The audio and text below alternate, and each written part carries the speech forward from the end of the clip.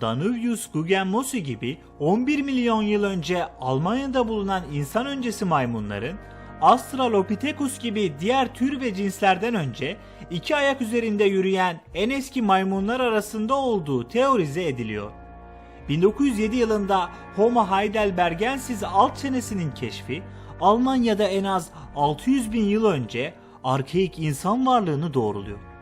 Bu nedenle taş aletler 1,33 milyon yıl öncesine kadar uzanıyor. Dünyanın herhangi bir yerinde bulunan en eski tam av silahları seti Aşağı Saksonya'daki Schöningen'deki bir kömür madeninden çıkarıldı. 1994 ile 1998 yılları arasında 1,82 ile 2,25 metre uzunluğunda 8 adet 380 bin yıllık tahta cirit ortaya çıkarıldı. Dünyanın en eski yapılarından biri ve en eski sanat eserlerinden biri Bilzinslieben'de bulundu. 1856 yılında Kuzey Ren-Vesfalya'daki Düsseldorf yakınlarındaki Neander Vadisi'ndeki bir kireç taşı mağarasından soyu tükenmiş bir insan türüne ait fosilleşmiş kemikler bulundu. Günümüzde yaklaşık 40 bin yaşında olduğu bilinen fosillerin arkaik doğası fark edildi ve özellikleri 1858 yılında Hermann Schaffhausen tarafından ilk paleoantropolojik tür tanımında yayınlandı. Tür 1864 yılında Homo neanderthalensis yani Neandertal insanı olarak adlandırıldı.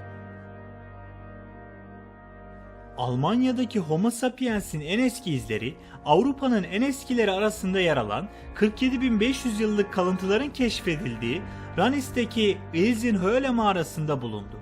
Swabia Alplerindeki birkaç mağarada ortaya çıkarılan ve belgelenen Paleolitik erken modern insan yerleşiminin kalıntıları arasında tartışmasız en eski sanat eserleri arasında yer alan çeşitli mamut fil dişi heykeller ve kuş kemiği ve mamut fil dişinden yapılmış ve şimdiye kadar bulunan en eski müzik aletleri olduğu doğrulanan birkaç flüt yer alıyor. 41 bin yıllık aslan adam heykelciliği tartışmasız en eski figüratif sanat eserini temsil ediyor ve 40 bin yıllık Hohlefels Venüs'ü şimdiye kadar keşfedilen en eski tartışmasız insan figüratif sanatı nesnesi olarak öne sürüldü. Bu eserler Orignacien kültürüne atfediliyor. 12.900 ile 11.700 yıl önce Kuzey Orta Almanya Ahrensburg kültürünün bir parçasıydı. Avrupa'ya göç eden yerli avcı toplayıcılardan farklı ilk çiftçi grupları Neolitik dönemin başlangıcında 10.000 ile 8.000 yıl önce Batı Anadolu'daki bir bölgeden geldi. Orta Almanya, kısmen Danimarka ve Kuzey Almanya'nın Erdeböle kültürüyle çağdaş olan doğrusal seramik kültürünün birincil alanlarından biriydi. Orta Avrupa Neolitik dairesel muhafazalarının inşası bu zaman dilimine denk gelir ve en bilineni ve en eskisi M.Ö. 4900 yılları civarında inşa edilen Goseck çemberidir. Daha sonra Almanya, Rösen kültürünün, Mihelsberg kültürünün ve Funel-Bilker kültürünün bir parçası oldu. Tekerlek ve vagon kullanımına dair şimdiye kadar bulunan en eski izler Kuzey Almanya'daki bir Funel-Bilker kültür alanında yer almaktadır ve M.Ö. 3400 yılı civarına tarihlenmektedir.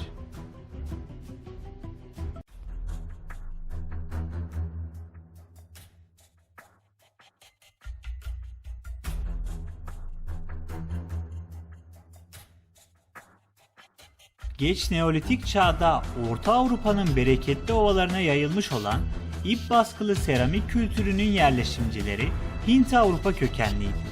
Hint Avrupalılar kitlesel göç yoluyla yaklaşık 4500 yıl önce Avrupa'nın kalbine ulaşmışlardı. Geç Tunç çağında Arnfield kültürü, Orta Avrupa'da çam biçimli çömlek kültürü, Yunetis ve Tumulus kültürlerinin yerini alırken İskandinav Bronz Çağı, İskandinavya ve Kuzey Almanya'da gelişmişti. Bu isim ölüleri yakma ve küllerini daha sonra tarlalara gömülen arnlere koyma geleneğinden gelir. İsmin ilk kullanımı 19. yüzyılın sonlarında Güney Almanya'daki mezarlıkların üzerindeki yayınlarda görülmüştür. Avrupa'nın büyük bölümünde Arnfield kültürü, Tumulus kültürünü takip etmiş ve Hallstatt kültürü tarafından takip edilmiştir. Romalıların ortaya çıktığı Latinler de dahil olmak üzere İtalik halklar Orta Avrupa'nın Arnfield kültüründen gelmektedir.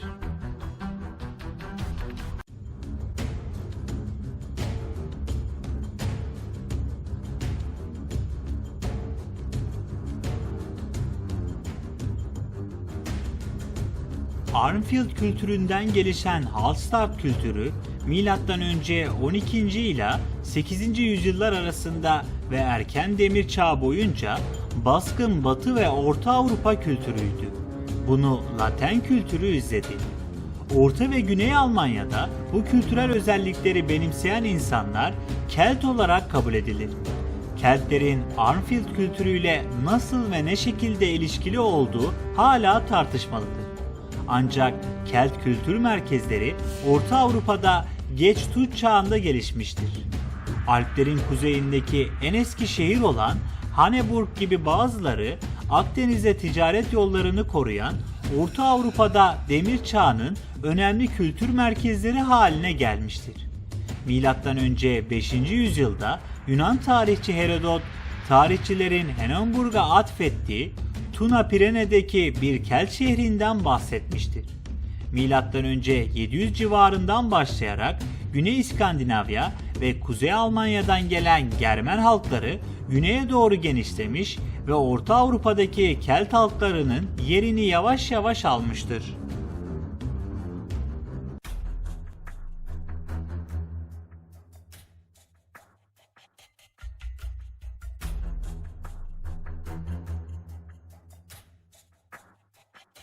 Cermen kabilelerinin zaman içinde nasıl ortaya çıktıkları hala tartışılmaktadır. Ancak yazar Avril Cameron'a göre istikrarlı bir sürecin İskandinav Bronz Çağı'nda veya en geç Roma öncesi Demir Çağı'nda gerçekleştiği açıktır. Güney İskandinavya ve Kuzey Almanya'daki evlerinden kabileler M.Ö. 1. yüzyılda güneye, doğuya ve batıya doğru genişlemeye başladılar. Ve Galya'daki Kelt kabilelerinin yanı sıra Orta ve Doğu Avrupa'daki İran, Baltık ve Slav kültürleriyle temas kurdular. Germen kabilelerinin erken tarihi hakkında gerçek ve ayrıntılı bilgi nadir. Araştırmacılar, kabilelerin Romalılarla ilişkilerinin kayıtları, dil bilimsel sonuçlar, arkeolojik keşifler ve arkeogenetik çalışmanın oldukça yeni ama hayırlı sonuçlarıyla yetinmek zorundadır. M.Ö. 1. yüzyılın ortalarında Cumhuriyetçi Roma devlet adamı Jules Caesar, Galya'daki seferi sırasında Ren Nehri üzerinde bilinen ilk köprüleri inşa etti ve bir askeri birliği yerel Germen kabilelerinin topraklarına doğru yönlendirdi. Birkaç gün sonra ve Germen birlikleriyle hiçbir temas kurmadan Sezar nehrin batısına geri döndü. M.Ö. 60 yılına gelindiğinde Şef Ariovistus yönetimindeki Suevi kabilesi, Ren Nehri'nin batısındaki Galyalı Adui kabilesinin topraklarını fethetmişti. Doğudan gelen Germen yerleşimcilerle bölgeyi doldurma planları tüm Galya'yı boyunduruk altına almak için iddialı seferini çoktan başlatmış olan Sezar tarafından şiddetle karşı çıkıldı. Jules Caesar M.Ö. 58 yılında Vosges Muharebesi'nde Suevi güçlerini yendi ve Ariovistus'u Ren Nehri'nin ötesine çekilmeye zorladı.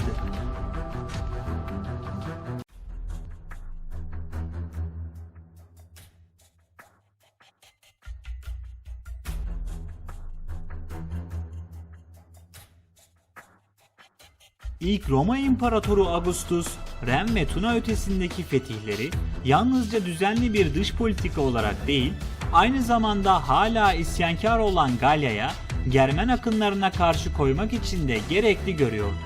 Nehirler boyunca kaleler ve ticari merkezler kuruldu. Ubi gibi bazı kabileler daha sonra Roma ile ittifak kurdu ve gelişmiş Roma kültürünü kolayca benimsedi. Milattan sonra 1. yüzyılda Roma lejyonları Yukarı Tuna'nın kuzeyinde ve Ren'in doğusunda bulunan Germania Magna'ya çeşitli kabileleri bastırmaya çalışarak geniş çaplı seferler düzenledi. Roma'nın yönetim, vergi koyma ve yasal çerçeve fikirleri bir altyapının tamamen yokluğu nedeniyle engellendi. Örneğin Germanicus'un seferleri neredeyse yalnızca köylülerin sık sık katledilmesi ve ayrım gözetmeyen yağmalamayla karakterize edildi. Ancak kabileler belirsiz kimliklerini korudular.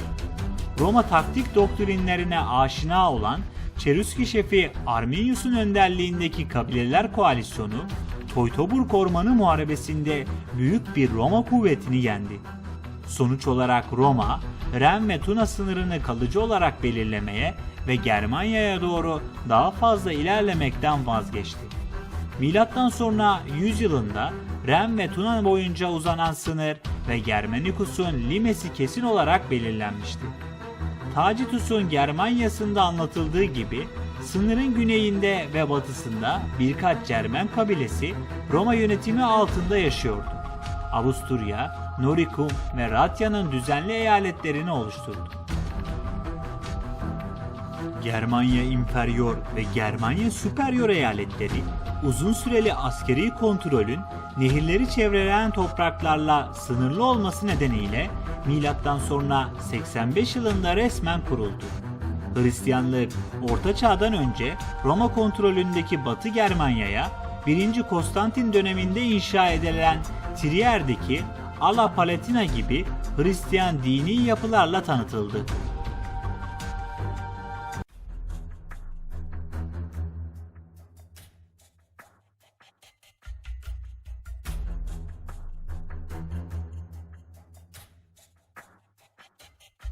Roma'nın 3. yüzyıl krizi bir dizi büyük Batı Cermen kabilesinin ortaya çıkışıyla aynı zamana denk geldi.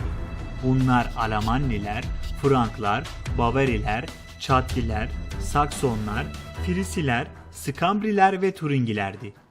3. yüzyılda Almanca konuşan halklar Limes ve Tuna sınırının ötesine göç etmeye başladı. Birkaç büyük kabile olan Vizigotlar, Ostrogotlar, Vandallar, Burgonyalılar, Lombardlar, Saksonlar ve Franklar göç etti ve Roma İmparatorluğu'nun çöküşünde ve eski Batı Roma İmparatorluğu'nun dönüşümünde rol oynadı. 4. yüzyılın sonunda Hunlar Doğu ve Orta Avrupa'yı ele geçirerek Avrupa Hun İmparatorluğu'nu kurdu. Bu olay kavimler göçünü tetikledi. Orta ve Doğu Avrupa'daki geniş bir toprak parçası üzerindeki Hun egemenliği Atilla'nın oğlu Dengizik'in 469 yılındaki ölümüne kadar sürdü. Kavimler göçündeki bir diğer önemli an 406 yılının Aralık ayında Vandallar, Alanlar ve Sueviler de dahil olmak üzere büyük bir kabile grubunun çökmekte olan Batı Roma İmparatorluğu'na kalıcı olarak yerleşmesiyle Ren Nehri'nin geçilmesiydi.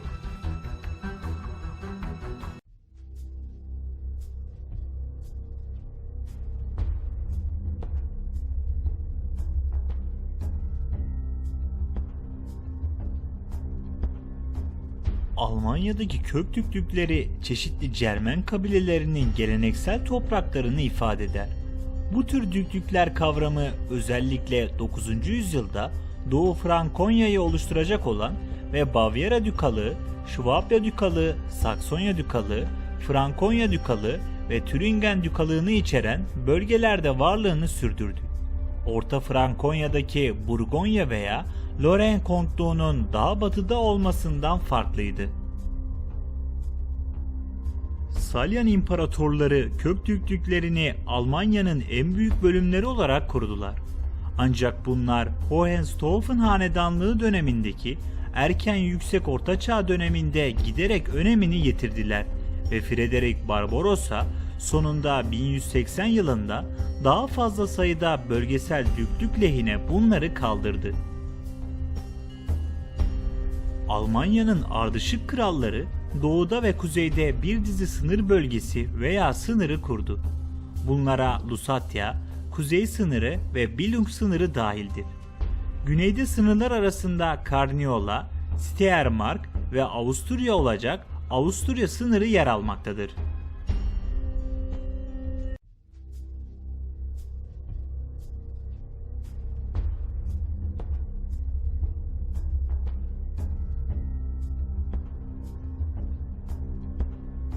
Batı Roma İmparatorluğu 476 yılında Cermen lider Odoacer tarafından Romulus Augustus'un tahttan indirilmesiyle düştü ve İtalya'nın ilk kralı oldu. Daha sonra Franklar, diğer Roma sonrası Batı Avrupalılar gibi Orta Ren-Weser bölgesinde, yakında Avustrasya olarak adlandırılacak olan topraklarda Merovingi Franklarının gelecekteki krallığının kuzeydoğu kısmında bir kabile konfederasyonu olarak ortaya çıktılar. Avustrasya bir bütün olarak günümüz Fransa, Almanya, Belçika, Lüksemburg ve Hollanda'nın bazı kısımlarını kapsıyordu. Güneydeki Şvabya'daki Alamannilerin aksine 250 yılında başlayarak batıya Galya'ya doğru yayıldıkça eski Roma topraklarının büyük kısımlarını ele geçirdiler. Merovingi hanedanından 1. Clovis 486 yılında Kuzey Galya'yı ve 496 yılındaki Tolbiac Muharebesi'nin sonunda Şvabya Dükalığı olacak olan Şvabya'daki Alemanni kabilesini fethetti. 500 yılına gelindiğinde Clovis tüm Frank kabilelerini birleştirmiş, tüm Galya'yı yönetmiş ve 509 ile 511 yılları arasında Frankların kralı ilan edilmişti. O dönemdeki çoğu Cermen hükümdarının aksine Clovis, Ariusçuluk yerine doğrudan Roma Katolikliğine vaftiz edildi. Halefleri aralarında Aziz Boniface'in de bulunduğu papalık misyonerleriyle yakın bir şekilde işbirliği yapacaktı.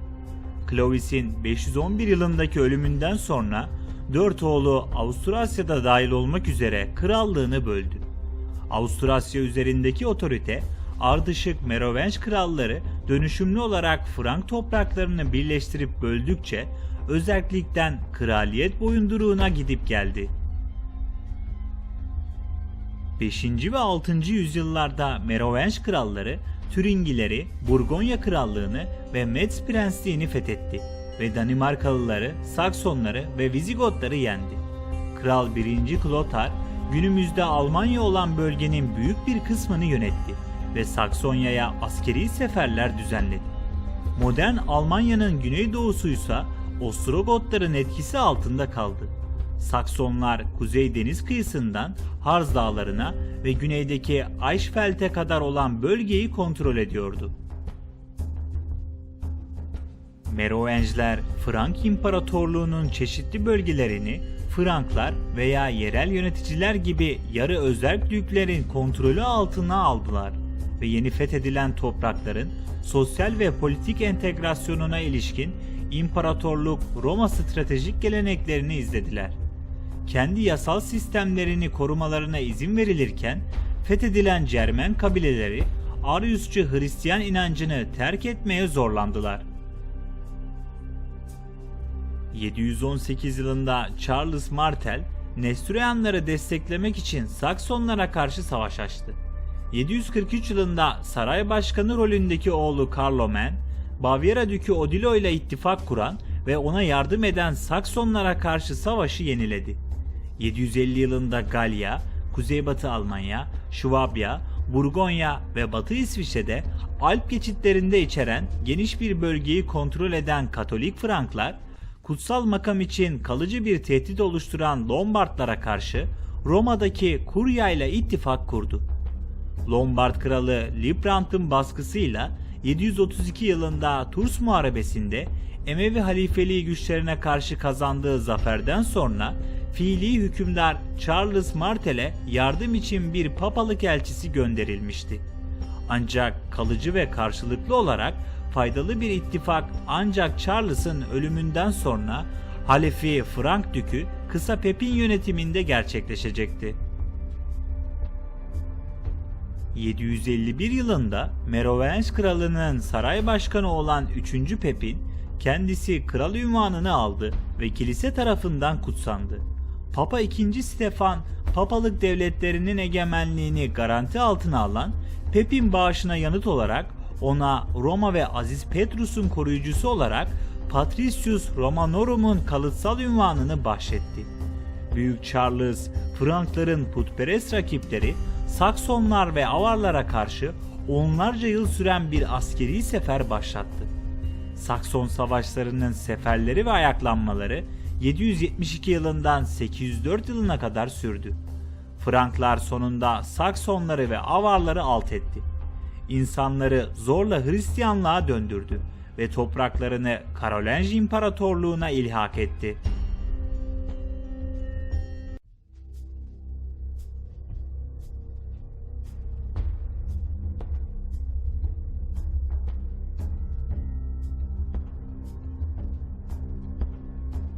Frank kralı Kısa Pepi'nin 768 yılındaki ölümünden sonra en büyük oğlu Şarman krallık üzerindeki gücünü pekiştirdi ve krallığı genişletti. Şarman, Pavya kuşatmasıyla 200 yıllık Lombard yönetimini sonlandırdı ve 774 yılında kendini Lombardların kralı olarak ilan etti. Sadık Frank soyluları 776 yılındaki bir isyanın ardından eski Lombard aristokrasisinin yerini aldı. Saltanatının sonraki 30 yılını Frank krallığındaki gücünü acımasızca güçlendirmek ve doğudaki Slavları ve Panonya Avarları ve Saksonlar ve Bavyeralılar gibi tüm kabileleri fethetmek için harcadı. Milattan sonra 800 Noel gününde Şarman Papa 3. Leo tarafından Roma'da Imperator Romanorum olarak taçlandırıldı. Bu ünvan Romalıların imparatoru anlamına geliyordu. Şarman'ın 3 torununun bölünebilir miras geleneğinin devamı veya en büyük çocuğun tahta getirilmesi konusunda yaşadıkları kavga, Karolinj İmparatorluğu'nun 843 yılındaki Verdun Anlaşması'yla 3 parçaya bölünmesine neden oldu. Alman Louis, krallığın doğu kısmını, Doğu Frank Krallığını, Ren Nehri'nin doğusundaki ve İtalya'nın kuzeyindeki tüm toprakları aldı. Bu 919 yılından 936 yılına kadar hüküm süren ilk Frank olmayan Kral 1. Henry'in altında bir federasyonda birleşmiş olan Alman Köktürklüklerinin topraklarını kapsıyordu. Kraliyet Sarayı, ekonomik ve kültürel merkezler haline gelen Kaiserfelsen adlı bir dizi kale arasında kalıcı olarak taşındı. Aachen Sarayı, yerel Palatin Şapeli'nin 1531 yılına kadar tüm Orta Çağ boyunca tüm kraliyet taç giyme törenlerinin resmi mekanı olarak hizmet etmesi nedeniyle merkezi bir rol oynadı.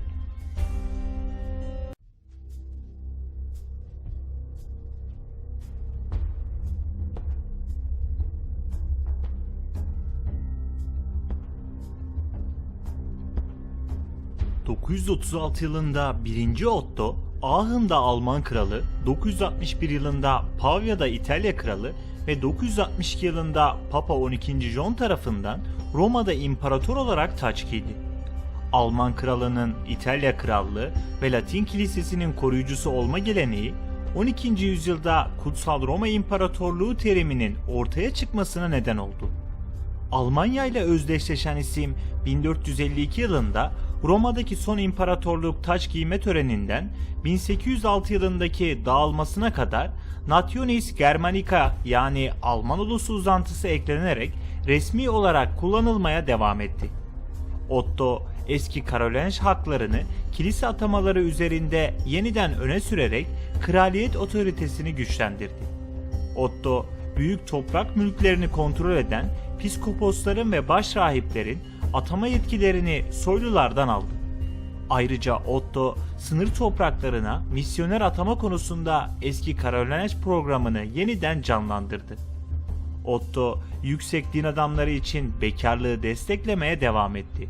Bu nedenle kilise atamaları asla kalıtsal olmadı.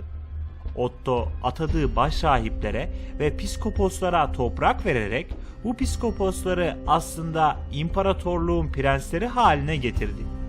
Bu şekilde Otto ulusal bir kilise kurmayı başardı.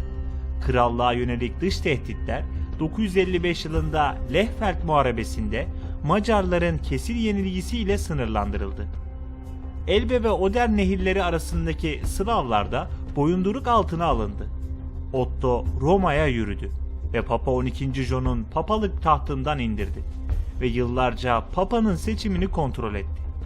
Bu da önümüzdeki yıllarda papalık üzerindeki imparatorluk kontrolü için sağlam bir emsal oluşturdu. 936 yılında 1. Otto, Aachen'da Alman kralı, 961 yılında Pavya'da İtalya kralı ve 962 yılında Papa 12. John tarafından Roma'da imparator olarak taç giydi. Alman kralının İtalya krallığı ve Latin kilisesinin koruyucusu olma geleneği, 12. yüzyılda KutsalRoma İmparatorluğu teriminin ortaya çıkmasına neden oldu. Almanya ile özdeşleşen isim 1. Otto ve 2. Otto dönemlerinden sonra 3. Otto çocuğu olmadan hayatını kaybetti ve yerine kuzeni 2. Henry geçti. O da Otto hanedanının son imparatoru olarak bir varis bırakamadan öldü.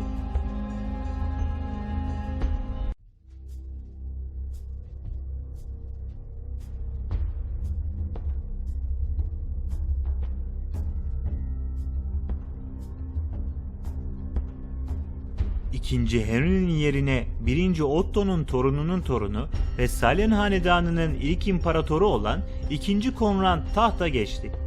2. Konrad'ın oğlu 3. Henry'nin saltanatı sırasında imparatorluk, kilisenin Benediktin reformlarını, tanrı barışını, kutsal şeylerin satışının yasaklanmasını ve rahiplerin bekarlığını zorunlu kılmayı destekledi.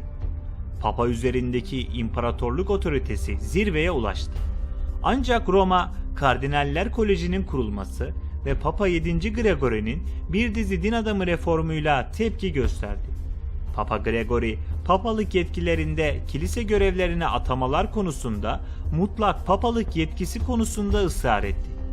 İmparator 4. Henry'nin aforoz edildikten sonra 1077 yılında Canasso'da Papa'ya boyun eğmeye zorlandığı sonraki çatışma yatırım tartışması olarak bilinmeye başlandı.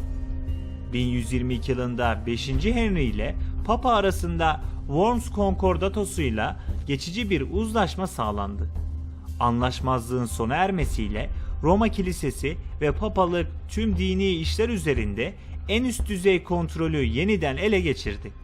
Sonuç olarak imparatorluk kilise sistemi geriledi. Ayrıca seçilmiş güçlü din adamlarını imparatorluk prenslerine karşı koymak için atama geleneği olan imparatorluk geleneğini de sona erdirdi. 1095 ile 1291 yılları arasında kutsal topraklara yapılan Haçlı seferlerinin çeşitli seferleri gerçekleşti. Tapınak şövalyeleri, hospitaliyer şövalyeleri ve Teuton tarikatı da dahil olmak üzere şövalye dini tarikatları kuruldu. Sacrum Imperium yani kutsal imparatorluk terimi ilk kez 1157 yılında 1. Friedrich tarafından resmi olarak kullanıldı. Ancak Sacrum Romanum Imperium yani kutsal Roma İmparatorluğu kelimeleri ancak 1180 yılının Temmuz ayında birleştirildi ve 1254 yılından itibaren resmi belgelerde tutarlı bir şekilde yer almadı.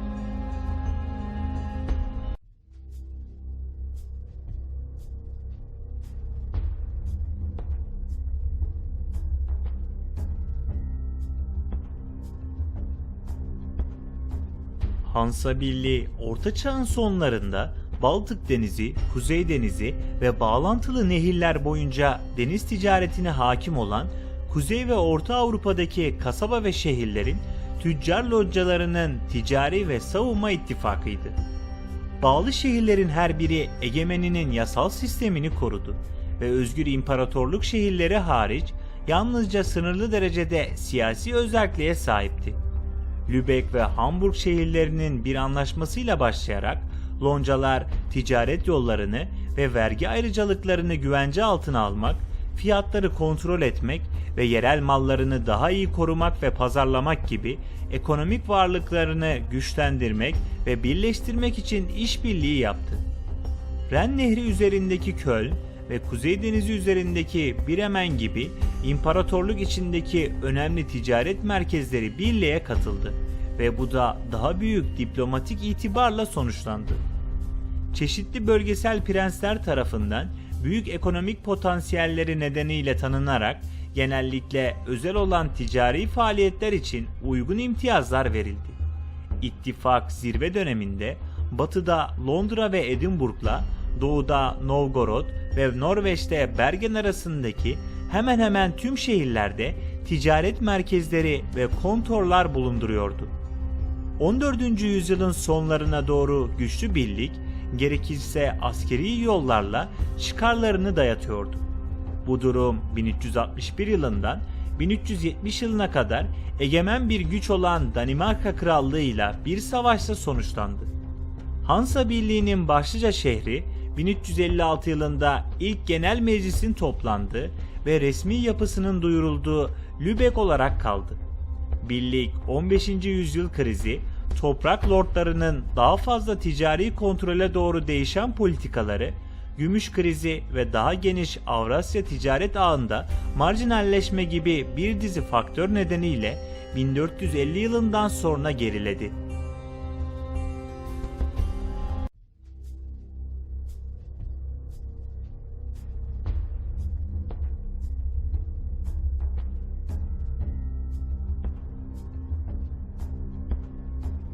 Otzitlu'nun etnik Almanlar tarafından 11. yüzyıldan 14. yüzyıla kadar Orta Çağ'da Sale ve Elbe nehirlerinin doğusundaki Slavlar ve Baltıklar tarafından hali hazırda iskan edilmiş olan bölgelere, modern Polonya ve Silezya gibi bölgelere ve güneyde Bohemya, modern Macaristan ve Romanya'ya büyük ölçüde koordine edilmemiş bir göç ve yerleşim yapıları imtiyazı süreci için kullanılan bir terimdir.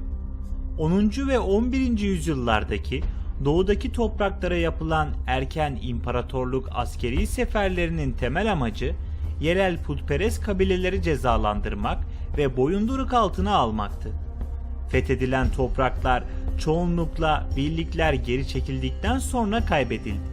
Ancak sonunda askeri kontrolü sağlamak ve haraç toplamayı zorlamak için kalelerde garnizon birlikleri bulunan müstahkem sınır bölgeleri olarak imparatorluğa dahil edildi. Çağdaş kaynaklar sivillerin organize yerleşimine yönelik politikalar veya planlar fikrini desteklememektedir. İmparator 3. Lothar 1135 yılından itibaren Polonya, Danimarka ve Bohemya üzerinde feodal egemenliğini yeniden kurdu ve sınır bölgelerini kalıtsal tımarlara dönüştürmek ve sivil bir yönetim kurmak için margravlar atadı. Margrav, Kutsal Roma İmparatorluğu'nda sınır bölgelerinden birinin veya bir krallığın topraklarını korumak için görevlendirilmiş askeri komutanlara verilen Orta Çağ unvanıydı. Göç sürecinin belirgin bir kronolojisi yoktu. Çünkü birçok bireysel çaba ve aşamada gerçekleşmiştir. Hatta çoğu zaman Slav bölge lordları tarafından bile teşvik edilmiştir. Ancak yeni topluluklar Alman yasalarına ve geleneklerine tabi tutulmuştur. Yerleşimcilerin toplam sayısı genellikle oldukça düşüktü ve sayısal çoğunluğu kimin elinde tuttuğuna bağlı olarak nüfuslar genellikle birbirlerine asimile oluyordu. Birçok bölgede yalnızca enklavlar varlığını sürdürdü. Bunlardan biri de Orta Çağ Macar Krallığı'nda bugünkü Romanya sınırları içinde Transilvanya Saksonları tarafından kurulan Hermannstadt'tı. Bu Saksonlar Otzitlu'nun bir parçası olarak bölgeyi yeniden nüfuslandırmak üzere 2. Geza tarafından çağrılmışlardı ve 1147 yılında buraya gelip şehri kurmuşlardı. Saksonlar Transilvanya'nın bu bölgelerini daha sonra Cermen tarikatı tarafından 1220 civarında kurulan göçmen Sakson yerleşimlerinden ayırmak için Altland olarak adlandırıyorlardı. 1230 yılında Katolik Tötön Şövalyeleri Manastır tarikatı Prusya Haçlı Seferi'ni başlattı. Başlangıçta Baltık eski Prusyalılarını Hristiyanlaştırmayı amaçlayan Polonya Dükü Mazovya Kralı 1. Konrad'ın kuvvetleri tarafından desteklenen sefer, öncelikle geniş toprakların fethinde başarılı oldu. İmparatorluk onayıyla cesaretlenen tarikat, Dük Konrad'ın rızası olmadan hızla bağımsız bir devlet kurmaya karar verdi. Sadece papalık otoritesini tanıyan ve sağlam bir ekonomiye dayanan tarikat, sonraki 150 yıl boyunca Töton devletini istikrarlı bir şekilde genişletti ve komşularıyla birkaç toprak anlaşmazlığına girdi. Polonya Krallığı, Litvanya Büyükdukalığı ve Novgorod Cumhuriyeti ile kalıcı çatışmalar sonunda 15. yüzyılın ortalarında askeri yenilgiye ve kontrol altına alınmaya yol açtı. Son büyük üstad Brandenburglu Albert 1525 yılında Lutherciliğe geçti ve tarikatın kalan topraklarını Prusya dükalığına dönüştürdü.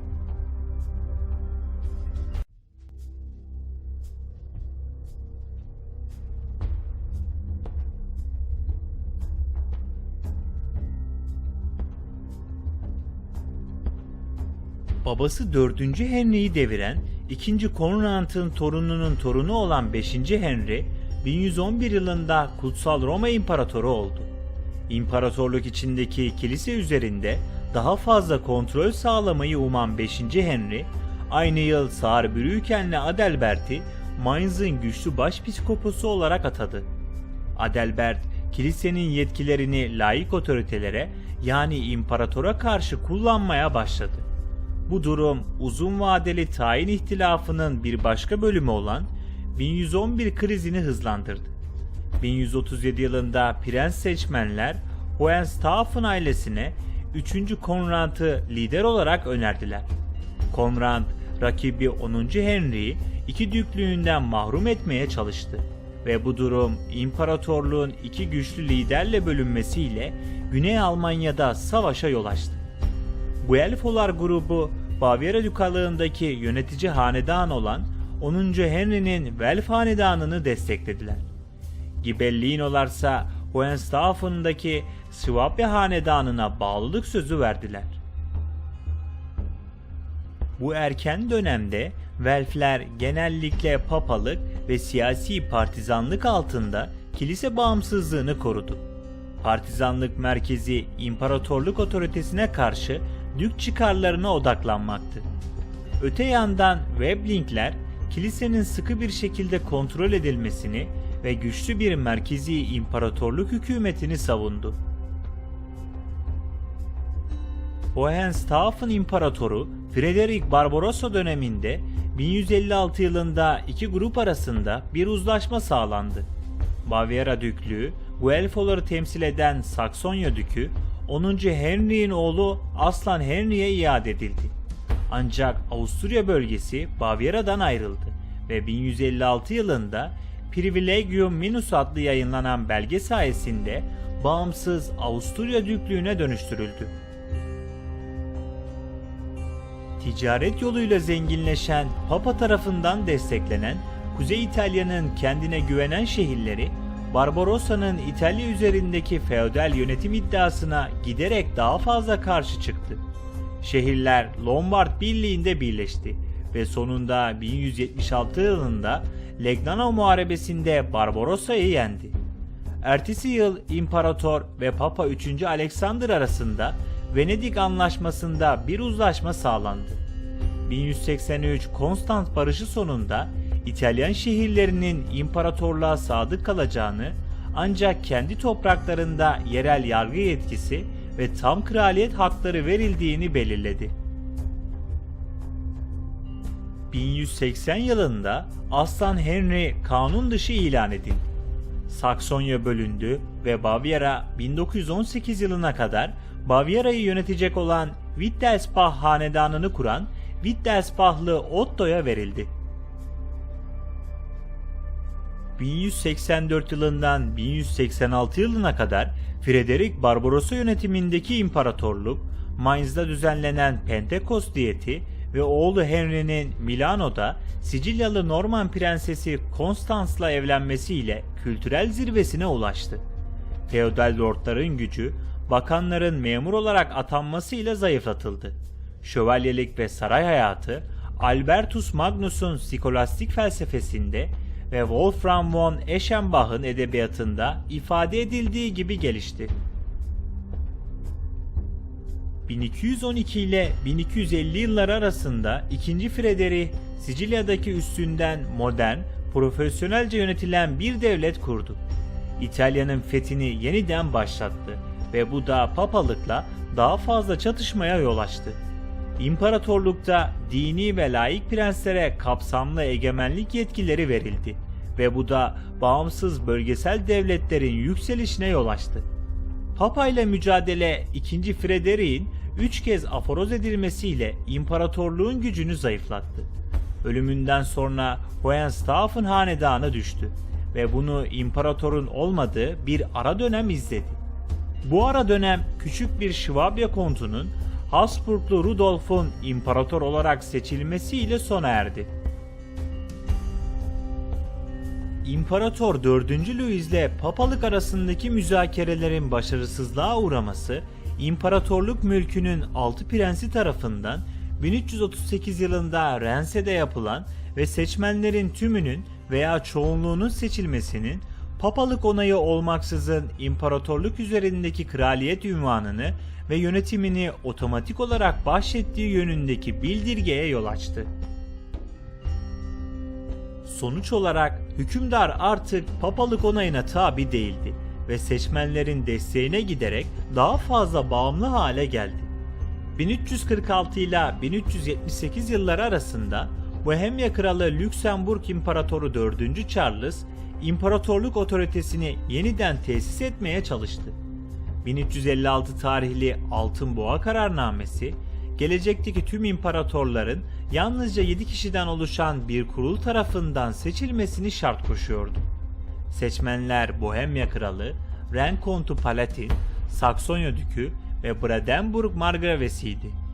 Din adamı seçmenlerse Mainz, Trier ve Köln başpiskoposlarıydı. 1347 ile 1351 yılları arasında Almanya ve neredeyse tüm Avrupa kıtası kara ölüm salgınının en şiddetli salgınıyla karşı karşıya kaldı.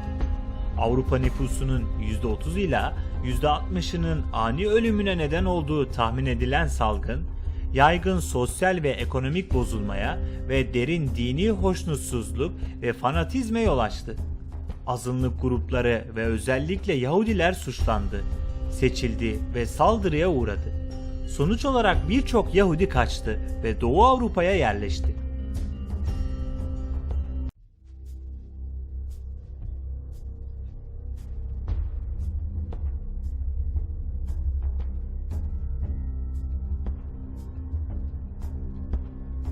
Alman topraklarının toplam nüfus tahminleri 1056 yılında 3. Henry'nin saltanatının sonuna kadar yaklaşık 5 ila 6 milyon ve 1190 yılında Friedrich Barbarossa'nın iktidarından sonra yaklaşık 7 ila 8 milyon arasında değişiyor. Büyük çoğunluğu çiftçilerdi ve genellikle feodal beyler ve manastırlar altında işçi halindeydiler. Kasabalar yavaş yavaş ortaya çıktı ve 12. yüzyılda ticaret yolları boyunca ve imparatorluk kaleleri ve kalelerinin yakınında birçok yeni şehir kuruldu. Kasabalar belediye hukuk sistemine tabi tutuldu. İmparatorluk özgür şehirleri statüsünü elde eden Köln gibi şehirler artık yerel toprak sahiplerine veya piskoposlara karşı sorumlu değildi. Ancak imparatorun doğrudan tebaasıydı ve daha fazla ticari ve yasal özgürlükten yararlanıyordu. Kasabalar genellikle tüccar olan seçkinlerden oluşan bir konsey tarafından yönetiliyordu. Bunlar patrisyenlerdi. Zanaatkarlar kasabaların kontrolünü ele geçirmeyi amaçlayan katı kurallarla yönetilen loncalar kurdular. Bu loncalardan birkaçı kadınlara açıktı. Toplum çeşitlenmişti. Ancak din adamları, doktorlar, tüccarlar, çeşitli zanaatkar loncaları, vasıfsız günlük işçiler ve köylülerden oluşan keskin bir şekilde belirlenmiş sınıflara ayrılmıştı. Yoksullara tam vatandaşlık sağlanamıyordu. Vergilendirme, kamu harcamaları, iş düzenlemeleri ve piyasa denetimleriyle kurumsal özerkliğin sınırları gibi konulardan kaynaklanan siyasi gerginlikler vardı. Köln'ün Ren Nehri üzerindeki merkezi konumu, onu doğu ile batı arasındaki önemli ticaret yollarının kesiştiği noktaya yerleştirdi ve Köln'ün büyümesinin temeliydi. Orta Çağ ve erken modern Köln'ün ekonomik yapıları, şehrin Ren Nehri üzerinde önemli bir liman ve ulaşım merkezi olmasıyla karakterize edildi. Köln bir başpiskoposun makamıydı ve himayesi altında 1240 yılından beri geniş Köln Katedrali inşa edildi. Katedralde kutsal Hristiyan kalıntıları bulunuyor ve bundan dolayı o zamandan beri iyi bilinen bir hac yeri haline geldi. 1288 yılında şehir başpiskopostan bağımsızlığını elde etti ve kasaba halkı tarafından yönetildi.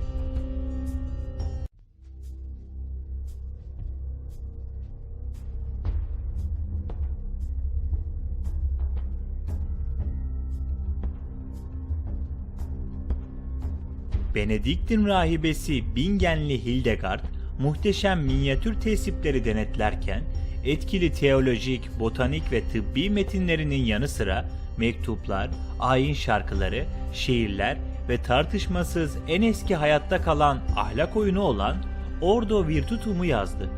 Yaklaşık 100 yıl sonra Walter von der Vogelweide, orta yüksek Alman lirik şairleri olan Minnesangerlerin en ünlüsü oldu. Minnesang, Ortaçağ Alman şarkı geleneğine verilen isimdir.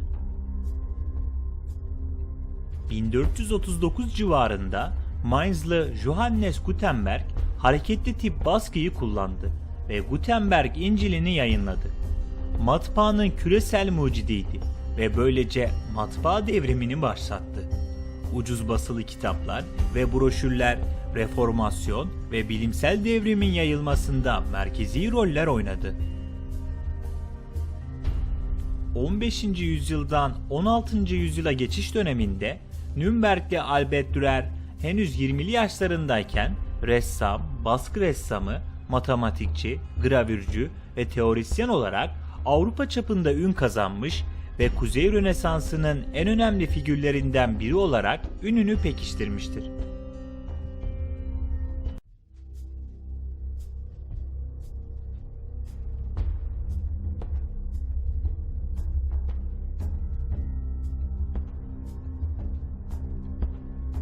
Erken modern Avrupa toplumu, büyük veba, kilisenin bölünmesi ve uzun süren hanedan savaşlarının ardından dini itaat ve siyasi sadakatlerin azalmasıyla 14. yüzyıldaki felaketlerden sonra kademeli olarak gelişti. Şehirlerin yükselişi ve yeni burjuva sınıfının ortaya çıkışı, feodalizmin toplumsal, yasal ve ekonomik düzenini aşındırdı. Güney Almanya'daki hızla gelişen şehirlerdeki tüccar elitlerinin ticari girişimleri, en önde gelen ailelerin Gossenbrods, Puggers, Welsers, Hochsters, Imholz olduğu benzeri görülmemiş finansal kaynaklar yarattı. Hem önde gelen din adamlarının hem de laik yöneticilerin finansörleri olarak bu aileler 15. ve 16. yüzyıllarda imparatorluktaki siyasi işleri temelden etkilediler. Giderek artan para tabanlı ekonomi, şövalyeler ve köylüler arasında sosyal hoşnutsuzluğa da yol açtı ve yağmacı, soyguncu şövalyeler yaygınlaştı. 1438 yılından itibaren Kral II. Louis'in 1526 yılındaki ölümünün ardından Güneydoğu İmparatorluğundaki Avusturya, Bohemya ve Macaristan Dükalığı'nın kontrolünü ele geçiren Habsburg Hanedanı, 1806 yılına kadar Kutsal Roma İmparatoru makamını kalıcı olarak elinde tutmayı başardı. İmparatorlukta Avrupa çapında bazı devrimler doğdu. Maximilian tarafından kurulan ilk modern posta sisteminin Gutenberg tarafından icat edilen matbaa sistemiyle birleşmesi bir iletişim devrimi yarattı. İmparatorluğun merkezsiz yapısı sansürü zorlaştırdı ve bu yeni iletişim sistemiyle birleşerek ifade özgürlüğünü kolaylaştırdı ve böylece kültürel yaşamı yükseltti. Sistem ayrıca yetkililerin emir ve politikaları yaymasına yardımcı oldu. İmparatorluğun genel tutarlılığını artırdı ve Luther gibi reformcuların görüşlerini yayınlamalarına ve birbirleriyle etkili bir şekilde iletişim kurmalarına yardımcı oldu. Böylece dini reforma katkıda bulundu. Maximilian'ın askeri reformları, özellikle Landsknechte piyade sınıfını geliştirmesi, şövalye sınıfının belini kıran ve ölümünden kısa bir süre sonra tüm Avrupa'ya yayılan bir askeri devrime yol açtı.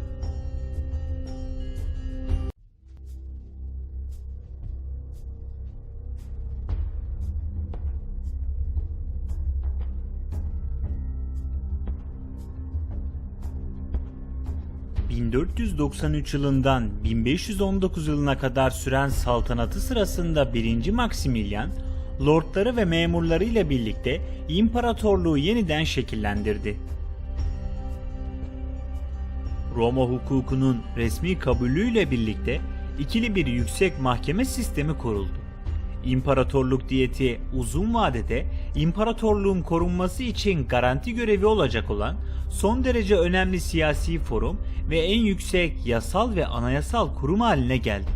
1495 yılında bölgesel birlikler ve birliklerin destekleyici yapıyı sağladığı kalıcı toprak parçası ilan edildi ve Reichskreis'in yani imparatorluk ordularını örgütleme, vergi toplama ve imparatorluk kurumlarının emirlerini uygulama amacına hizmet edecek imparatorluk çevrelerinin oluşturulmasıyla birlikte imparatorluk ve saray şansölyelikleri belirleyici hükümet kurumu haline gelmek üzere birleştirildi. Maximilian'ın yarattığı Lasnehde bir imparatorluk ordusu biçimi haline geldi. Ulusal bir siyasi kültür ortaya çıkmaya başladı ve Alman dili birleşik bir biçime kavuşmaya başladı.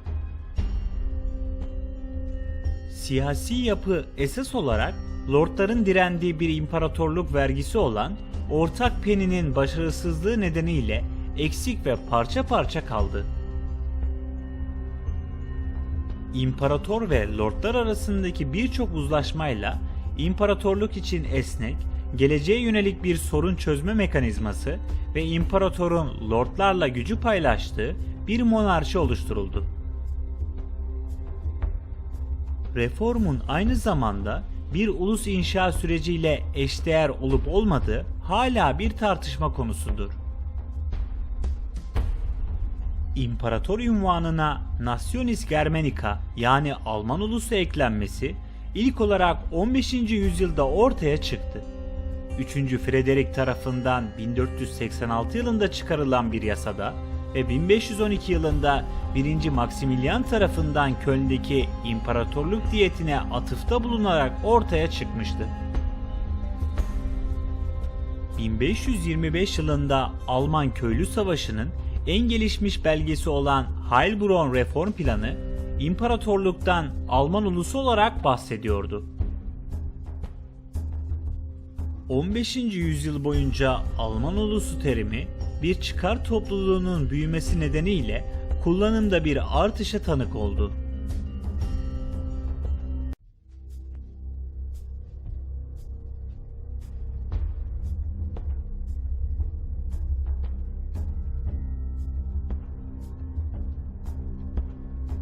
...15. ve 16. yüzyıl başlarında Rönesans papaları giderek artan harcamalarını yönetebilmek için endüljansların Vatikan Divanı'nın makam ve ünvanlarının aşırı satışını teşvik ettiler. 1517 yılında keşiş Martin Luther, Wittenberg'in kasaba meydanına astığı ve feodal lordlara kopyalarını verdiği 95 tez içeren bir broşür yayınladı. Bunları Wittenberg'deki bir kilise kapısına çivileyip çivilemediği hala belirsizliğini koruyor. Listede yer alan 95 iddianın Hristiyan inancının yozlaşmış uygulamalarını ve Katolik kilisesi içindeki uygunsuz davranışları temsil ettiğini ileri sürdü. Belki de Luther'in başlıca kaygısı olmasa da endüljans satışlarını ve din adamlığı görevlerini Papa'nın ve üst düzey din adamlarının gücü kötüye kullanmasını ve kilise ve papalık kurumu fikrine dair şüphelerini kınaması nedeniyle halk desteği aldı. Protestan reformu Katolik kilisesine karşı ilk başarılı meydan okumaydı ve 1521 yılında Luther'in tövbe etmeyi reddetmesinin ardından Worms diyetinde kanun dışı ilan edilmesiyle başladı. Reform fikirleri hızla yayıldı. Çünkü modern matbaanın yeni teknolojisi tezlerin ucuz kitlesel kopyalarını ve dağıtımını sağladı ve İmparator Şarke'nin Fransa ve Osmanlı ile yaptığı savaşlarda buna yardımcı oldu. Wartburg Kalesi'nde saklanan Luther, İncil'i Almanca'ya çevirdi ve böylece modern Alman dilinin kurulmasına büyük katkıda bulundu. Bu durum Luther'in o dönemde yalnızca önemsiz bir yerel lehçeyi konuşmasıyla vurgulanmaktadır. İncil'inin yayınlanmasından sonra lehçesi diğerlerinde bastırdı ve büyük ölçüde günümüzün modern Almancasını oluşturdu. 1529 yılında Speyer İmparatorluk diyetinde Lutherci prenslerin protestosu ve 1530 yılından itibaren Lutherci Augsburg İtirafnamesi'nin Lutherci prensler tarafından kabul edilip benimsenmesiyle ayrı bir Lutherci kilisesi kuruldu. Güneybatıda Alsas ve Svabya'da başlayıp doğuya doğru Frankonya, Türingen ve Avusturya'ya yayılan Alman köylü savaşı, çeşitli radikal din reformcularının ve Anabaptistlerin yönetici feodal lordlara karşı söylemleriyle teşvik edilen kırsal alt sınıfların bir dizi ekonomik ve dini isyanıydı. Bazen Götz von Berlichingen ve Florian Geyer gibi savaş deneyimi olan soylular ve ilahiyatçı Thomas Münster tarafından desteklense de köylü güçleri askeri yapı, beceri, lojistik ve ekipmandan yoksundu ve 100.000'e kadar isyancı sonunda toprak prensleri tarafından yenildi ve katledildi. 1545 yılında Trento Konsili'nde başlatılan Katolik karşı reformu, Loyolalı Ignatius'un etrafındaki birkaç din adamı tarafından sadece 5 yıl önce kurulan bilgin dini Cizvit tarikatı tarafından öncülük edildi. Amacı özür dileyici ve polemik yazılar ve kararnameler, kilise yeniden yapılandırması, savaşlar ve imparatorluk siyasi manevraları yoluyla Protestan reformuna meydan okumak ve onu kontrol altına almaktı. 1547 yılında İmparator Şarken, Protestan yöneticilerin askeri ittifağı olan Schmalkaldic Birliği'ni yendi. 1555 Augsburg Barışı, Luteran inancının tanınmasını ve imparatorluğun dini bölünmesini kararlaştırdı. Ayrıca yöneticinin kendi prensliğindeki resmi itirafı belirleme hakkını da şart koştu. Karşı reform sonunda Orta ve Kuzey Alman Luteran eyaletlerini yeniden entegre etmeyi başaramadı. 1608 veya 1609 yılında Protestan Birliği ve Katolik Birliği kuruldu.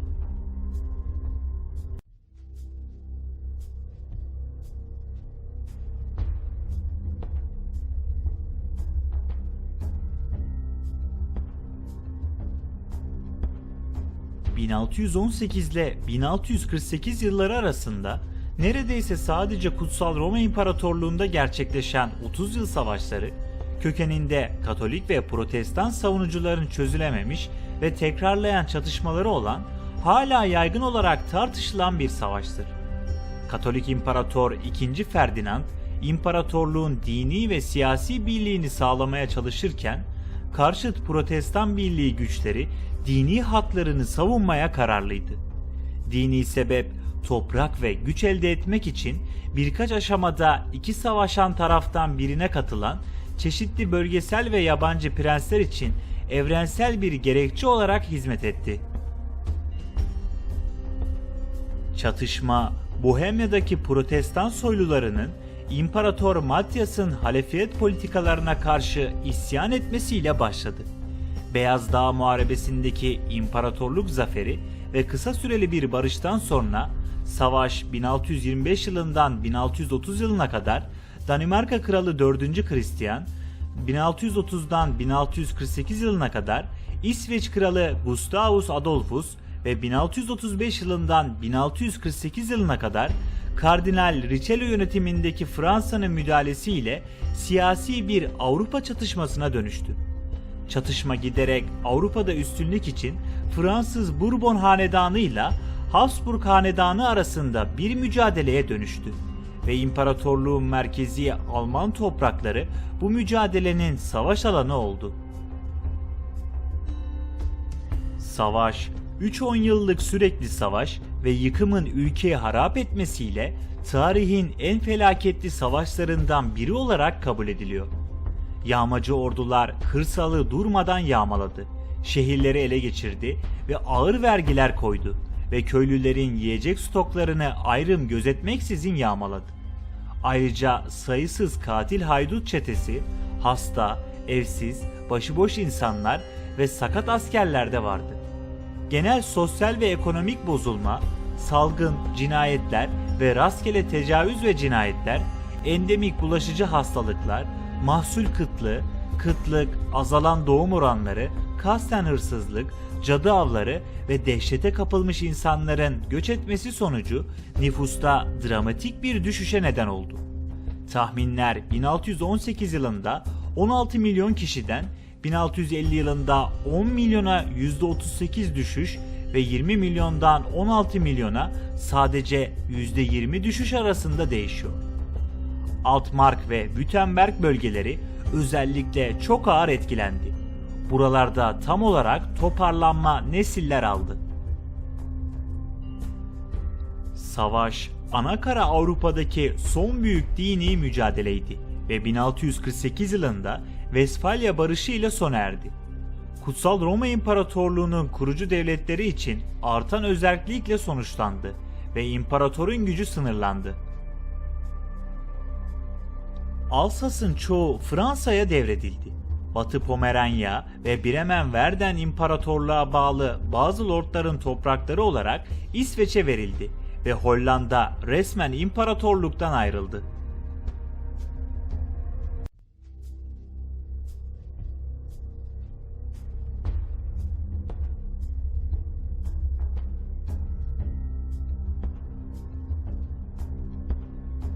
Almanya'nın nüfusu 16. yüzyılın ortalarına doğru yaklaşık 20 milyona ulaşmıştı.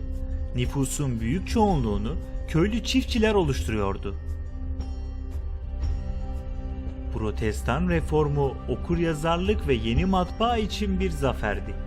Luther'in İncil'i Almanca'ya çevirmesi, erken modern Almanya'da okuryazarlığın artması için belirleyici bir itici güç oldu ve dini kitapların ve broşürlerin basımını ve dağıtımını teşvik etti. 1517 yılından itibaren dini broşürler Almanya'yı ve Avrupa'nın çoğunu doldurdu. Reform 1530 yılına kadar 10.000'den fazla bireysel eserin toplam 10 milyon kopyayla yayınlanmasıyla bir medya devrimini başlattı.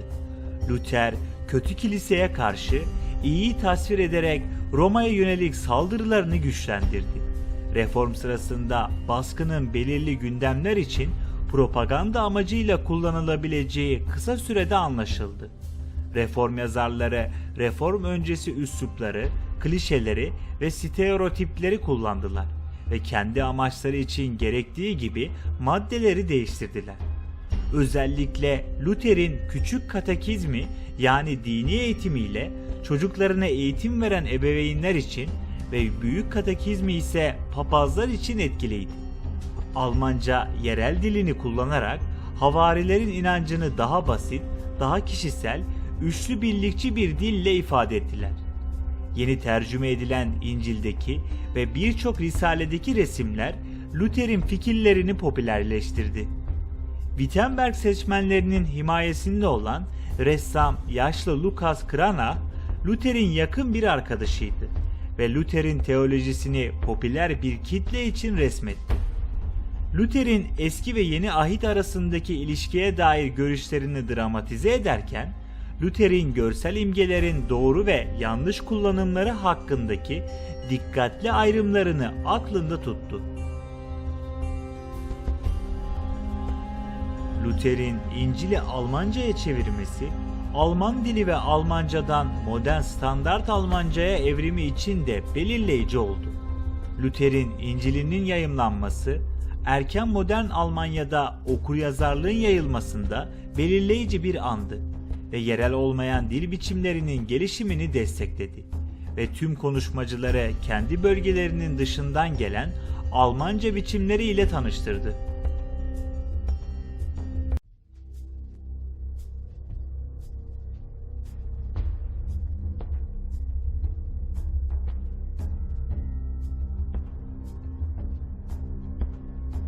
...15. yüzyılın sonlarından 18. yüzyılın başlarına kadar olan önemli bilginler arasında şunlar yer alır. Modern kriptografinin kurucularından biri olan Johannes Trithemius, steganografinin kurucusu, ayrıca bibliografya ve edebiyat çalışmalarının bilgi dalları olarak kurucusudur. İlk ve en önde gelen Alman kartografi yazarı ve en büyük lirik deha ve kesinlikle Alman hümanizminin en büyük organizatörü ve popülerleştiricisi olan Konrad Keltes'tir.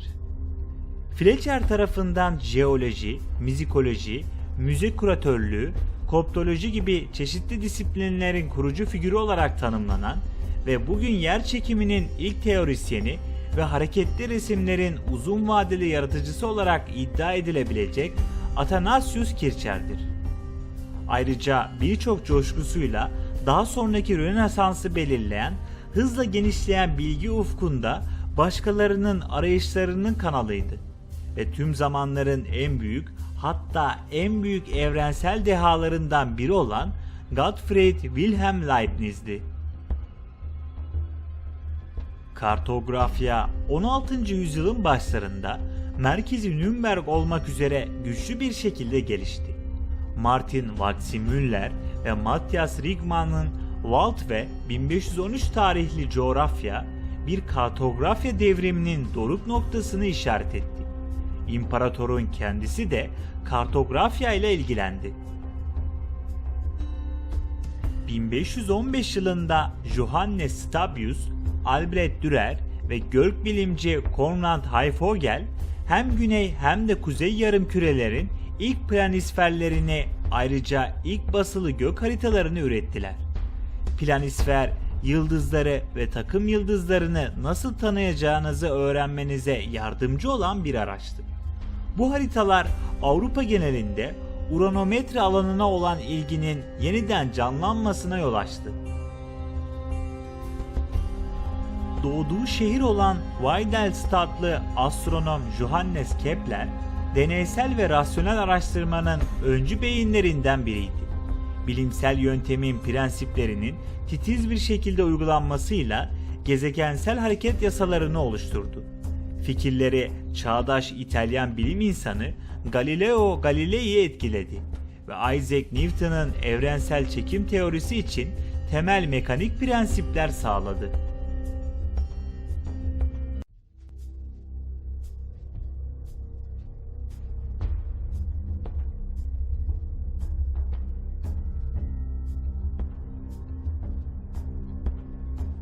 Amerika'daki Alman kolonileri Augsburg ve Nürnberg'in özgür imparatorluk şehirlerinin aynı zamanda İspanya kralı olan Şarke'nin Kutsal Roma İmparatorluğu'nun borçları karşılığında Venezuela eyaletinde veya Güney Amerika'nın kuzeyinde sömürge hakları elde etmesi sayesinde var oldu.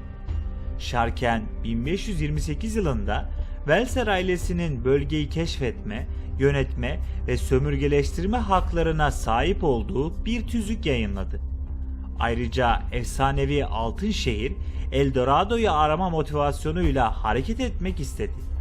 Başlıca kolonileri Küçük Venedik'ti.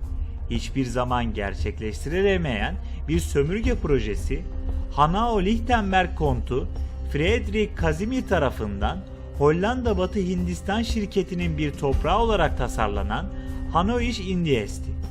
Proje fon eksikliği ve 1672 yılında Fransa-Hollanda Savaşı'nın patlak vermesi nedeniyle başarısız oldu.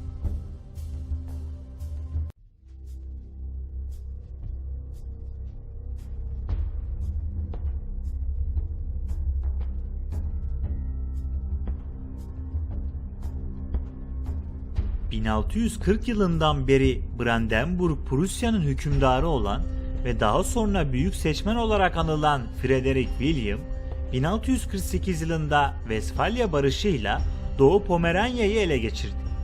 İkinci Kuzey Savaşı sırasında gevşek ve dağınık topraklarını yeniden düzenledi ve Polonya Krallığı altındaki Prusya vasallığından kurtulmayı başardı. Prusya'nın yaklaşık 3 milyonluk büyük ölçüde kırsal nüfusunun demografik sorununu ele almak için Fransız Hugonotların kentsel alanlara göçünü ve yerleşimini çekti. Birçoğu zanaatkar ve girişimci oldu. 1713 yılından 1740 yılına kadar hüküm süren asker kral olarak bilinen Kral Frederick I. William, oldukça merkezileşmiş Prusya devletinin yapılarını kurdu ve merkezi bir rol oynayacak profesyonel bir ordu kurdu. Ayrıca bazı tarihçilerin ticaretçilik olarak değerlendirdiği bir komuta ekonomisini başarıyla yönetti. Almanya'nın toplam nüfusu 1700 yılında 16 milyondan 1750 yılında 17 milyona ve 1800 yılında 24 milyona çıktı. 18. yüzyıl ekonomisi daha fazla verim ve daha güvenilir tarımsal üretim ve hijyenik standartların getirilmesinin doğum oranı ölüm oranı dengesini olumlu etkilemesiyle bilimsel yöntemin yaygın pratik uygulanmasından önemli ölçüde yararlandı.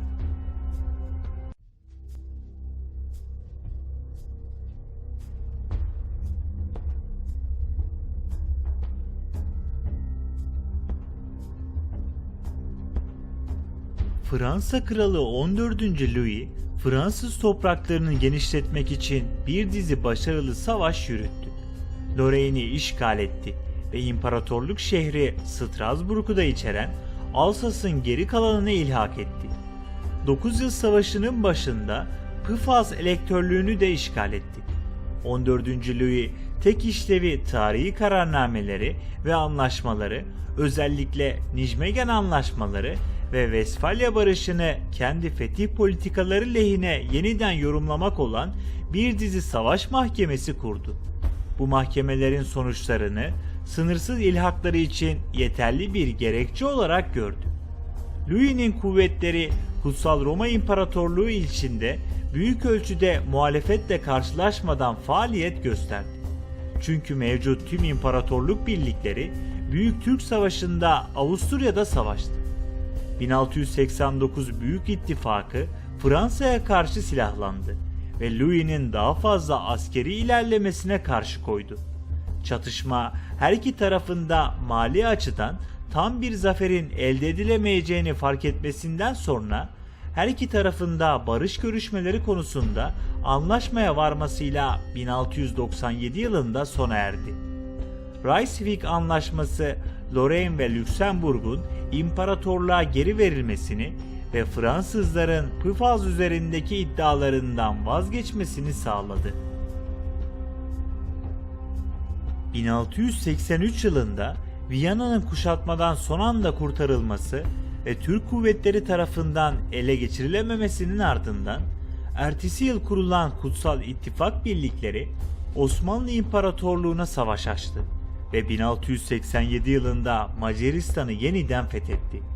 Papalık devletleri, Kutsal Roma İmparatorluğu, Lehistan-Litvanya Birliği, Venedik Cumhuriyeti ve 1686 yılından beri Rusya, Papa 11. Innocentius liderliğinde birliğe katıldı. İmparator 1. Leopold'un emrinde görev yapan Savoy Prensi Eugen 1697 yılında başkomutanlığı ele geçirdi ve bir dizi savaşta Osmanlıları kesin bir şekilde yenilgiye uğrattı. 1699 Karlofça Anlaşması Büyük Türk Savaşı'nın sonunu işaret etti ve Prens Eugen Savaş Konseyi Başkanı olarak Habsburg monarşisi için hizmetine devam etti. 1716-1718 Avusturya-Türk Savaşı sırasında Balkanlardaki Türk egemenliği etkili bir şekilde sona erdi. Pasarofça Anlaşması, Avusturya'nın Sırbistan ve Banat'ta serbestçe kraliyet bölgeleri kurmasına ve gelecekteki Avusturya İmparatorluğu'nun dayandığı Güneydoğu Avrupa'da hegemonyasını sürdürmesine izin verdi.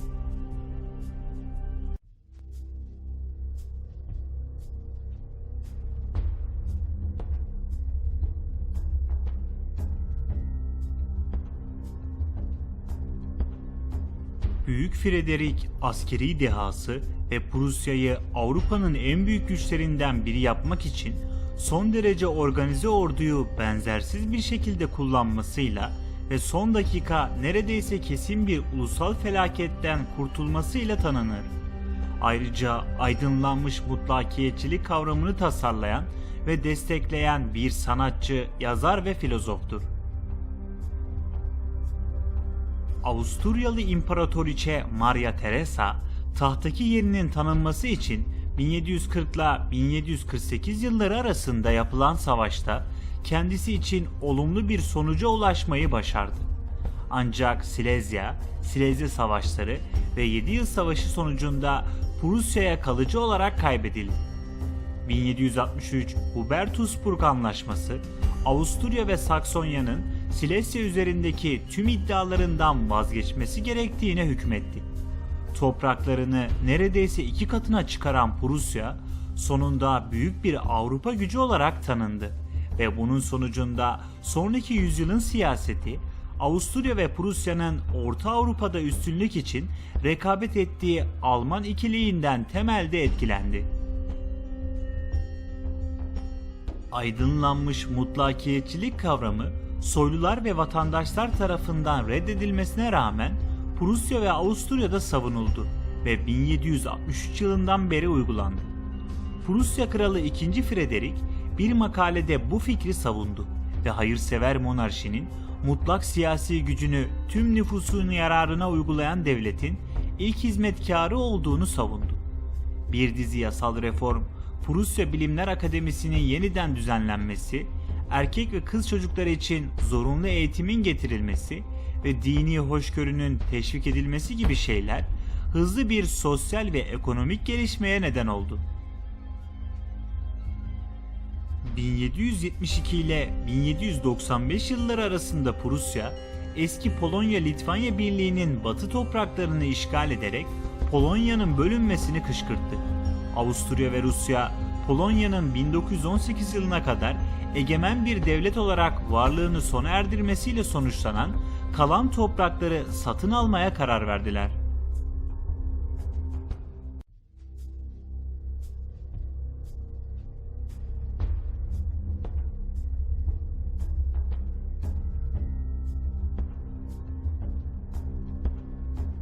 Daha küçük Alman devletleri Prusya ve Avusturya tarafından gölgede bırakılmıştı.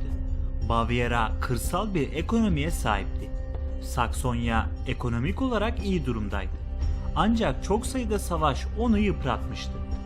Prusya'nın Almanya içinde hızla yükseldiği dönemde Saksonya dış ilişkilerle meşguldü. Wettin hanedanı Polonya tahtını ele geçirmeye ve sonra elinde tutmaya odaklandı. Ancak bu nihayetinde başarısız oldu. Almanya'nın daha küçük eyaletlerinin çoğu gerçekte güçlü asil ailelerden gelen ve dine pek ilgi göstermeyen piskoposlar tarafından yönetiliyordu. Daha sonraki kilise yöneticilerinin hiçbiri Mainzlı Johann Philipp von Schönborn veya Münsterli Christoph Bernhard von Galen'in olağanüstü ününe ulaşamamış olsa da bazıları Würzburg ve Bamberg'deki hayırsever ve ilerici Franz Ludwig von Erthal gibi aydınlanmayı destekledi. Hesse-Kassel'de Landgraf yani Prens II. Frederick 1760 yılından 1785 yılına kadar aydınlanmış bir despot olarak hüküm sürdü ve Amerikan Bağımsızlık Savaşı'nda savaşmak için Büyük Britanya'ya asker kiralayarak para topladı. Aydınlanma fikirlerini Hristiyan değerleriyle ekonominin merkezi kontrolü için kameralist yani yönetimsel planlarla ve diplomasiye yönelik militarist bir yaklaşımla birleştirdi. Hanover'ın gösterişli bir sarayı desteklemesi gerekmiyordu. Yöneticileri aynı zamanda İngiltere krallarıydı ve Londra'da ikamet ediyorlardı. 1760 yılından 1820 yılına kadar kral olan 3. George, Hanover'ı bir kez bile ziyaret etmedi. Ülkeyi yöneten yerel soylular 1737 yılında Göttingen Üniversitesi'ni açtı.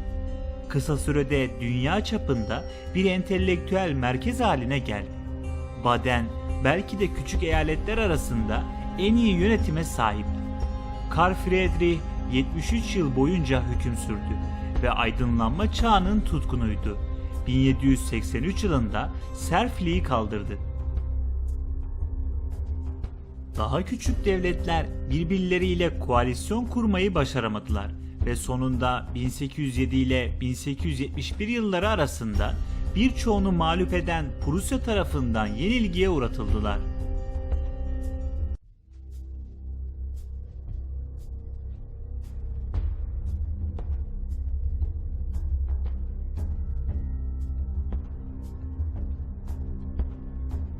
Prusya 17. yüzyılın ortalarıyla 18. yüzyılın ortaları arasında büyük bir toplumsal değişim geçirdi. Bu dönemde geleneksel aristokrasi yükselen tüccar sınıfıyla rekabet etmeye çalışırken soyluluk geriledi ve tüccar sınıfı yeni bir burjuva orta sınıfına dönüştü. Serflerin azat edilmesi, kırsal köylülüğe toprak satın alma hakkı ve hareket özgürlüğü sağladı ve Kuzeybatı Almanya'daki bir dizi tarım reformu feodal yükümlülükleri ortadan kaldırdı ve feodal toprakları bölüştürdü. Daha zengin köylülerin ortaya çıkmasına ve daha verimli bir kırsal ekonominin önünü açtı.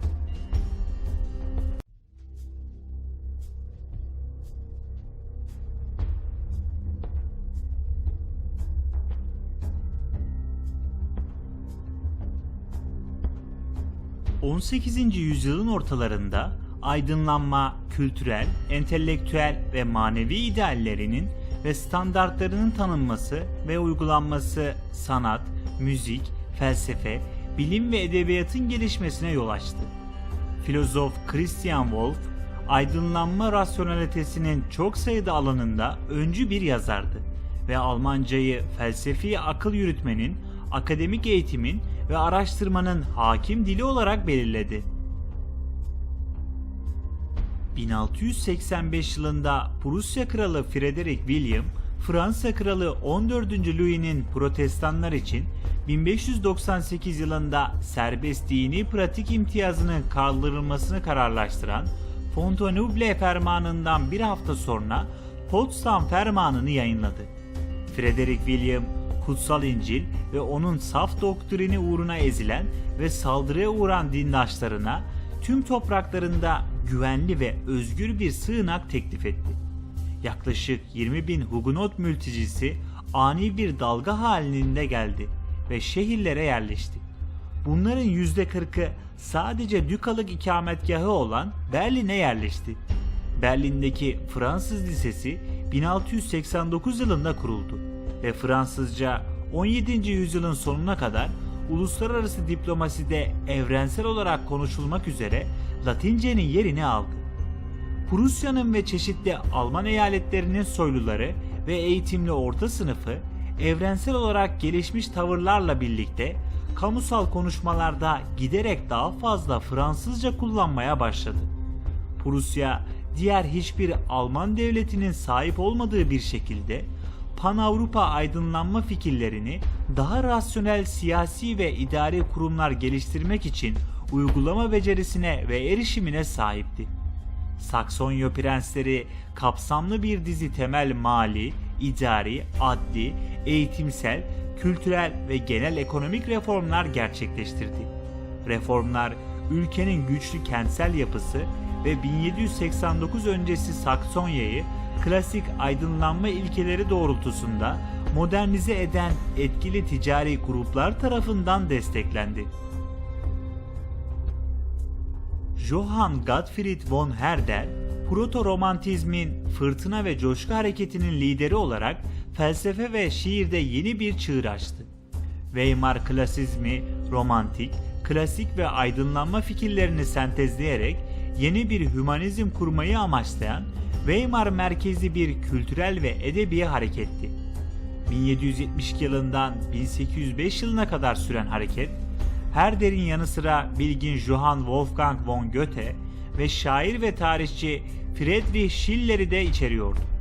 Herder, her halkın kendi dilinde ve kültüründe ifade edilen kendine özgü bir kimliğe sahip olduğunu savundu. Bu, Alman dilinin ve kültürünün tanıtımını meşrulaştırdı ve Alman milliyetçiliğinin gelişmesine yardımcı oldu. Schiller'in oyunları kahramanın toplumsal baskılara ve kaderin gücüne karşı mücadelesini tasvir ederek neslinin huzursuz ruhunu ifade etti. Üst sınıfların desteklediği Alman müziği besteciler Johann Sebastian Bach, Joseph Haydn ve Wolfgang Amadeus Mozart yönetiminde olgunlaştı. Königsberg filozofu Immanuel Kant, rasyonalizmi ve dini inancı, bireysel özgürlüğü ve siyasi otoriteyi uzlaştırmaya çalıştı. Kant'ın çalışmaları Alman düşüncesini ve aslında tüm Avrupa felsefesini 20. yüzyıla kadar şekillendirmeye devam edecek temel gerilimleri içeriyordu. Aydınlanma çağı fikirleri ve bunların uygulanması, yaygın kültürel ilerlemenin başlıca nedeni olarak genel onay ve kabul gördü.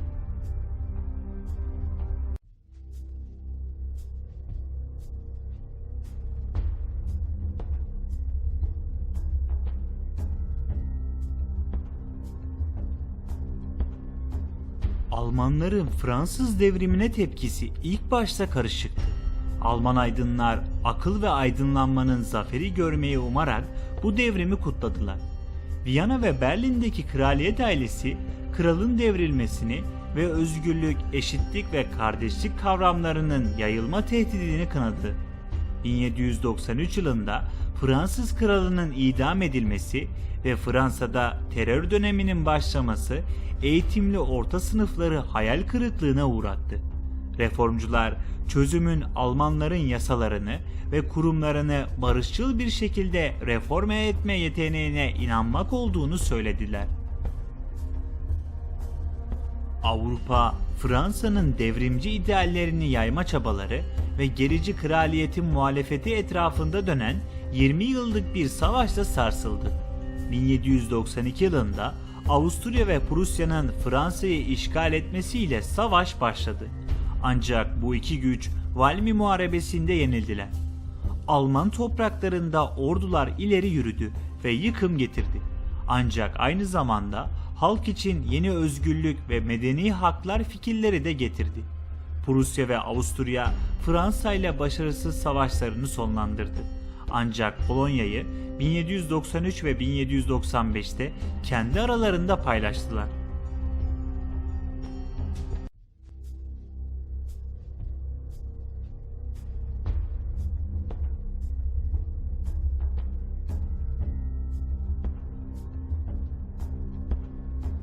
Fransa, Renania'nın kontrolünü ele geçirdi. Fransız tarzı reformlar dayattı.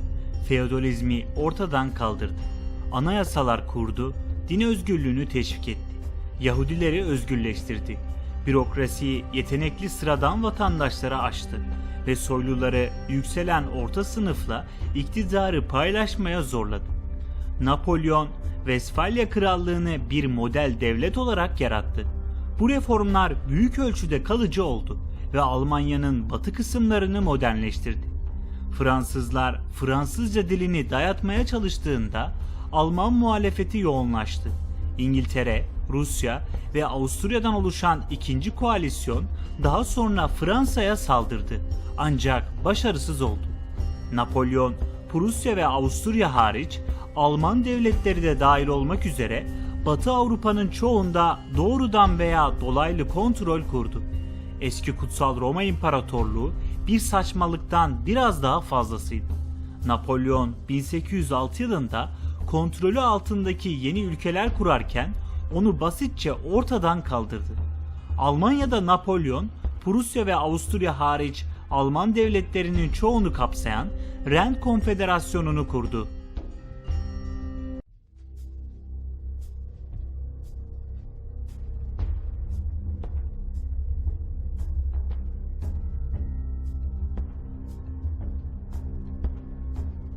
İkinci Frederick William'ın zayıf yönetimi altında Prusya ciddi bir ekonomik, politik ve askeri gerileme yaşamıştı. Halefi Kral 3. Frederick William, 3. Koalisyon Savaşı ve Fransız İmparatoru Napolyon'un Kutsal Roma İmparatorluğunu dağıtması ve Alman eyaletlerini yeniden düzenlemesi sırasında tarafsız kalmaya çalıştı. Kraliçe ve savaş yanlısı bir parti tarafından teşvik edilen Frederick William, 1806 yılının Ekim ayında 4. koalisyona katıldı. Napolyon, Jena Muharebesi'nde Prusya ordusunu kolayca yendi ve Berlin'i işgal etti. Prusya, Batı Almanya'da yakın zamanda elde ettiği toprakları kaybetti. Ordusu 42.000 kişiye düşürüldü. İngiltere ile ticaret yapılmasına izin verilmedi ve Berlin, Paris'e yüksek tazminatlar ödemek ve Fransız işgal ordusunu finanse etmek zorunda kaldı.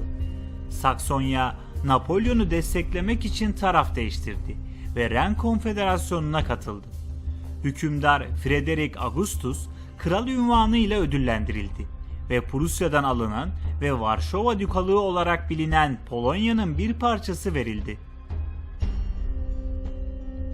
Napolyon'un 1812 yılında Rusya'daki askeri fiyaskosundan sonra Prusya 6. koalisyonda Rusya ile ittifak kurdu.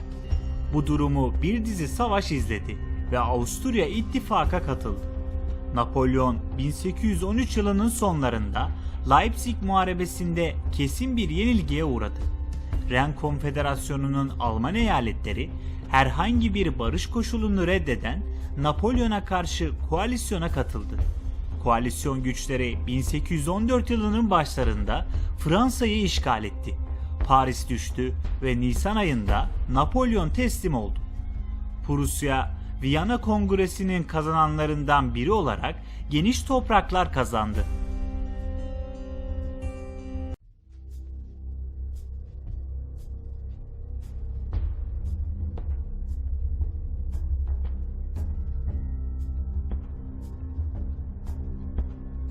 ...1815 yılında kıta Avrupası, Fransız devrimi ve Napolyon savaşlarının bir sonucu olarak genel bir çalkantı ve bitkinlik halindeydi. Aydınlanma ve devrim döneminin liberal ruhu romantizme doğru saptı. Koalisyonun galip üyeleri Viyana'da yeni bir barışçıl güç dengesi müzakere etmiş ve Fransız emperyalizmini uzak tutan istikrarlı bir Alman merkezini korumayı kabul etmişlerdi. Ancak feshedilmiş Kutsal Roma İmparatorluğunu yeniden düzenleme fikri terk edildi. Napolyon'un Alman devletlerini yeniden düzenlemesi devam etti ve kalan prenslerin unvanlarını korumalarına izin verildi. 1813 yılında müttefiklerden Güney Alman devletlerinin egemenliğinin ve bütünlüğünün korunacağına dair garantiler karşılığında Fransa ile ilişkilerini kestiler.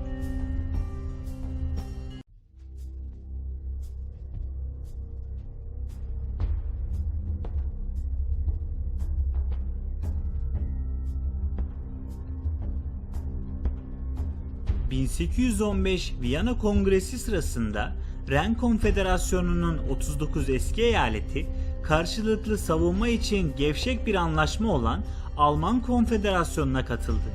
Ekonomik entegrasyon ve gümrük koordinasyonu girişimleri baskıcı ulusal karşıtı politikalar tarafından engellendi. Büyük Britanya, Orta Avrupa'da istikrarlı ve barışçıl bir varlığın Fransa veya Rusya'nın saldırgan hareketlerini caydırabileceğine inanarak birliği onayladı. Ancak çoğu tarihçi konfederasyonun zayıf ve etkisiz olduğu ve Alman milliyetçiliğine engel olduğu sonucuna vardı. Birlik 1834 yılında Zollverein Gümrük Birliği'nin kurulması, 1848 devrimleri Prusya ve Avusturya arasındaki rekabet tarafından zayıflatıldı ve sonunda 1866 Avusturya-Prusya Savaşı'nın ardından dağıldı ve aynı yıl Kuzey Almanya Konfederasyonu ile değiştirildi.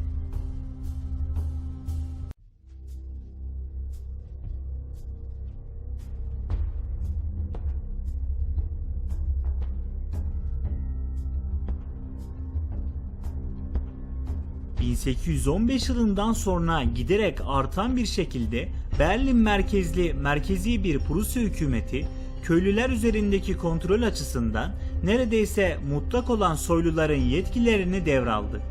Soyluların borçlanmamasını sağlamak için Berlin, 1809 yılında sermaye kredileri sağlamak üzere bir kredi kurumu kurdu ve kredi ağını 1849 yılında köylülere genişletti.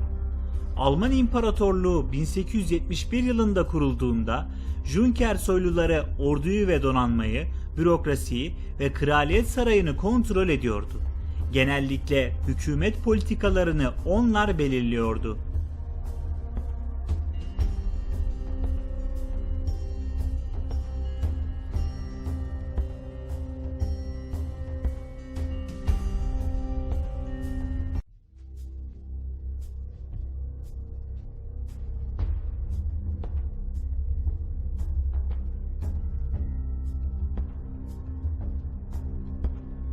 ...1815 ile 1865 yılları arasında Alman Konfederasyonu'nun nüfusu yaklaşık %60 artarak 21 milyondan 34 milyona çıktı. Aynı zamanda sanayi öncesi ülkenin yüksek doğum oranları ve yüksek ölüm oranları, hızla büyüyen sanayileşmiş kentsel, ekonomik ve tarımsal sistemin düşük doğum ve ölüm oranlarına doğru kayarken demografik geçiş gerçekleşti. Artan tarımsal üretkenlik, kıtlıklar ve salgın hastalıklar azaldıkça istikrarlı bir gıda tedariğini güvence altına aldı. Bu, insanların daha erken evlenmelerine ve daha fazla çocuk sahibi olmalarına olanak sağladı.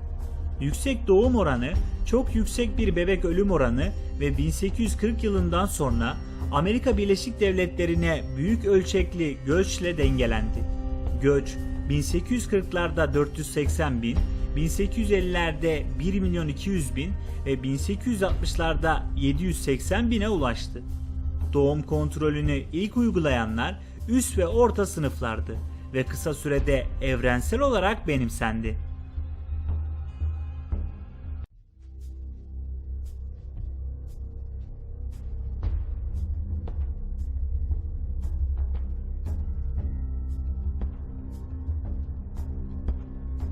...1800 yılında Almanya'nın toplumsal yapısı girişimcilik veya ekonomik kalkınma için pek uygun değildi. Ancak Fransız devrimi sırasında Fransa'nın hakimiyeti, büyük toprak mülklerinin satışına ilişkin feodal kısıtlamaların kaldırılması, şehirlerdeki loncaların gücünün azaltılması ve yeni, daha verimli bir ticaret yasasının getirilmesi gibi önemli kurumsal reformlar üretti. Bu reformların endüstrileşme için yararlı olduğu fikri tarihçiler arasında tartışma konusudur. 19. yüzyılın başlarında sanayi devrimi İngiltere, Fransa ve Belçika'da tüm hızıyla devam ediyordu. Almanya'daki çeşitli küçük federal eyaletler rekabetin güçlü olması nedeniyle yalnızca yavaş ve özerk bir şekilde gelişti. 1830'larda demiryolu ağı için yapılan erken yatırımlar neredeyse tamamen özel ellerden geldi. Merkezi bir düzenleyici kurum olmadan inşaat projeleri hızla gerçekleştirildi. Gerçek sanayileşme ancak 1850 yılından sonra demiryolu inşaatının ardından başladı. Tekstil endüstrisi Zollverein Gümrük Birliği tarafından tarife engellerinin ortadan kaldırılmasından yararlanarak hızla büyüdü.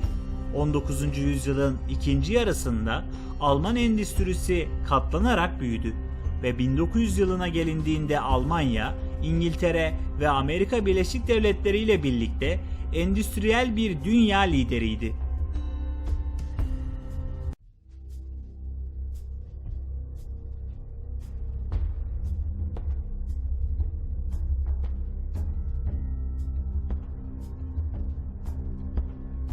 ...1800 yılında nüfus ağırlıklı olarak kırsaldı. Çünkü nüfusun sadece %10'u 5000 veya daha fazla nüfusa sahip topluluklarda ve sadece %2'si 100.000'den fazla nüfusa sahip şehirlerde yaşıyordu. 1815 yılından sonra kırsal alanlardan gelen gençlerin akını nedeniyle kentsel nüfus hızla büyüdü.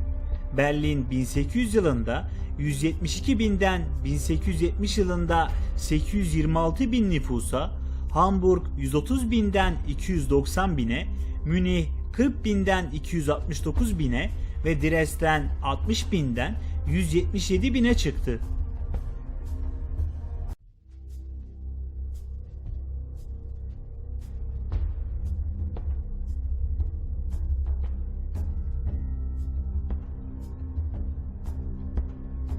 Ekonomik kalkınmanın ilk aşaması, yerel ürünler için yeni pazarlar açan, orta düzey yöneticilerden oluşan bir havuz oluşturan, mühendis, mimar ve yetenekli makine operatörlerine olan talebi arttıran ve kömür ve demire yatırımları teşvik eden 1840'lardaki demiryolu devrimi ile geldi. Üç düzine eyalet arasındaki siyasi ayrılık ve yaygın bir muhafazakarlık 1830'larda demiryolu inşa etmeyi zorlaştırdı. Ancak 1840'lara gelindiğinde ana hatlar büyük şehirleri birbirine bağladı. Her Alman eyaleti kendi sınırları içindeki hatlardan sorumluydu. Ekonomist Friedrich List 1841'de demiryolu sisteminin geliştirilmesinden elde edilecek avantajları şöyle özetledi. Ulusal savunmanın bir aracı olarak ordunun yoğunlaşmasını, dağıtımını ve yönlendirilmesini kolaylaştırır. Ulusun kültürünün iyileştirilmesi için bir araçtır. Her türden yetenek, bilgi ve beceriyi kolayca pazara getirir. Toplumu kıtlıktan, yaşam gerekliliklerinin fiyatlarındaki aşırı dalgalanmaya karşı güvence altına alır. Ulusun ruhunu teşvik eder. Çünkü izolasyondan ve taşralı önyargı ve kibirden kaynaklanan ruhu yok etme eğilimindedir. Uluslararası bağlarla birbirine bağlar ve yiyecek ve emtia alışverişini teşvik ederek bir birim olmalarını sağlar. Demir raylar bir sinir sistemi haline gelir. Bu da bir yandan kamuoyunu güçlendirirken diğer yandan devletin polis ve hükümet amaçları için gücünü güçlendirir. Başlangıçta teknolojik bir temelden yoksun olan mühendislik ve donanım İngiltere'den ithal edildi. Birçok şehirde yeni demiryolu atölyeleri, teknolojik farkındalık ve eğitim merkezleriydi. Böylece 1850 yılına gelindiğinde Almanya demiryolu inşaatının taleplerini karşılamada kendi kendine yeterli hale gelmişti ve demiryolları yeni çelik endüstrisinin büyümesi için büyük bir itici güçtü. Gözlemciler 1890 yılında bile mühendisliklerinin İngiltere'den daha düşük olduğunu buldular. Ancak 1870 yılındaki Alman Birleşme Konsolidasyonu devlet şirketlerine ulusallaştırmayı ve daha hızlı büyümeyi teşvik etti. Fransa'daki durumun aksine amaç sanayileşmeyi desteklemekti. Sonunda çok sayıda hat Ruhr bölgesini ve diğer sanayi merkezlerini çaprazladı ve Hamburg ve Bremen'in büyük limanlarına iyi bağlantılar sağladı. 1880 yılına gelindiğinde 9400 lokomotif günde 43.000 yolcu ve 30.000 ton yük çekiyordu.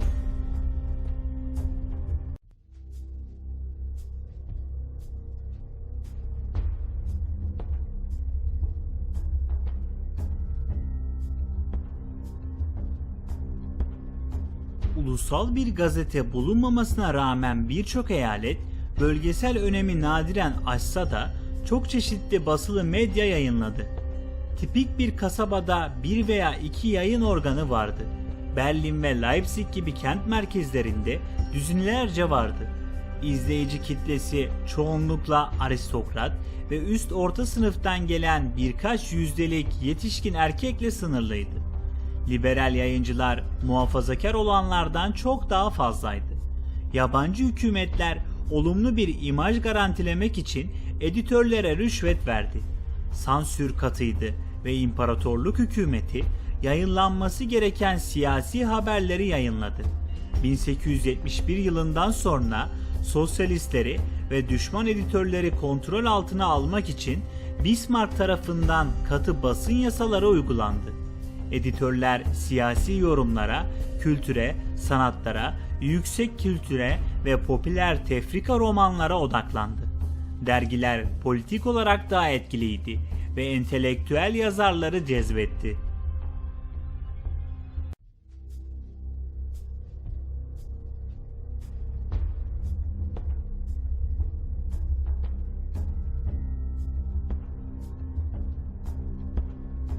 ...19. yüzyıl sanatçıları ve entelektüelleri Fransız devriminin fikirlerinden ve büyük şairler ve yazarlar Johann Wolfgang von Goethe, Gottwald Ephraim Lessing ve Friedrich Schiller'den büyük ölçüde ilham aldılar. Fırtına ve coşku romantik hareketi benimsendi ve aydınlanmanın algılanan rasyonalizmine tepki olarak duygulara özgürce ifade verildi. Felsefi ilkeler ve yöntemler Immanuel Kant'ın paradigma değişimiyle devrim niteliğinde bir değişime uğradı. Ludwig van Beethoven, klasikten romantik müziğe geçiş döneminin en etkili bestecisiydi. Müzikal formların ve yapıların önemli ölçüde genişlemesine izin verecek şekilde tonal mimariyi kullanması, müziğe yeni bir boyut getirdiği hemen fark edildi. Özellikle daha sonraki piyano müziği ve yaylı çalgılar dörtlüsü tamamen keşfedilmemiş bir müzik evrenine giden yolu gösterdi ve Franz Schubert'le Robert Schumann'ı etkiledi. Operada doğaüstü terör ve melodramatik olay örgüsünü folklorik bir bağlamda birleştiren yeni bir romantik atmosfer ilk olarak Karl Maria von Weber tarafından başarıyla yapılmış ve Richard Wagner tarafından Ring Cycle'da mükemmelleştirilmişti. Grimm kardeşler halk hikayelerini popüler Grimm masallarında topladılar ve Alman dili üzerine en kapsamlı çalışma olan Deutsches Wörterbuch yani Almanca sözlük üzerindeki çalışmaları başlattıkları için Alman çalışmalarının kurucu babaları arasında yer almaktadırlar. Üniversite profesörleri özellikle tarih ve filoloji gibi beşeri bilimlerden gelen konularda uluslararası ün kazandılar ve bu da siyasi tarih, teoloji, felsefe, dil ve edebiyat çalışmalarına yeni bir tarihsel bakış açısı getirdi.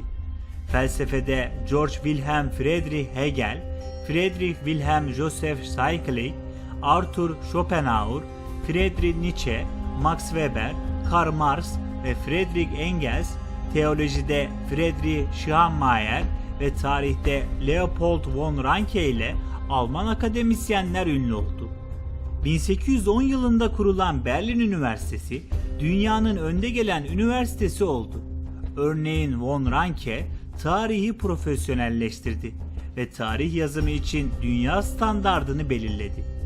1830'lara gelindiğinde, doğa bilimlerinde Alexander von Humboldt ve matematikte Carl Friedrich Gauss önderliğinde dünya standartlarında bilim ortaya çıkmıştı. Genç entelektüeller sıklıkla siyasete yöneldi. Ancak 1848 yılındaki başarısız devrime verdikleri destek birçoğunu sürgüne zorladı.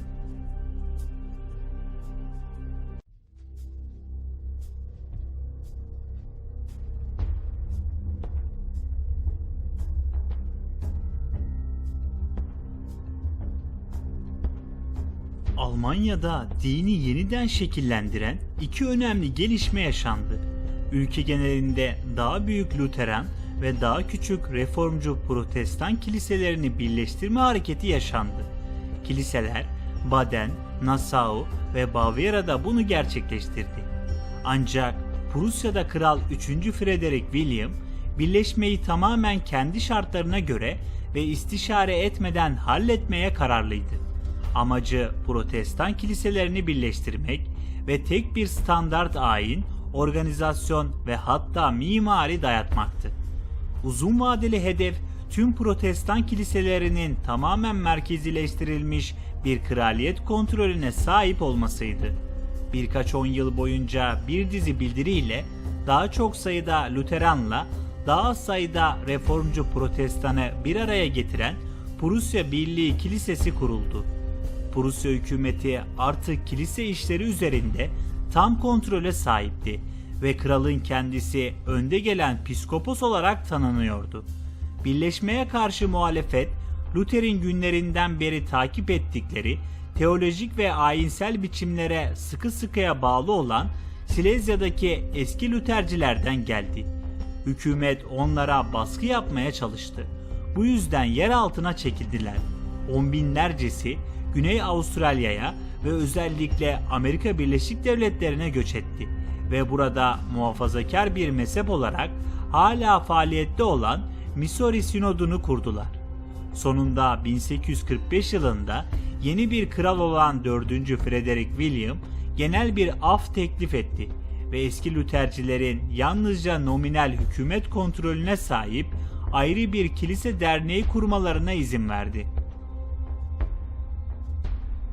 Tipik bir Katolik veya Protestanın dini bakış açısından kilise veya törenden daha çok bireye odaklanan, çok daha kişiselleştirilmiş bir dindarlık açısından büyük değişiklikler yaşanıyordu.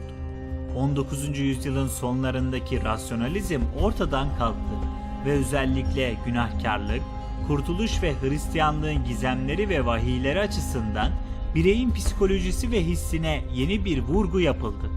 Protestanlar arasında pietistik canlanmalar yaygındı.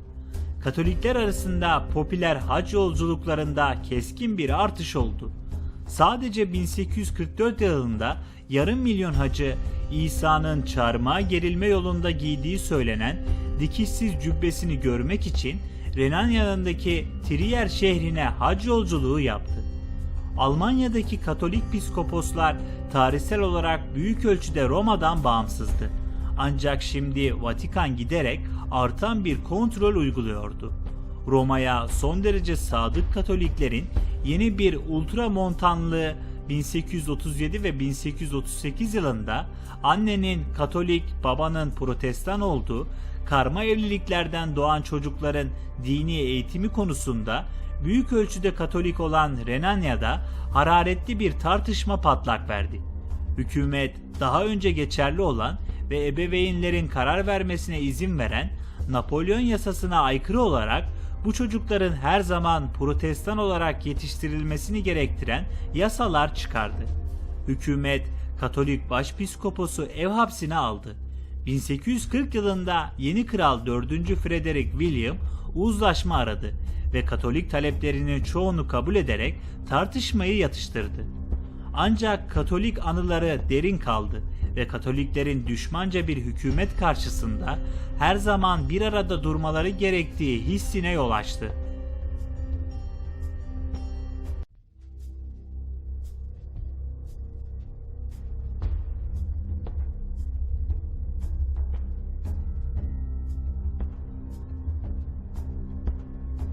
Napolyon'un düşüşünden sonra Avrupalı devlet adamları Avusturya Prensi Metternich'in liderliğinde Avrupa işlerinin yeniden düzenlenmesi için 1815 yılında Viyana'da toplandılar.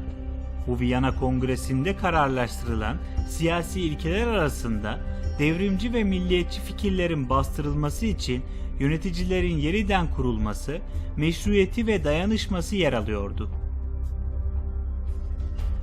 Alman Konfederasyonu Avusturya liderliğinde 39 eyaletten oluşan gevşek bir birlik olarak kuruldu ve Frankfurt am Main'da federal diyet toplantısı yapıldı. Çoğu milliyetçiyi tatmin edemeyen gevşek bir koalisyondu. Üye devletler büyük ölçüde kendi yollarına gittiler ve Avusturya'nın kendi çıkarları vardı. 1819 yılında bir öğrenci radikal, liberal öğrenci örgütleriyle alay eden gerici oyun yazarı August von Kotzebue'yu öldürdü. Alman Konfederasyonu'nun birkaç büyük eyleminden birinde Prens Metternich, Alman eyaletlerinin muhafazakar hükümetlerine karşı liberal ajitasyonu bastırmak için tasarlanmış, baskıcı Karlspart kararnamelerini yayınlayan bir konferans düzenledi. Kararnameler hızla kaybolan milliyetçi kardeşlikleri sonlandırdı. Liberal üniversite profesörlerini görevden aldı ve basının sansürünü genişletti. Kararnameler devrimci ve milliyetçi fikirleri yaymakla suçlanan kişilere yönelik demagogların zulmünü başlattı.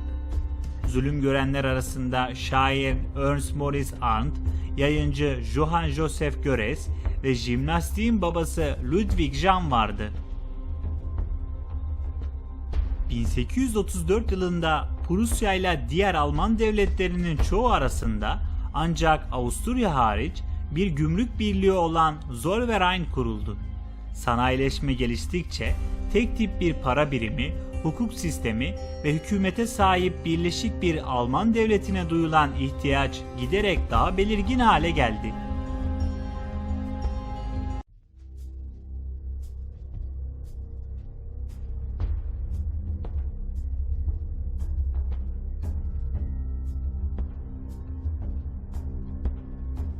Viyana Kongresi'nin dayattığı siyasi ve toplumsal düzene karşı artan hoşnutsuzluk, 1848 yılında Alman eyaletlerinde Mart devriminin patlak vermesine yol açtı. Mayıs ayında Alman Ulusal Meclisi, ulusal bir Alman anayasası hazırlamak üzere Frankfurt'ta toplandı. Ancak 1848 devrimi başarısızlıkla sonuçlandı. Prusya Kralı 4. Friedrich Wilhelm imparatorluk tacını reddetti. Frankfurt parlamentosu feshedildi.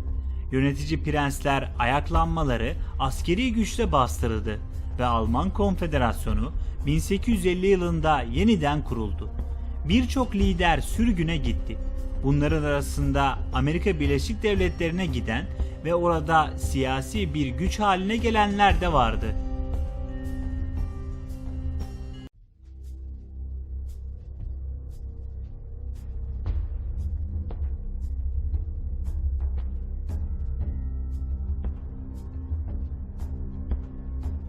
...1850'ler aşırı siyasi tepki dönemiydi.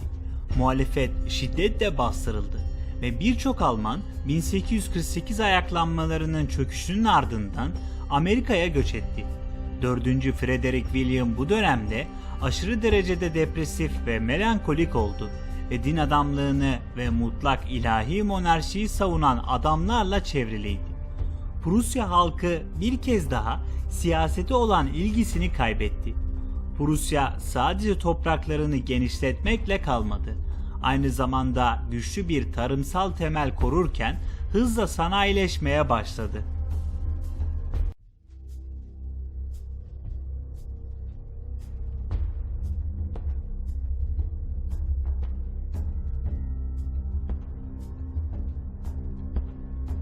...1857 yılında Prusya Kralı 4. Frederick William felç geçirdi ve kardeşi William 1861 yılında Kral 1. William olana kadar naip olarak görev yaptı. Muhafazakar olmasına rağmen William çok pragmatikti. En önemli başarısı 1862 yılında Otto von Bismarck'ı Prusya Başbakanı olarak atamasıydı. Bismarck, Savunma Bakanı Albrecht von Roon ve Mareşal Helmut von Moltke'nin işbirliği Almanya'nın birleşmesine yol açan Danimarka, Avusturya ve Fransa'ya karşı askeri zaferlerin zeminini hazırladı. 1863 ve 1864'te Alman Konfederasyonu'nun bir parçası olmayan ve Danimarka milliyetçilerinin Danimarka Krallığı'na katmak istediği Schleswig konusunda Prusya ile Danimarka arasında anlaşmazlıklar tırmandı. Çatışma 1864'te 2. Schleswig Savaşı'na yol açtı. Avusturya'nın da katıldığı Prusya, Danimarka'yı kolayca yendi ve Jutland'ı işgal etti. Danimarkalılar hem Schleswig Dükalığını hem de Holstein Dükalığını Avusturya ve Prusya'ya devretmek zorunda kaldılar. İki düklüğün daha sonraki yönetimi Avusturya ile Prusya arasında gerginliğe yol açtı. Avusturya, düklüklerin Alman Konfederasyonu içinde bağımsız bir varlık olmasını isterken Prusya Avusturya'yı ilhak etmeyi amaçlıyordu. Anlaşmazlık Haziran 1866'da Avusturya ve Prusya arasında patlak veren 7 hafta savaşının bahanesi olarak kullanıldı. Temmuz ayında iki ordu yarım milyon adamın katıldığı muazzam bir savaşta Bohemya'da çarpıştı. Prusya'nın üstün lojistiği ve o zamanlar modern olan namludan dolmalı iğneli tüfeklerin Avusturyalıların yavaş namludan dolmalı tüfeklerine üstünlüğü Prusya'nın zaferi için elzemdi. Savaş ayrıca Almanya'daki hegemonya mücadelesini de belirlemişti ve Bismarck gelecekteki Alman meselelerinde yalnızca ikincil bir rol oynayacak olan yenilmiş bir Avusturya'ya karşı kasıtlı olarak hoşgörülü davrandı.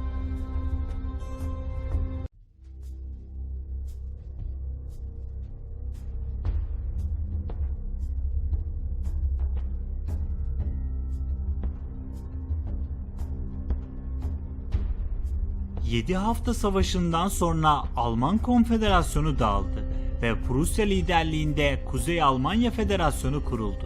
Avusturya dışlandı ve Almanya üzerindeki muazzam etkisi sonunda sona erdi. Kuzey Almanya Federasyonu, Alman Konfederasyonu'nun dağılması ve Alman İmparatorluğu'nun kurulması arasındaki 1867'den 1871 yılına kadar var olan bir geçiş örgütüydü.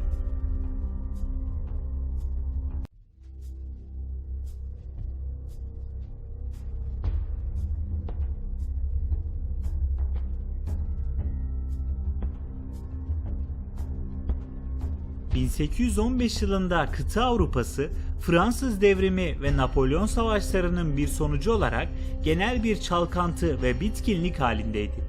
Aydınlanma ve devrim döneminin liberal ruhu romantizme doğru saptı. Koalisyonun galip üyeleri Viyana'da yeni bir barışçıl güç dengesi müzakere etmiş ve Fransız emperyalizmini uzak tutan istikrarlı bir Alman merkezini korumayı kabul etmişlerdi.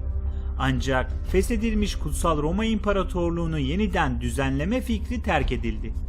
Napolyon'un Alman devletlerini yeniden düzenlemesi devam etti ve kalan prenslerin unvanlarını korumalarına izin verildi. 1813 yılında müttefiklerden Güney Alman devletlerinin egemenliğinin ve bütünlüğünün korunacağına dair garantiler karşılığında Fransa ile ilişkilerini kestiler. Bismarck sadece Almanya'da değil, tüm Avrupa'da ve hatta 1870 ve 1890 yılları arasında tüm diplomatik dünyada baskın bir kişilikti. Tarihçiler onun hedefleri hakkında tartışmaya devam ediyor. Lothar Gall ve Ernst Engelberg, Bismarck'ın geleceğe yönelik bir modernleştirici olduğunu düşünüyor. Tam tersine Jonathan Steinberg, onun temelde en büyük önceliklerinin monarşiyi, orduyu ve kendi Junker sınıfının sosyal ve ekonomik hakimiyetini güçlendirmek olan geleneksel bir Prusyalı olduğuna karar verdi ve böylece 1890 yılındaki görevden alınmasından sonra trajik bir tarihten sorumlu oldu.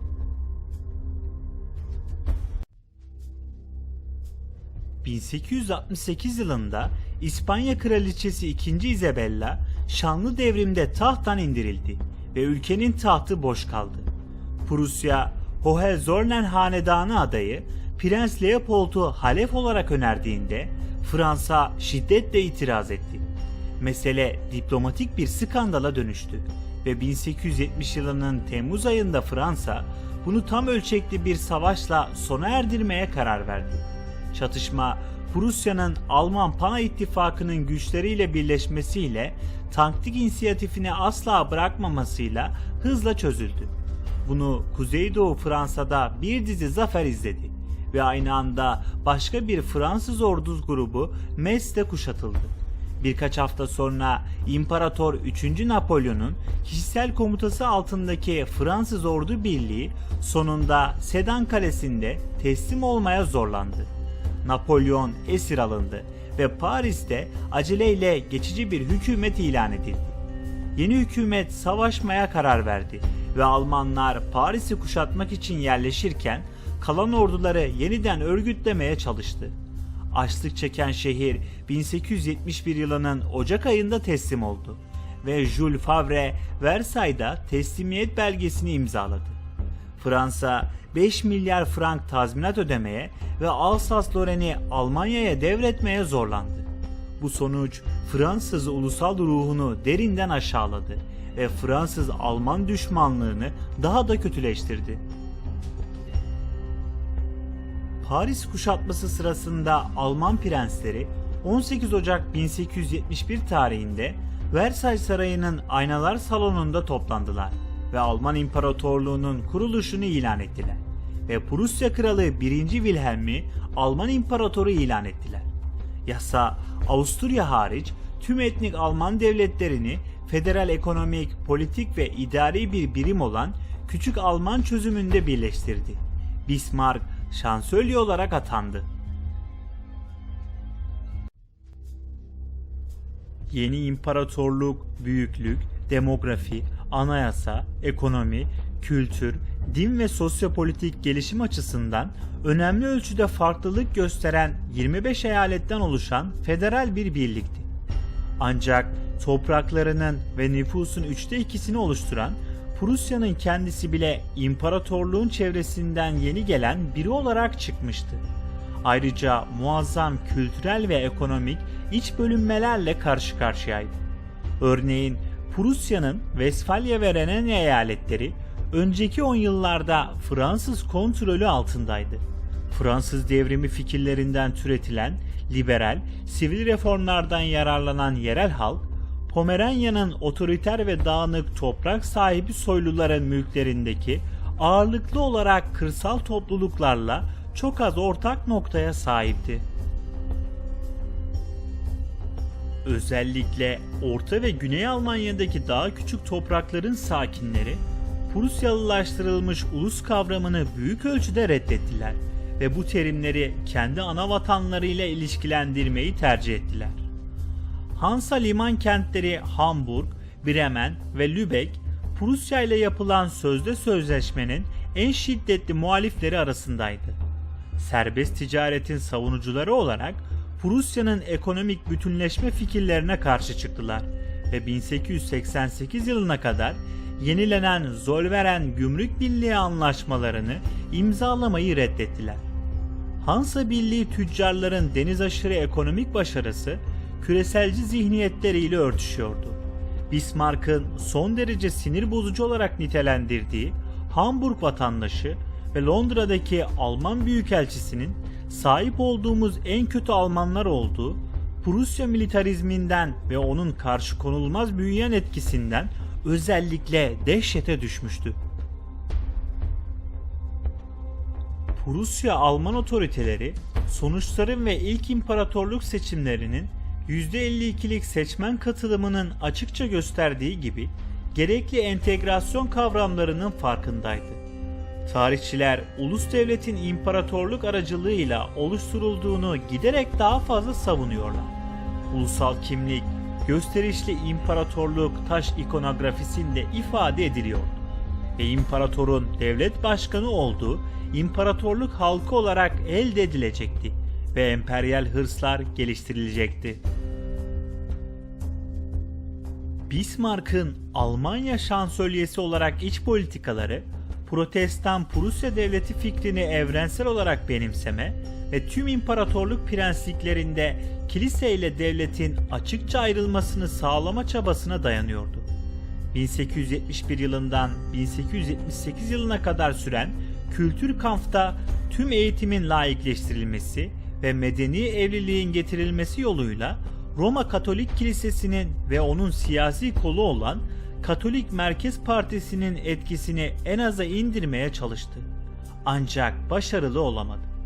Kültür Kamp birçok protestanın yanı sıra Katolikliği de kızdırdı ve sonunda terk edildi. Polonyalı, Danimarkalı ve Fransız azınlıklar gibi milyonlarca Alman olmayan imparatorluk tebaası ayrımcılığa katlanmaktan veya Almanlaştırma politikalarını kabul etmekten başka bir seçenekle baş başa bırakıldı. Yeni imparatorluk ulusal soylular için konsolosluk ve sivil hizmetlerin çeşitli kollarında ve orduda cazip üst düzey kariyer fırsatları sağladı.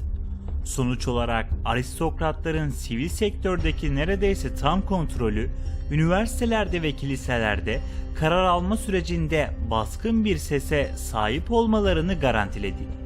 1914 Alman Diplomatik Birliği 8 prens, 29 kont, 20 baron, alt soyluların 54 temsilcisi ve sadece 11 sıradan kişiden oluşuyordu. Bu sıradan kişiler seçkin sanayici ve bankacı ailelerden ayrım gözetmeksizin işe alınıyordu.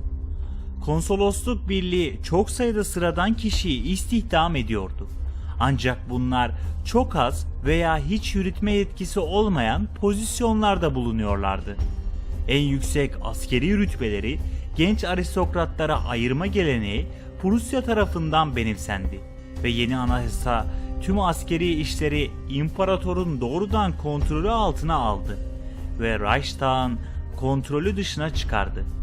Almanya'nın dört bir yanına dağılmış büyük yedek subay birlikleriyle ordu, ulusu ayakta tutan sınıf rolünü güçlendirdi.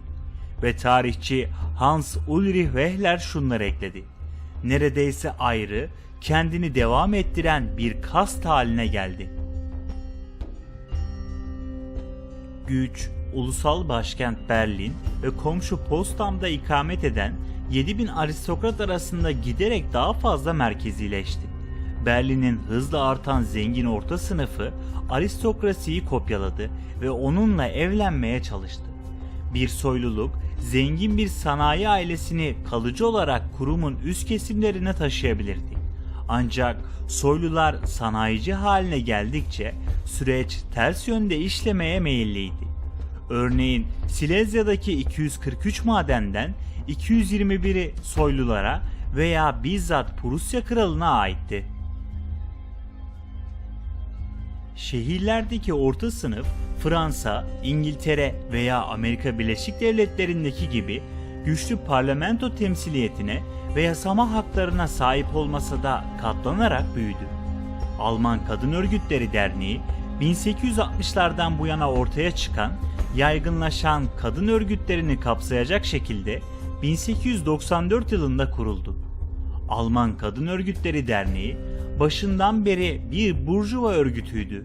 Üyeleri eğitim, finansal fırsatlar ve siyasi yaşam gibi alanlarda erkeklerle eşitlik içinde çalışıyordu. İşçi sınıfı kadınları hoş karşılanmıyordu ve sosyalistler tarafından örgütleniyorlardı. Sosyalist İşçi Partisi'nin yükselişi, mevcut siyasi ve toplumsal koşulların dönüştürülmesi yoluyla barışçıl bir şekilde sosyalist bir düzen kurmayı amaçlıyordu. 1878 yılından itibaren Bismarck, partinin örgütünü, meclislerini ve gazetelerinin çoğunu yasaklayarak büyüyen sosyal demokrat harekete karşı koymaya çalıştı. Bununla birlikte sosyal demokratlar güçlendi ve Bismarck işçi sınıfını yatıştırmak amacıyla 1883 yılında sosyal refah programını başlattı. Bismarck 1840'larda başlayan Prusya ve Saksonya'daki refah programları geleneğini sürdürdü. 1880'lerde modern Avrupa Refah Devleti'nin temelini oluşturan yaşlılık maaşları, kaza sigortası, sağlık bakımı ve işsizlik sigortasını tanıttı. Paternalist programları Alman sanayisinin desteğini kazandı.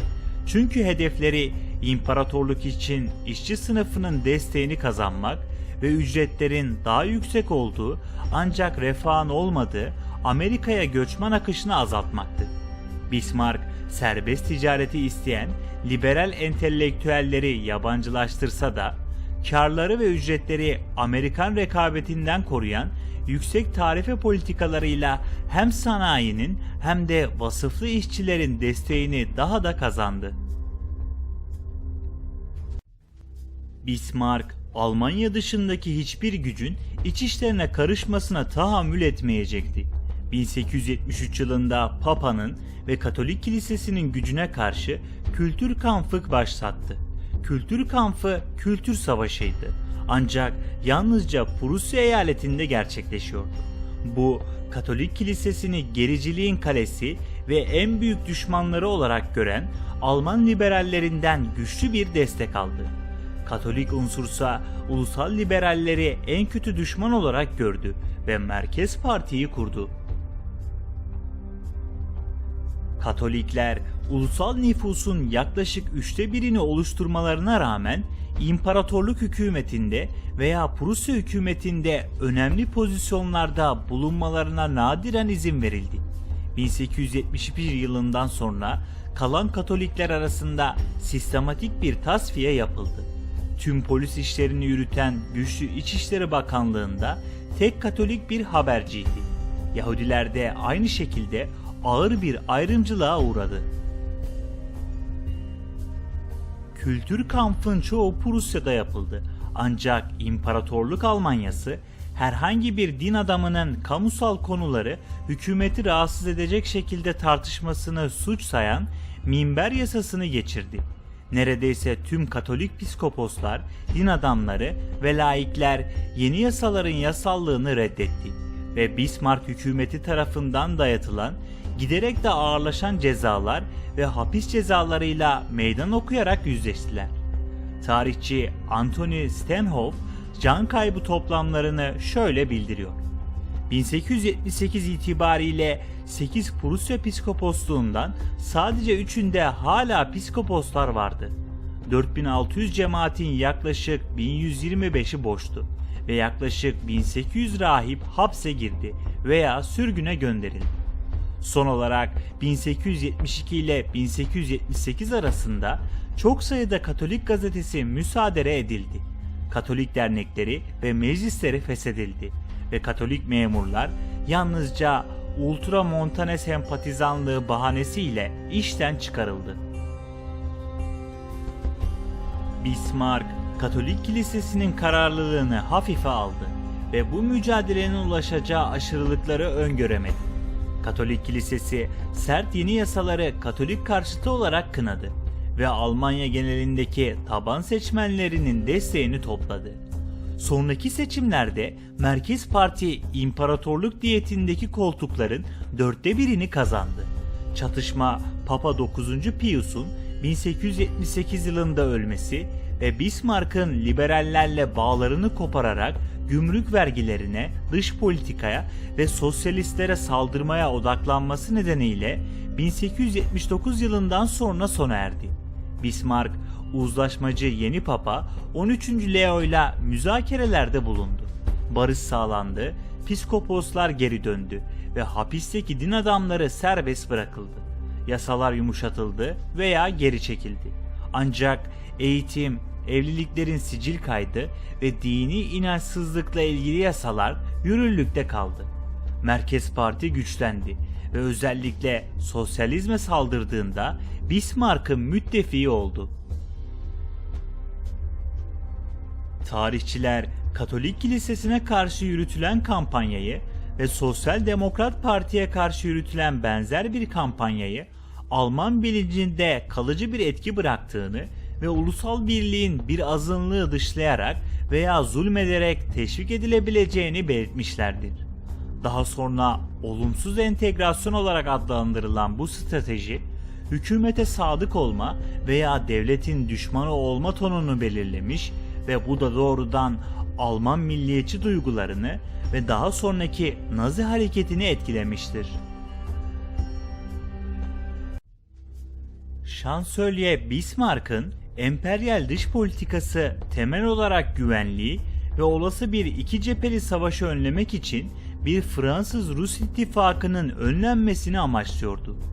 Üç İmparator Birliği 1873 yılında Rusya, Avusturya ve Almanya tarafından imzalandı. Cumhuriyetçilik ve sosyalizmin ortak düşmanlar olduğunu ve üç gücün dış politika ile ilgili her türlü konuyu görüşeceğini belirtti. Bismarck, Fransa'yı izole tutmak için Rusya ile iyi ilişkilere ihtiyaç duyuyordu.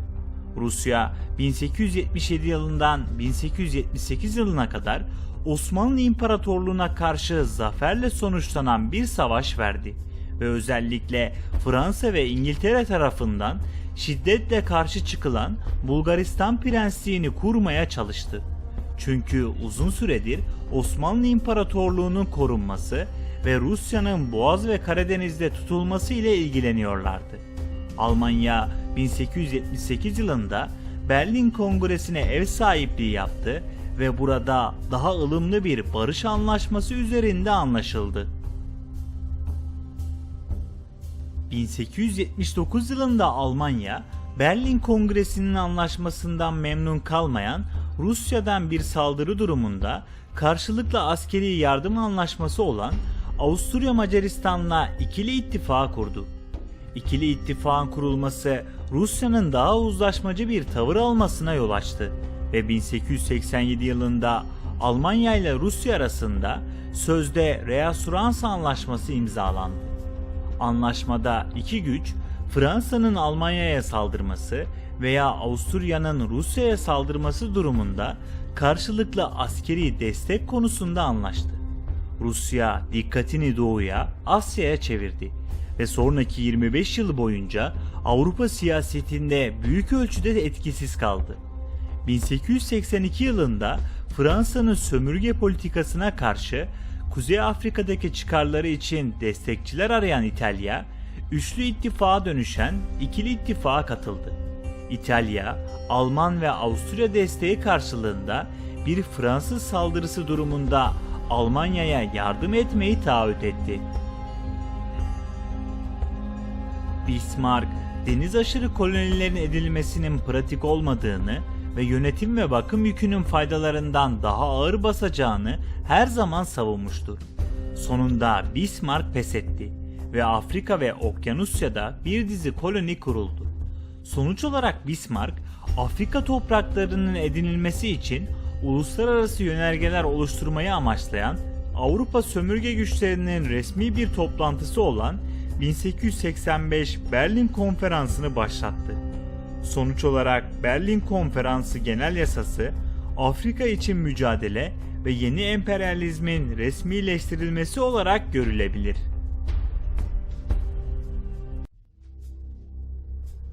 İmparator 1. Wilhelm 1888'de öldü.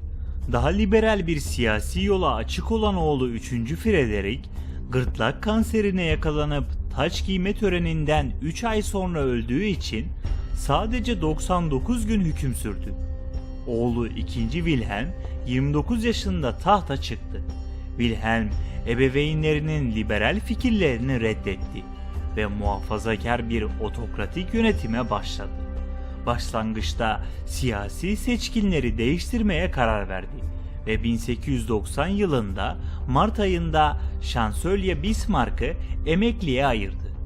Kişisel alay ilkesini izleyen Wilhelm, tüm hükümet işleri üzerinde maksimum etkiyi uygulamaya kararlıydı.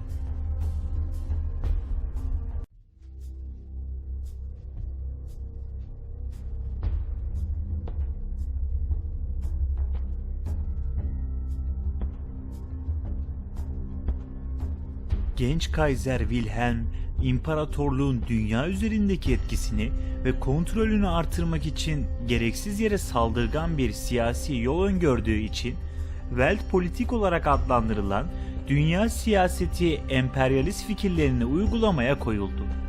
Bismarck'ın görevden alınmasından sonra dış politikalar Kaiser ve Friedrich von Holstein yönetimindeki Federal Dışişleri Bakanlığı tarafından ele alındı. Wilhelm'in giderek daha dengesiz ve pervasız davranışları, şüphesiz karakter eksiklikleri ve diplomatik becerilerin eksikliği ile ilgiliydi. Dışişleri Bakanlığı'nın mevcut durum hakkındaki oldukça yüzeysel değerlendirmesi ve imparatorluğun en uygun eylem yolu için önerileri şunlardı. Birincisi, Fransa ve Rusya arasındaki uzun vadeli koalisyonun dağılması. İkincisi, Rusya ve İngiltere'nin asla bir araya gelememesi ve son olarak İngiltere'nin sonunda Rusya ile ittifak arayışına girmesiydi. Daha sonra Wilhelm, Rusya ile Reassurans Anlaşması'nı yenilemeyi reddetti. Rusya, her iki ülkede Almanya'nın yeni anlaşmazlıklarından endişe duyduğu için 1894'teki ikili ittifakta Fransa ile hemen daha yakın bir ilişki kurdu. Dahası İngiliz bakış açısından İngiliz-Alman ilişkileri Kaiser'in biraz tuhaf bir şekilde umutsuz ve anakronistik olsa da saldırgan imparatorluk angajmanından ve özellikle deniz silahlanma yarışından sapmayı reddetmesi nedeniyle herhangi bir fikir birliğine varmak için hiçbir temel sağlamadı. Holstein'ın analizi her noktada hatalı çıktı ve Wilhelm de başarısız oldu. Çünkü nüanslı bir siyasi diyalog benimsemedi. Almanya, Avusturya Macaristan ve İtalya ile üçlü ittifağa giderek izole edildi ve bağımlı hale getirildi. Bu anlaşma Avusturya ve İtalya arasındaki görüş ayrılıkları nedeniyle engellendi ve 1915 yılında İtalya ittifaktan ayrıldı.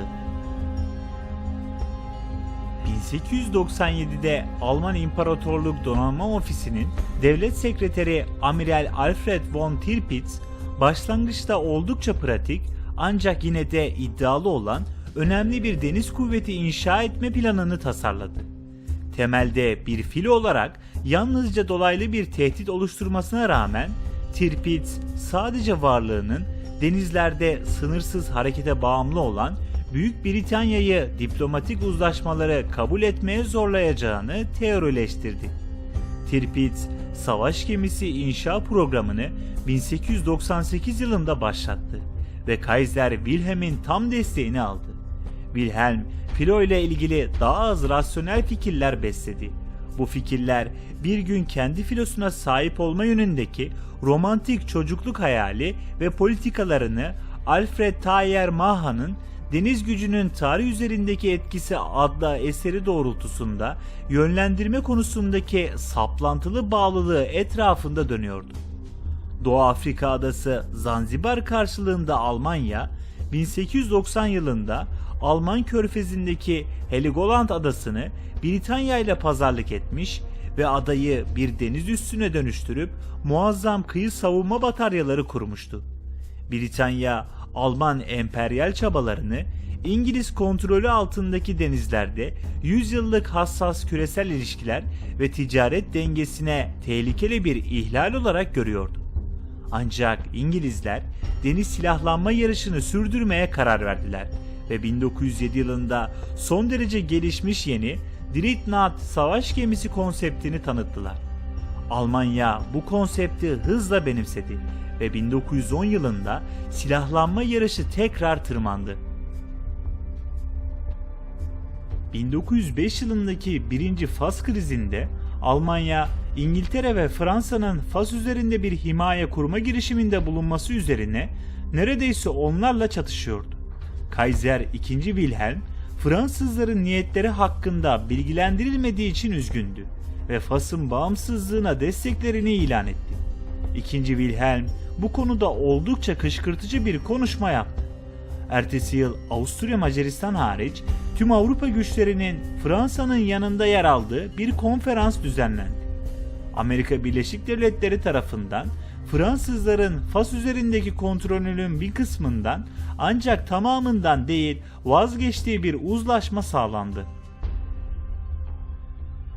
1911 yılındaki 2. Fas krizi Fransa'nın oradaki bir isyanı bastırmaya çalışmasıyla Fas konusunda başka bir anlaşmazlığın patlak vermesine tanık oldu.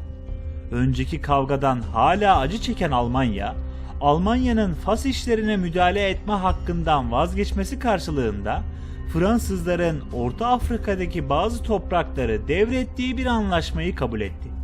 Bu 1912 yılında bu ülkenin tam himayesi altına giren Fas üzerindeki Fransız kontrolünü doğruladı.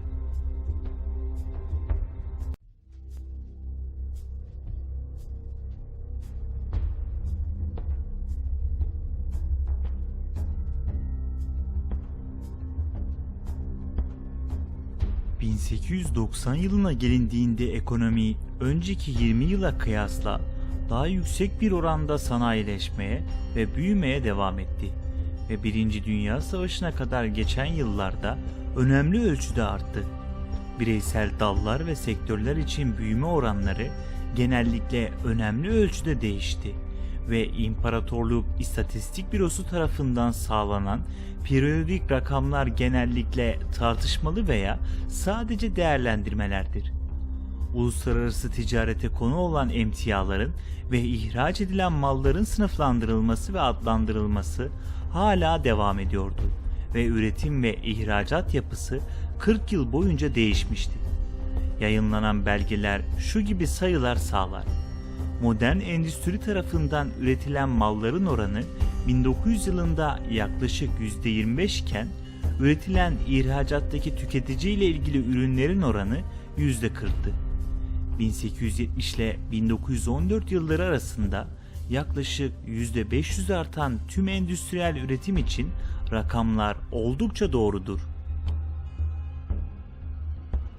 Tarihçi Perkins, Bismarck'ın ithal tahıla uyguladığı yeni tarifeden daha önemli olanın şeker pancarının ana ürün olarak tanıtılması olduğunu savundu. Çiftçiler yapay gübre ve mekanik aletler kullanımı da dahil olmak üzere geleneksel ve verimsiz uygulamaları hızla terk ederek modern yöntemlere yöneldiler. Şeker ve diğer kök bitkilerinin yoğun ve metodik bir şekilde yetiştirilmesi Almanya'yı 1914 yılında Avrupa'nın en verimli tarım üreticisi haline getirdi. Yine de çiftlikler genellikle küçüktü ve tarla işlerinin çoğunu kadınlar yapıyordu. Beklenmeyen bir sonuç özellikle yabancı göçmen iş gücüne olan bağımlılığın artmasıydı.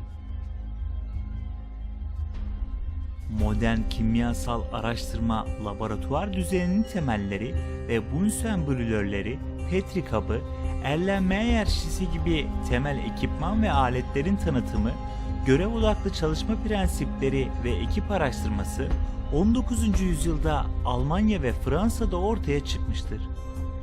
bilgi ediniminin organizasyonu, üniversitelerin ve endüstrilerin araştırma enstitülerindeki laboratuvar entegrasyonuyla daha da rafine edilmiştir. Almanya, 19. yüzyılın sonlarında sıkı bir şekilde organize edilmiş metodoloji ile dünya kimya endüstrisinde lider rolü üstlenmiştir.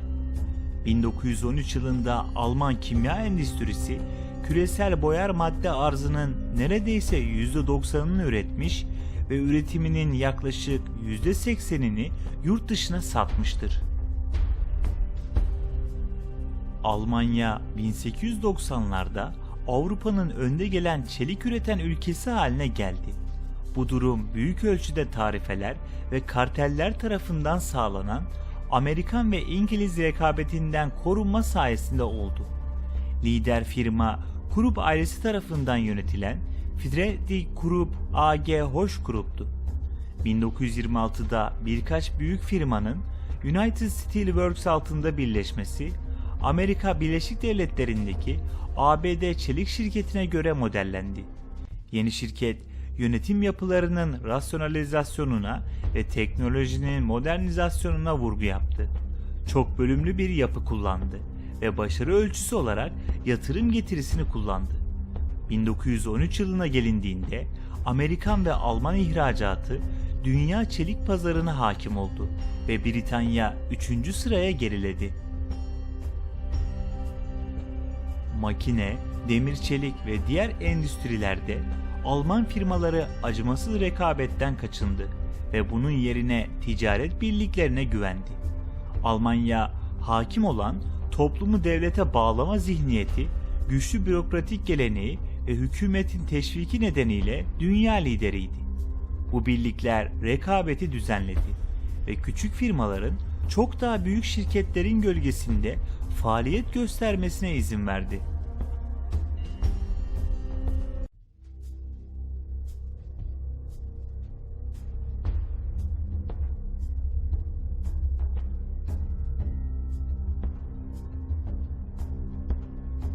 ...1890'lara gelindiğinde Almanların Asya ve Pasifik'teki sömürge genişlemesi İngiltere, Rusya, Japonya ve Amerika Birleşik Devletleri ile sürtüşmelere yol açtı. Alman bankaları tarafından finanse edilen Bağdat Demiryolu'nun inşası sonunda Almanya'yı Türk İmparatorluğu ve Basra Körfezi'ne bağlamak için tasarlanmıştı. Ancak aynı zamanda İngiliz ve Rus jeopolitik çıkarlarıyla da çatıştı. En büyük sömürge girişimleri Afrika'daydı. 1906 ve 1907 yıllarında Afrika'nın Namibya bölgesinde Nama ve Herero'lara yönelik sert muamele Almanlara karşı soykırım suçlamalarına yol açtı. Tarihçiler Herero ve Namakwa soykırımıyla 1940'lardaki Holocaust arasındaki bağlantıları ve emsalleri inceliyorlar.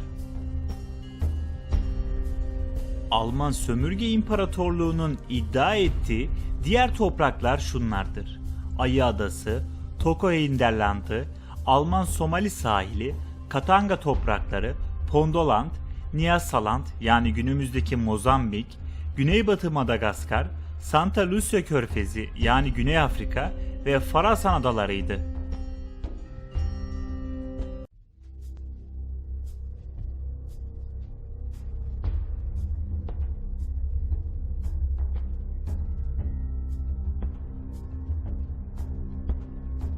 Ulus devletlere yönelik etnik talepler Avrupa'ya egemen olan imparatorluklar arasındaki dengeyi bozdu ve 1914 yılının Ağustos ayında başlayan 1. Dünya Savaşı'na yol açtı.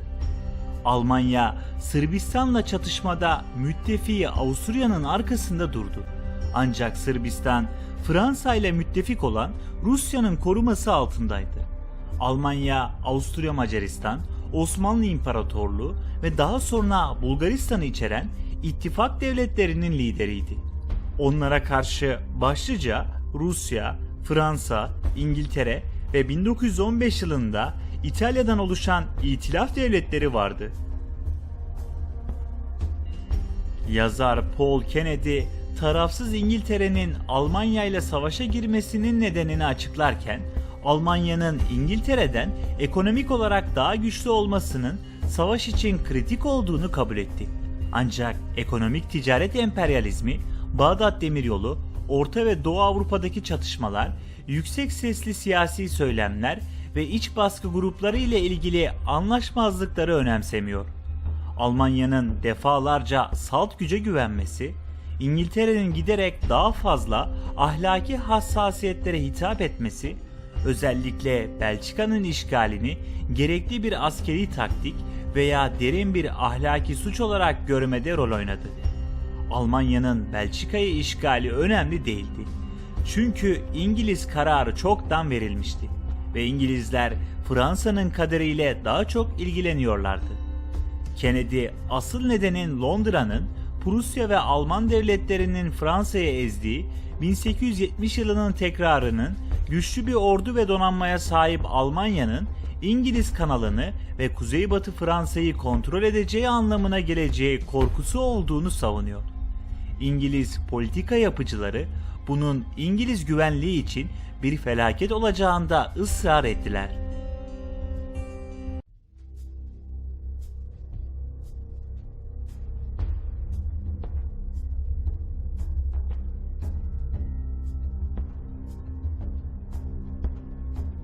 Batı'da Almanya Schlieffen planını kullanarak Paris'i kuşatarak hızlı bir zafer elde etmeye çalıştı. Ancak Belçika direnişi, Berlin'in askerleri başka yere yönlendirmesi ve Paris'in kuzeyindeki Marne'de çok sert bir Fransız direnişi nedeniyle başarısız oldu. Batı cephesi siper savaşlarının son derece kanlı bir savaş alanı haline geldi. Çıkmaz 1914 yılından 1918 yılının başlarına kadar sürdü ve en iyi ihtimalle kuvvetleri Kuzey Denizi'nden İsviçre sınırına kadar uzanan bir hat boyunca birkaç yüz metre ilerleten şiddetli savaşlarla sonuçlandı. İngilizler 1919 yılına kadar süren Kuzey Denizi'nde sıkı bir deniz ablukası uyguladı ve Almanya'nın ham maddelere ve gıda maddelerine deniz aşırı erişimini önemli ölçüde azalttı. Gıda kıtlığı 1917 yılında ciddi bir sorun haline geldi. Amerika Birleşik Devletleri 1917 yılının Nisan ayında İtilaf Devletlerine katıldı. Amerika Birleşik Devletleri'nin savaşa girmesi Almanya'ya karşı kesin bir dönüm noktası oldu. Batı cephesinde toplam ölü sayısı 3.528.610'du. Yaralı sayısı ise 7.745.920 idi.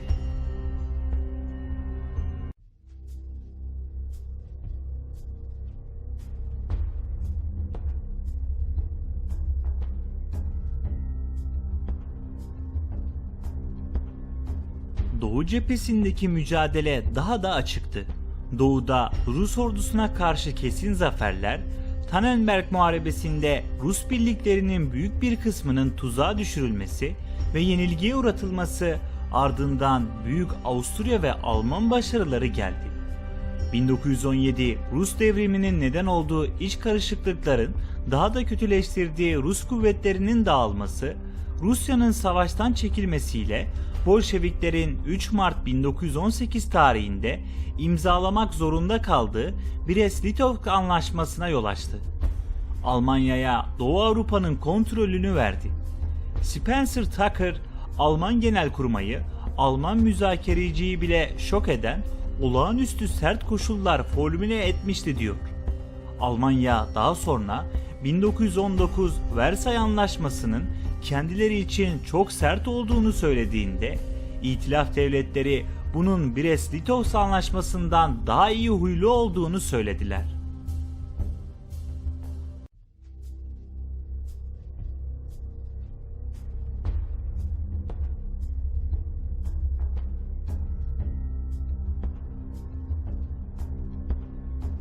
Almanya 1917 yılında Rusya'yı yenerek yüz binlerce muharebe birliğini doğudan batı cephesine getirebildi ve bu da ona İtilaf devletleri karşısında sayısal bir avantaj sağladı.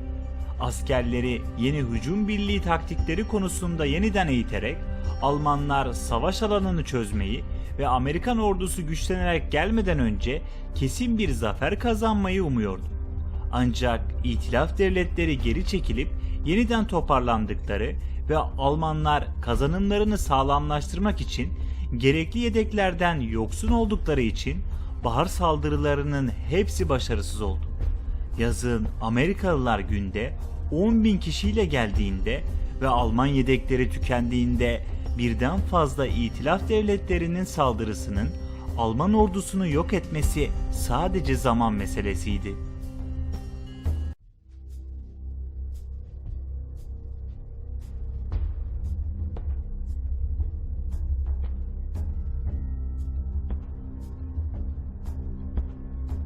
...1914 yılında savaş beklenmemesine rağmen Almanya, sivil ekonomisini savaş çabaları için hızla harekete geçirdi. Ancak ekonomi gıda kaynaklarını kesen İngiliz ablukası nedeniyle aksadı. İç cephede koşullar giderek kötüleşti ve tüm kentsel alanlarda ciddi gıda kıtlığı bildirildi. Nedenler arasında birçok çiftçinin ve gıda işçisinin orduya alınması, aşırı yüklenmiş bir demiryolu sistemi, kömür kıtlığı ve özellikle yurt dışından ithalatı kesen İngiliz ablukası vardı. 1916 ve 1917 kışı şalgam kışı olarak biliniyordu. Çünkü genellikle hayvanlara yedirilen bu sebze insanlar tarafından patates ve et yerine kullanılıyordu ve bunlar giderek daha da kıtlaşıyordu. Aç insanları doyurmak için binlerce aşevi açıldı ve insanlar çiftçilerin yiyeceklerini kendilerine sakladıklarından yakınıyordu. Ordu bile askerlerin erzaklarını kesmek zorunda kaldı. Hem sivillerin hem de askerlerin morali düşmeye devam etti. 1917 yılında 3 yıllık savaştan sonra barış zamanında birbirlerinden az çok bağımsız olarak faaliyet gösteren çeşitli gruplar ve bürokratik hiyerarşiler bunlardan birine genelkurmaya tabi kılındı. Askeri subaylar, sivil hükümet yetkililerini, bankaların, kartellerin, firmaların ve fabrikaların kadrolarını, mühendisleri ve bilim insanlarını, işçileri, çiftçileri aslında Alman toplumundaki hemen hemen her unsuru kontrol ediyordu. Ve tüm çabalar teoride ve büyük ölçüde pratikte de savaş çabasını ilerletmeye yönlendirilmişti. 1918 yılı yıllarca yetersiz beslenme nedeniyle zayıflamış bir nüfusu ağır bir şekilde etkileyen ölümcül 1918 İspanyol gribi salgınının yaşandığı yıldı.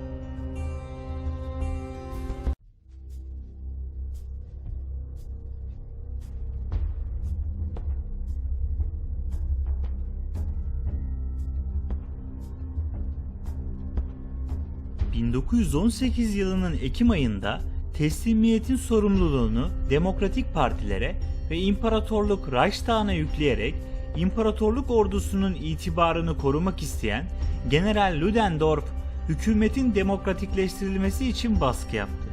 Yeni bir şansölye atandı. Reichstag'ın çoğunluk partilerinin üyeleri ilk kez kabineye alındı ve anayasa değiştirildi. Ancak bu hamleler ne İtilaf devletlerini ne de Alman vatandaşlarının çoğunluğunu tatmin etmedi. 1918 ve 1919 Alman devrimi 3 Kasım'da Kiel'de bir denizcinin isyanıyla başladı ve Almanya'nın 4000 yanına hızla ve neredeyse kansız bir şekilde yayıldı. Bir hafta içinde işçi ve asker konseyleri Reich'in çoğunda hükümet ve askeri kurumların kontrolünü ele geçirdi. 9 Kasım'da Almanya'da Cumhuriyet ilan edildi. Ertesi gün Almanya'nın iki ana sosyalist partisinin üyelerinden oluşan Halk Temsilcileri Konseyi geçici hükümet olarak hareket etmeye başladı. Ayın sonunda Hollanda'ya sürgüne kaçan İmparator II. Wilhelm de dahil olmak üzere Almanya'nın tüm hükümdarları tahttan çekilmek zorunda kaldı. 1919 yılının Ocak ayının başlarında yeni kurulan Almanya Komünist Partisi'nin önderlik ettiği Spartaküs ayaklanması Berlin'de iktidarı ele geçirmeye çalıştı. Ancak hükümet ve Freikorps birlikleri tarafından bastırıldı. İlkbaharda devrimi bir konsey cumhuriyeti yönünde daha da ileriye götürmek için şiddetle bastırılan ek çabalar vardı. Örneğin kısa ömürlü yerel Sovyet Cumhuriyetleri özellikle Bavyera'daydı. Onlar da önemli can kayıplarıyla bastırıldı. Devrimin sonu genellikle Weimar Anayasası'nın halk tarafından seçilen Weimar Ulusal Meclisi tarafından kabul edilmesinin ardından imzalandığı gün olan 11 Ağustos 1919 olarak belirlenir. Yaygın şiddet büyük ölçüde 1919 yılında sona ermesine rağmen devrim birçok yönden eksik kalmıştır. Muhaliflerinin büyük bir kısmı orduda ve Reich yönetiminde iktidar pozisyonlarında bırakılmıştı ve soldaki ılımlı sosyalistlerle komünistler arasındaki çatlağı çözmeyi başaramadı. Sonuç olarak Weimar Cumhuriyeti başından itibaren hem soldan hem de daha büyük ölçüde sağdan muhalifler tarafından kuşatılmıştı.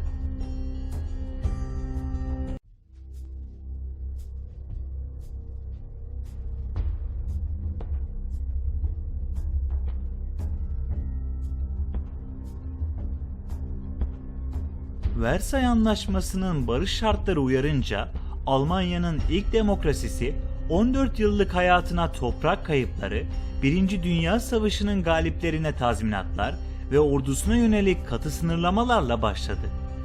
Monarşiye geri dönmek isteyen sağdakilerle Sovyet tarzı bir rejim isteyen soldakilerin siyasi şiddeti, ılımlı sosyalist hükümeti 1923 boyunca tekrar tehdit etti.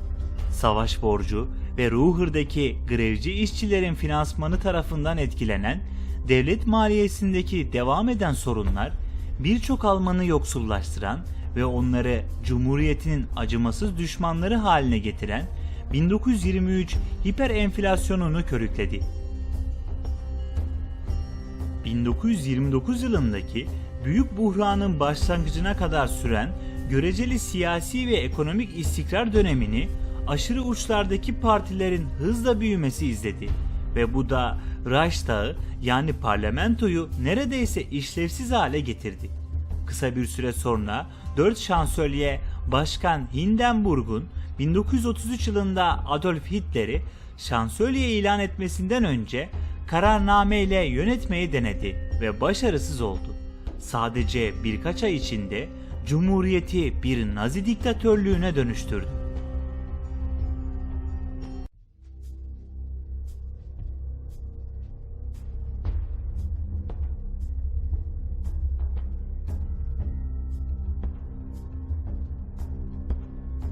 ...11 Kasım 1918 tarihindeki ateşkes, 1. Dünya Savaşı'ndaki çatışmaları sona erdirdi ve Almanya 28 Haziran 1919 tarihinde Versay Anlaşması'nda belirtilen barış koşullarını gönülsüzce imzaladı. Almanya, kolonileri üzerindeki egemenliğinden vazgeçmek zorunda kaldı ve Avrupa'da 65.000 kilometrekarelik veya eski topraklarının yaklaşık %13'ünü, demirinin %48'ini ve kömür kaynaklarının %10'u dahil ve 7 milyon insanı veya nüfusunun %12'sini kaybetti. İtilaf devletlerinin birlikleri Ren bölgesini işgal etti ve Ren'in 50 kilometre doğusunda uzanan bir alanla birlikte askerden arındırıldı. Alman ordusu 4000 subay ve genelkurmay olmadan en fazla 100.000 adamla sınırlıydı. Donanma en fazla 15.000 adam ve 1500 subaya sahip olabilirdi. Almanya'nın hava kuvvetleri, denizaltıları veya zırhlıları olması yasaklandı. Gemilerinin büyük bir kısmı ve havayla ilgili tüm silahları teslim edilecekti. Anlaşmanın en tartışmalı maddesi olan savaş suçu maddesi, Almanya'nın itilaf devletlerine savaştan kaynaklanan kayıp ve hasarın sorumluluğunu kabul ettiğini ve bu nedenle itilaf devletleri verilen hasar için tazminat ödemek zorunda olduğunu belirtiyordu. Antlaşma, müzakere edilmiş barıştan ziyade dikte edilmiş bir barış olarak kötülendi.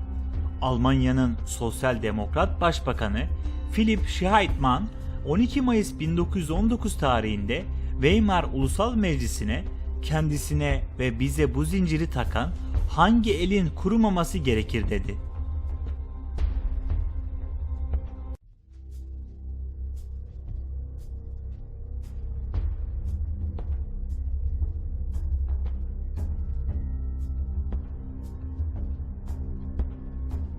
Weimar Anayasası, parlamentonun güvenine bağlı bir şansölye, kararnameyle yönetme konusunda önemli yetkilere sahip güçlü bir başkan ve önemli bir bireysel haklar kümesiyle federal yarı başkanlık cumhuriyeti kurdu.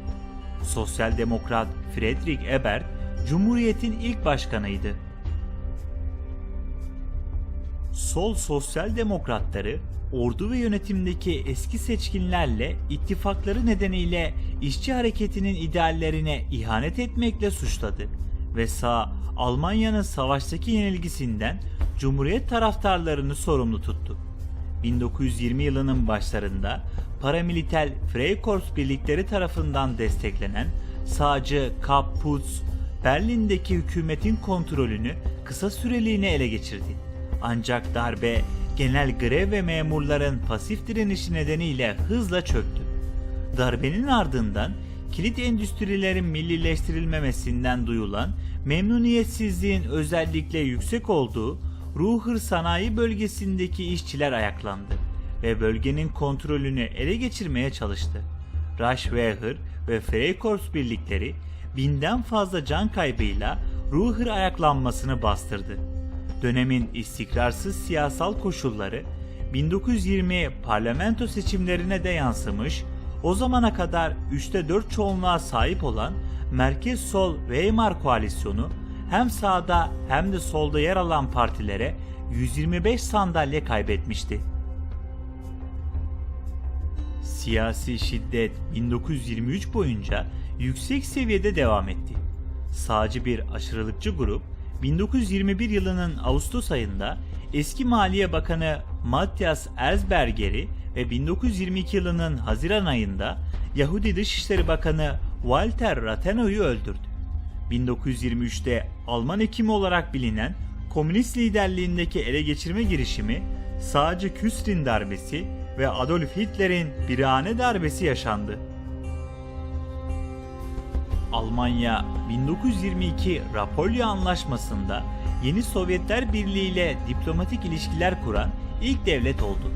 1925 yılının Ekim ayında Almanya, Fransa, Belçika, İngiltere ve İtalya, Almanya'nın Fransa ve Belçika ile olan sınırlarını tanıyan ancak doğu sınırlarını müzakerelere açık bırakan Locarno Anlaşması'nı imzaladı. Antlaşma, Almanya'nın 1926 yılında Milletler Cemiyeti'ne kabulünün önünü açtı. 1921 yılının Mayıs ayında İtilaf devletleri Versay Antlaşması'nı hükümleri uyarınca Almanya'nın tazminat yükümlülüğünü altın veya demir, çelik ve kömür gibi emtialarla ödenmek üzere 132 milyar Reichsmark olarak belirledi.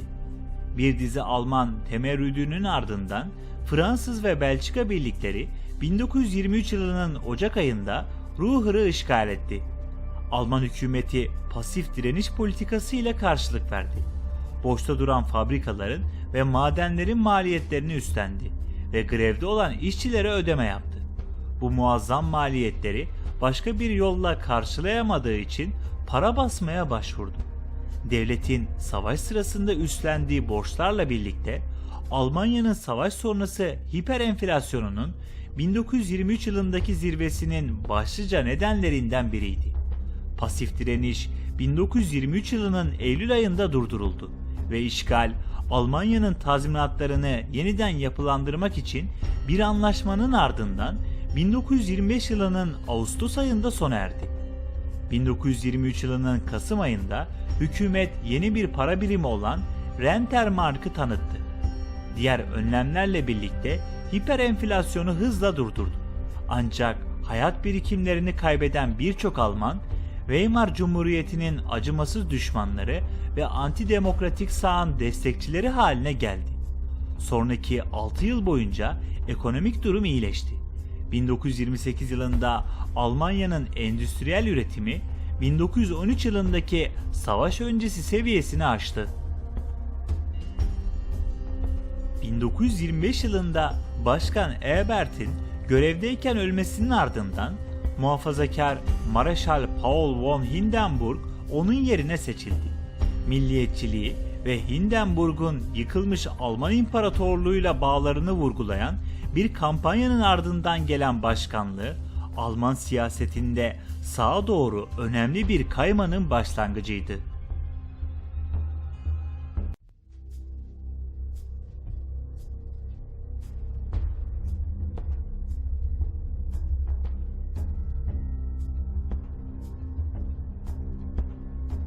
...1929 yılındaki Wall Street çöküşü, Almanya'yı herhangi bir ulus kadar sert vuran, dünya çapındaki büyük buhranın başlangıcını işaret etti. 1931 yılında birkaç büyük banka iflas etti ve 1932 yılının başlarında işsiz sayısı 6 milyonu aştı. 1930 yılının Eylül ayındaki parlamento seçiminde Almanya Komünist Partisi 23 sandalye kazandı. O zamana kadar küçük bir aşırı sağ parti olan Nasyonal Sosyalist Alman İşçi Partisi ise payını 95 sandalye artırarak Sosyal Demokratların ardından Almanya'nın ikinci büyük partisi oldu.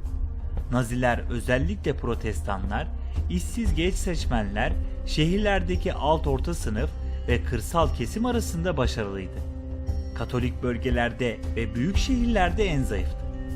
Siyasi uçlara kayma, her Weimar şansölyesinin yönettiği istikrarsız koalisyon sistemini giderek daha işlevsiz hale getirdi. Weimar Cumhuriyeti'nin son yılları önceki yıllardan daha da sistemsel siyasi istikrarsızlıkla gölgelendi ve siyasi şiddet arttı.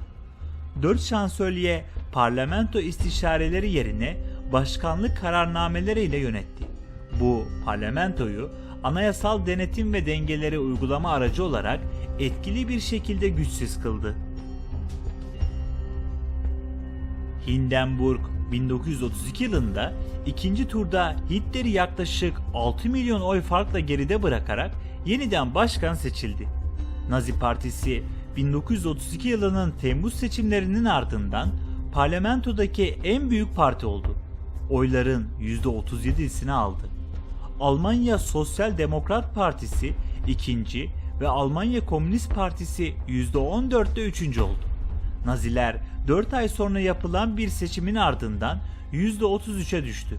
Ancak en büyük parti olmaya devam ettiler. Parçalanmış parlamento hala istikrarlı bir koalisyon oluşturamadı. 30 Ocak 1933 tarihinde başka uygulanabilir bir seçenek görmediği ve eski şansölye Franz von Papen ve diğer muhafazakarların baskısı altında Başkan Hindenburg Hitler'i şansölye olarak atadı.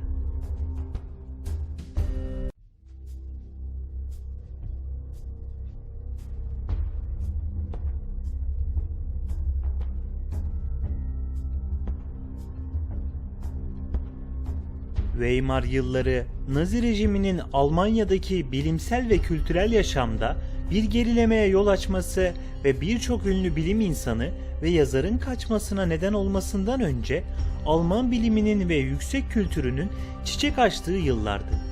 Almanlar bilim dalında Nobel ödüllerine hakimdi.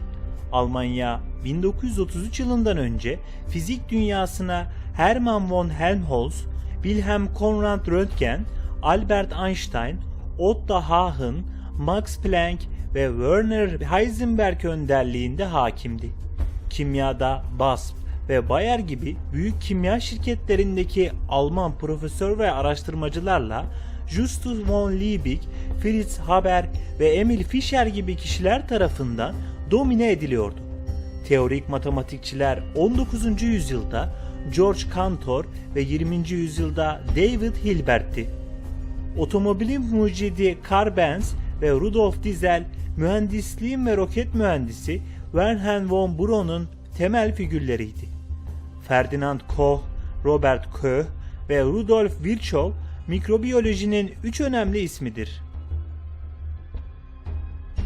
En önemli Alman yazarlar arasında Thomas Mann, Hermann Hesse ve Bertolt Brecht vardı. Tarihçi Oswald Spengler, Batı medeniyetinin kaçınılmaz çöküşü üzerine Batı'nın Çöküşü adlı eserini yazdı ve Martin Heidegger, Max Scheler ve Frankfurt Okulu gibi Almanya'daki entelektüellerin yanı sıra dünya çapındaki entelektüelleri de etkiledi.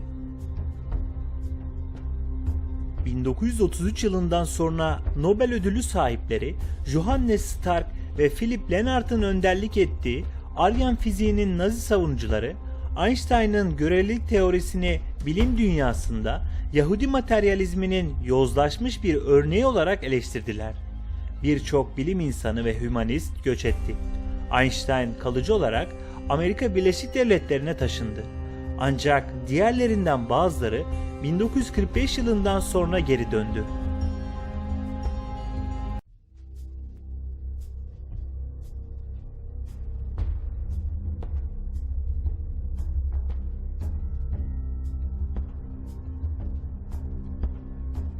Nazi rejimi işçi sendikalarını ve grevleri bastırdı ve bu da Nazi Partisi'ne popülerlik kazandıran Refaha yol açtı. Alman halkı arasında kendi yönetimlerine karşı sadece küçük, izole ve sonrasında başarısız direniş vakaları yaşandı. Gestapo gizli polis teşkilatı siyasi muhalefeti yok etti ve Yahudileri sürgüne zorlamaya çalışarak onlara zulüm etti. Parti, mahkemelerin, yerel yönetimin ve Hristiyan kiliseleri hariç tüm sivil örgütlerin kontrolünü ele geçirdi. Kamuoyunun tüm ifadeleri, film, kitlesel mitingler ve Hitler'in hipnotik konuşmalarını kullanan Propaganda Bakanlığı tarafından kontrol ediliyordu. Nazi devleti Hitler'i Führer yani lider olarak putlaştırdı ve tüm güçleri onun eline verdi.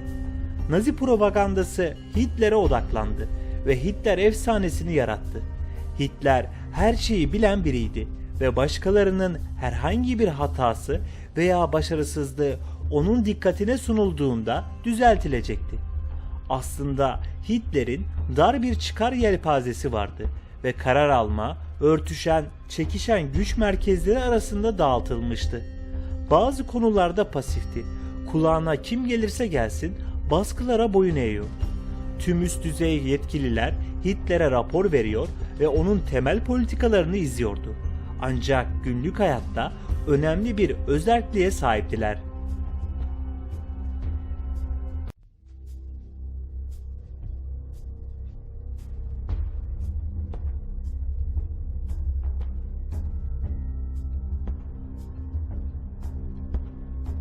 Hitler partisi için Reichstag çoğunluğunu güvence altına almak amacıyla yeni seçim çağrısında bulundu. 27 Şubat 1933 tarihindeki Reichstag yangınından sonra Hitler, iddia edilen bir komünist ayaklanmayı hızla suçladı ve Başkan Hindenburg'u sivil özgürlüklerini iptal eden Reichstag yangın kararnamesini onaylamaya ikna etti. 4000 komünist tutuklandı ve komünist ajitasyon yasaklandı. Komünistler ve sosyalistler yeni kurulan gizli polis gücü Gestapo'nun insafına kaldıkları aceleyle hazırlanmış Nazi toplama kamplarına götürüldüler. Komünist parlamento milletvekilleri koruyucu gözetim altına alındı. Teröre ve benzeri görülmemiş propagandaya rağmen 5 Mart 1933 tarihindeki son serbest genel seçimler %43,9'luk bir sonuçla sonuçlansa da Nazilere istedikleri çoğunluğu sağlayamadı. Ancak Alman Ulusal Halk Partisi ile birlikte dar bir çoğunluk hükümeti kurmayı başardı.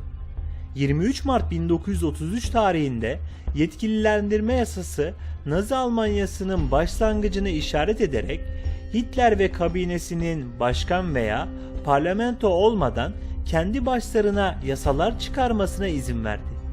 Yetkilendirme yasası diktatörlüğün ve eyaletlerin feshedilmesinin temelini oluşturdu.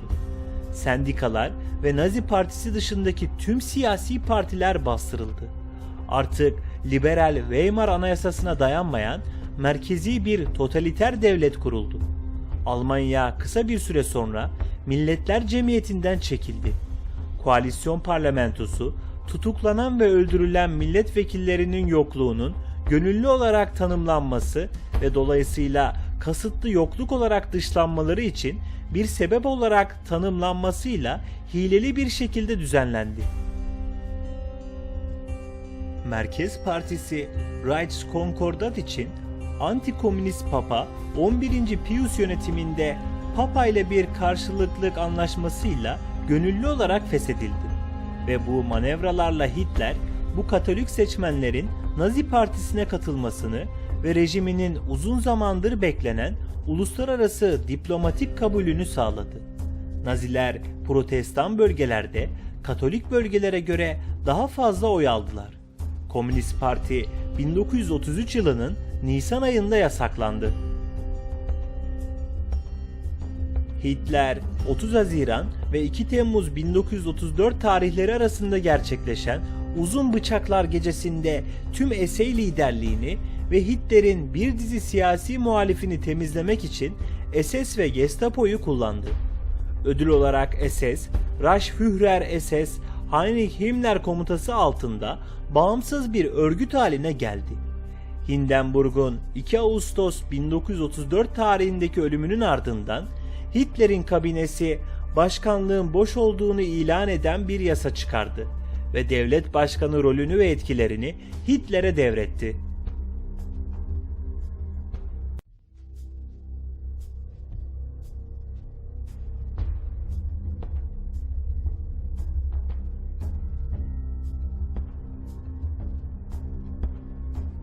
Nazi rejimi bitmek bilmeyen antisemitik propaganda saldırılarının hedefi haline gelen Yahudilere karşı özellikle düşmancaydı.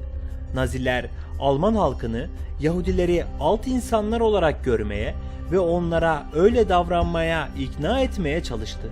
Ve 1933 federal seçimlerinden hemen sonra Naziler Yahudi işletmelerine ülke çapında boykot uyguladı.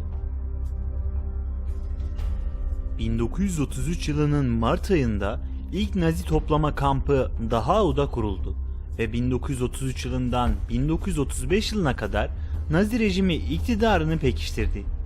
Profesyonel kamu hizmetinin yeniden kurulması yasası tüm Yahudi kamu görevlilerinin hukuk mesleğinden ve kamu hizmetinden emekli olmasını zorunlu kıldı. Nürnberg yasaları Yahudiler ve Almanlar arasındaki cinsel ilişkileri yasakladı ve yalnızca Alman veya akraba kanından olanlar vatandaş olarak kabul edilmeye uygundu. Geri kalanlar vatandaşlık hakları olmadan devlet tebaası olarak sınıflandırıldı. Bu Yahudileri, Romanları ve diğerlerini yasal haklarından mahrum etti. Yahudiler 1938 yılındaki Kristallnacht pogromunda da görüldüğü gibi Nazi rejimi altında zulüm görmeye devam ettiler ve Almanya'daki 500 bin Yahudinin yaklaşık yarısı 1939 yılından önce ülkeden kaçtı. Bu tarihten sonra kaçış neredeyse imkansız hale geldi. 1941 yılında Nazi liderliği Holocaust olarak bilinen nihai çözüm adını verdikleri bir planı uygulamaya karar verdi. Plana göre Yahudiler ve diğer aşağı ırklar Almanya'dan ve işgal edilen ülkelerden gelen siyasi muhaliflerle birlikte sistematik olarak cinayet mahallelerinde ve 1942 yılından başlayarak imha kamplarında öldürüldü. 1941 ile 1945 yılları arasında Yahudiler, Çingeneler, Slavlar, komünistler, eşcinseller, zihinsel ve fiziksel engelliler ve diğer grupların üyeleri hedef alındı ve metodik olarak öldürüldü. Holocaust sırasında toplamda yaklaşık 11 milyon insan öldürüldü.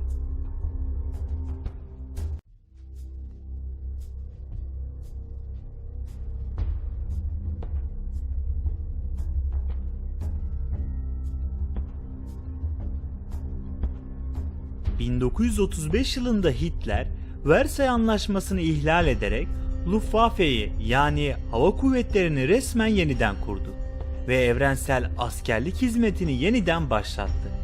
İngiltere, Fransa ve İtalya resmen protesto etti. 1936 yılında Alman birlikleri askerden arındırılmış Renanya'ya yürüdü.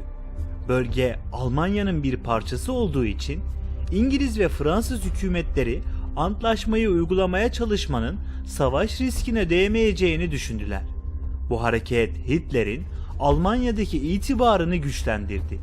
Ünü Berlin'deki 1936 yaz olimpiyatlarıyla daha da arttı ve usta propagandacı Joseph Goebbels tarafından organize edilen rejim için bir başka büyük propaganda başarısı oldu.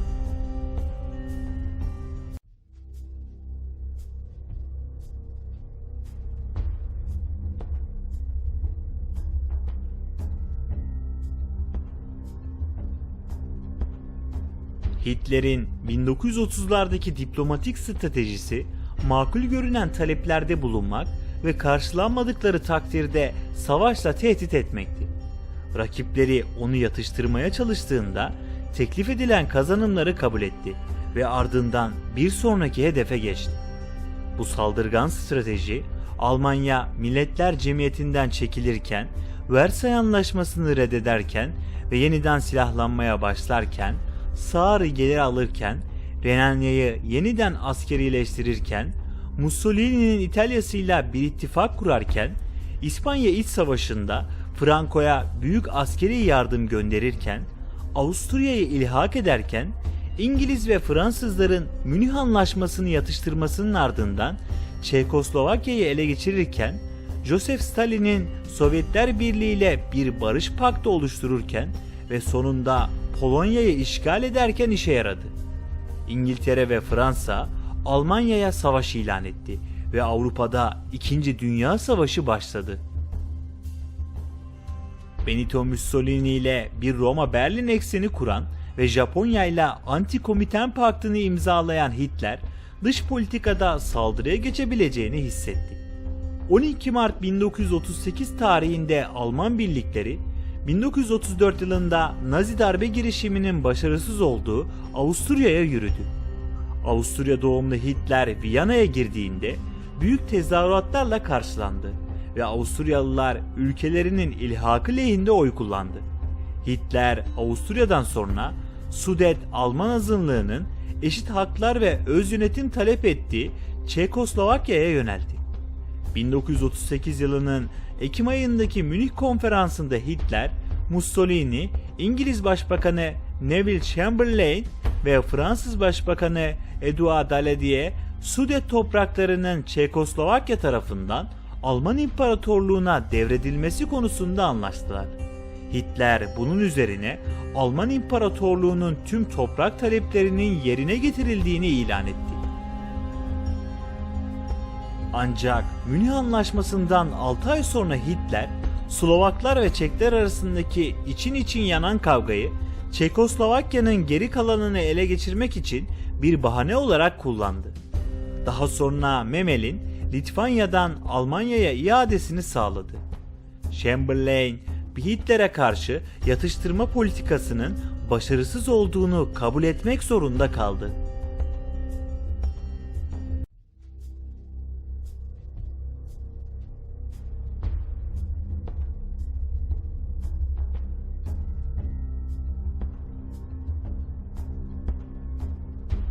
Almanya ilk başlarda askeri operasyonlarında başarılıydı. 3 aydan kısa bir sürede Almanya, Danimarka, Norveç ve Fransa'yı fethetti. Fransa'nın beklenmedik şekilde hızlı bir şekilde yenilmesi, Hitler'in popülaritesinde bir artışa ve savaş ateşinin yükselmesine neden oldu. Hitler 1940 yılının Temmuz ayında yeni İngiliz lider Winston Churchill'e barış teklifinde bulundu. Ancak Churchill, ABD Başkanı Franklin Roosevelt'in büyük yardımıyla meydan okumasında inatçı kaldı. Hitler'in İngiltere'ye karşı bombalama harekatı başarısız oldu. Blitz'te yaklaşık 43.000 İngiliz sivil öldürüldü ve 139.000 kişi yaralandı. Londra'nın büyük kısmı yok edildi. Almanya'nın silahlı kuvvetleri 1941 yılının Haziran ayında Sovyetler Birliği'ni işgal etti ve Moskova kapılarına ulaşana kadar ilerledi. Einsatzgruppen olarak adlandırılan Nazi mobil ölüm mangaları buldukları tüm Sovyet Yahudilerini infaz ederken, Almanlar Yahudi evlerine gidip aileleri zorla çalıştırma amaçlı toplama kamplarına veya ölüm kamplarına gönderiyorlardı. 1941 yılının Aralık ayında Sovyetler Birliği'nin işgali Moskova Muharebesi'nde kararlı bir direnişle karşılaştığında ve Hitler Japonya'nın Pearl Harbor saldırısının ardından Amerika Birleşik Devletleri'nin savaş ilan ettiğinde gelgit değişmeye başladı. Kuzey Afrika'da teslim olduktan ve 1942 ve 1943 yılında Stalingrad Muharebesi'ni kaybettikten sonra Almanlar savunmaya geçmek zorunda kaldı. 1944 yılının sonlarına doğru Amerika Birleşik Devletleri, Kanada, Fransa ve Büyük Britanya batıda Almanya'ya yaklaşırken Sovyetler doğuda muzaffer bir şekilde ilerliyordu. 1944 ve 1945 yıllarında Sovyet kuvvetleri Romanya, Bulgaristan, Macaristan, Yugoslavya, Polonya, Çekoslovakya, Avusturya, Danimarka ve Norveç'i tamamen veya kısmen kurtardı. Nazi Almanyası, Sovyetler Birliği'nin Kızıl Ordusu'nun şehir sokaklarında ölümüne bir mücadelede Berlin'i ele geçirmesiyle çöktü. Saldırıya 2 milyon Sovyet askeri katıldı ve 750 bin Alman askeriyle karşı karşıya geldiler. 78 bin ila 305 bin Sovyet öldürüldü. 325 bin Alman sivil ve askeri öldürüldü. Hitler 30 Nisan 1945 tarihinde intihar etti. Son Alman teslim belgesi 8 Mayıs 1945 tarihinde imzalandı ve Nazi Almanyası'nın sonunu işaret etti. 1945 yılının Eylül ayına gelindiğinde Nazi Almanyası ve mihver ortakları Sovyetler Birliği, Amerika Birleşik Devletleri ve Britanya güçleri tarafından yenilmişti. Avrupa'nın büyük bir kısmı harabeye dönmüştü. Dünya çapında 60 milyondan fazla insan öldürülmüştü. Bunların arasında yaklaşık 6 milyon Yahudi ve 11 milyon Yahudi olmayan da vardı ve Holocaust olarak biliniyordu. İkinci Dünya Savaşı Almanya'nın siyasi ve ekonomik altyapısını yok etti. Bölünmesine, önemli toprak kaybına ve suçluluk ve utanç dolu tarihi bir mirasa neden oldu.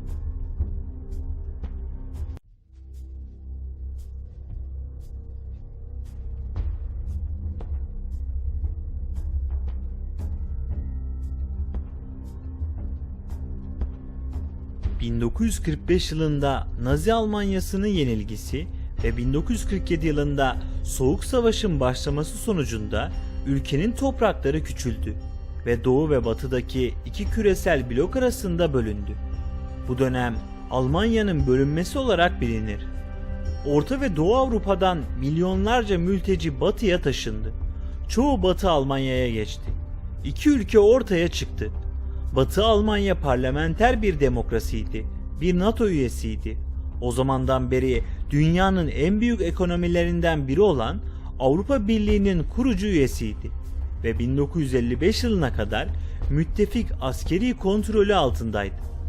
Doğu Almanya ise Moskova'nın uydusu olarak Sovyetler Birliği tarafından kontrol edilen totaliter bir komünist diktatörlüktü.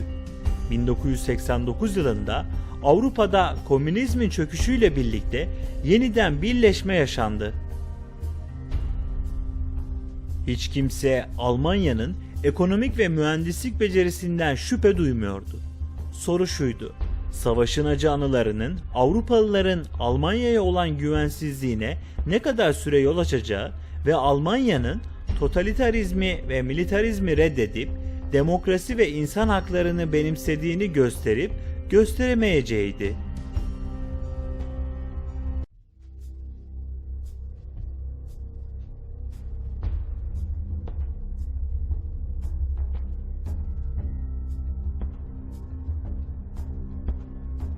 Potsdam Konferansı'nda Almanya, müttefikler tarafından 4 askeri işgal bölgesine bölündü ve 1949 yılına kadar bağımsızlığını geri kazanamadı.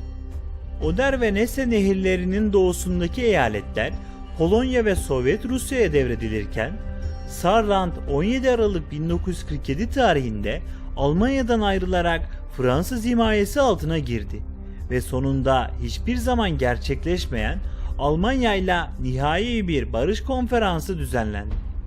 Geriye kalan Alman nüfusunun çoğu sınır dışı edildi. Batıya kaydırılmış Polonya'da çoğunluğu daha önce Alman topraklarında yaşayan yaklaşık 6 milyon Alman ve Çekoslovakya'nın Alman yerleşim bölgelerindeki 3 milyon kişi batıya sürüldü.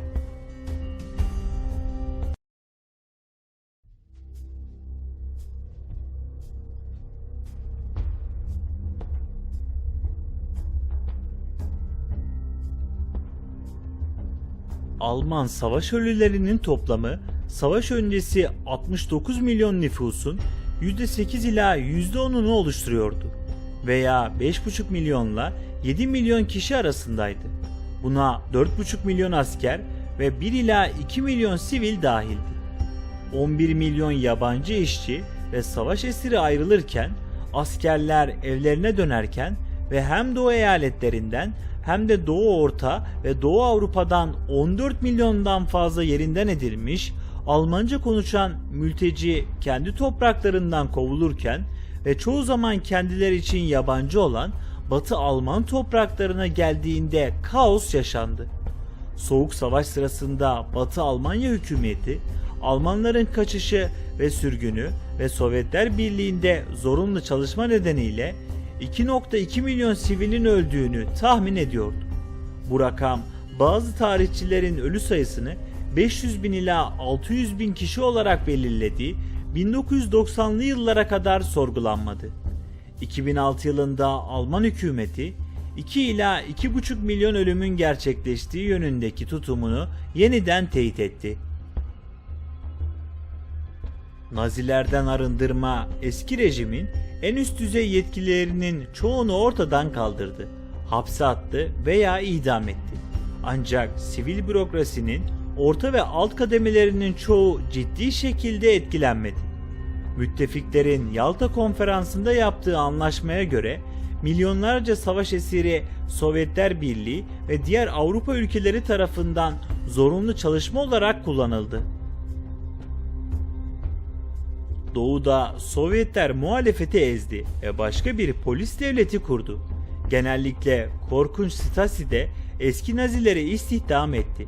Sovyetler Doğu Alman gayri safi yurt içi hasılasının yaklaşık %23'ünü tazminat olarak aldı. Batı'da ise tazminatlar küçük bir etkendi. 1945 ile 1946 yıllarında konut ve gıda koşulları kötüydü. Ulaşım, pazarlar ve finanslardaki aksamalar normale dönüşü yavaşlattı. Batı'da bombalama konut stoğunun 1/4'ünü yok etmişti ve doğudan gelen 10 milyondan fazla mülteci çoğu kamplarda yaşayarak buraya yerleşmişti. 1946 ile 1948 yıllarında gıda üretimi savaş öncesi seviyenin sadece 2/3 kadardı. Tahıl ve et sevkiyatları artık doğudan gelmiyordu. Dahası savaşın sonu, savaş sırasında Almanya'yı ayakta tutan, işgal edilmiş ülkelerden ele geçirilen büyük gıda sevkiyatlarının da sonunu getirdi. Kömür üretimi %60 düştü ve bunun demiryolları, ağır sanayi ve ısıtma üzerinde zincirleme olumsuz etkileri oldu. Endüstriyel üretim yarıdan fazla düştü ve savaş öncesi seviyelere ancak 1949'un sonunda ulaştı. Müttefiklerin ekonomik politikası başlangıçta endüstriyel silahsızlanma ve tarım sektörünün inşasıydı. Batı sektörlerinde endüstriyel tesislerin çoğu asgari düzeyde bomba hasarına sahipti ve müttefikler onarım için endüstriyel tesislerin %5'ini söktüler. Ancak sanayisizleşme pratik olmaktan çıktı ve Amerika Birleşik Devletleri bunun yerine Avrupa'nın ekonomik toparlanmasını teşvik edebilmek için Almanya'da güçlü bir endüstriyel üs talep etti. Amerika Birleşik Devletleri 1945 ile 1947 yıllarında gıda sevkiyatı yaptı ve 1947 yılında Alman endüstrisini yeniden inşa etmek için 600 milyon dolarlık bir kredi verdi. ABD ordusunun lobi faaliyetleri sayesinde 1946 yılının Mayıs ayında makinelerin kaldırılması sona erdi. Truman yönetimi sonunda Avrupa'daki ekonomik toparlanmanın daha önce bağımlı olduğu Alman endüstriyel üssünün yeniden inşası olmadan ilerleyemeyeceğini fark etti. Washington, düzenli müreffeh bir Avrupa'nın istikrarlı ve üretken bir Almanya'nın ekonomik katkılarına ihtiyaç duyduğuna karar verdi. 1945 yılında işgalci güçler Almanya'daki tüm gazeteleri ele geçirdi ve onları Nazi etkisinden arındırdı. Amerika İşgal Merkezi, Askeri Hükümet Ofisi, Amerika Birleşik Devletleri, Münih merkezli kendi gazetesi Die Neue Zeitung'u başlattı. Savaştan önce Amerika Birleşik Devletleri'ne kaçan Alman ve Yahudi göçmenler tarafından düzenlendi. Misyonu Almanlara Amerikan kültürünün nasıl işlediğini göstererek demokrasiyi teşvik etmekti. Gazete Amerikan sporları, siyaseti, iş dünyası, Hollywood ve modasıyla uluslararası ilişkiler hakkında ayrıntılarla doluydu.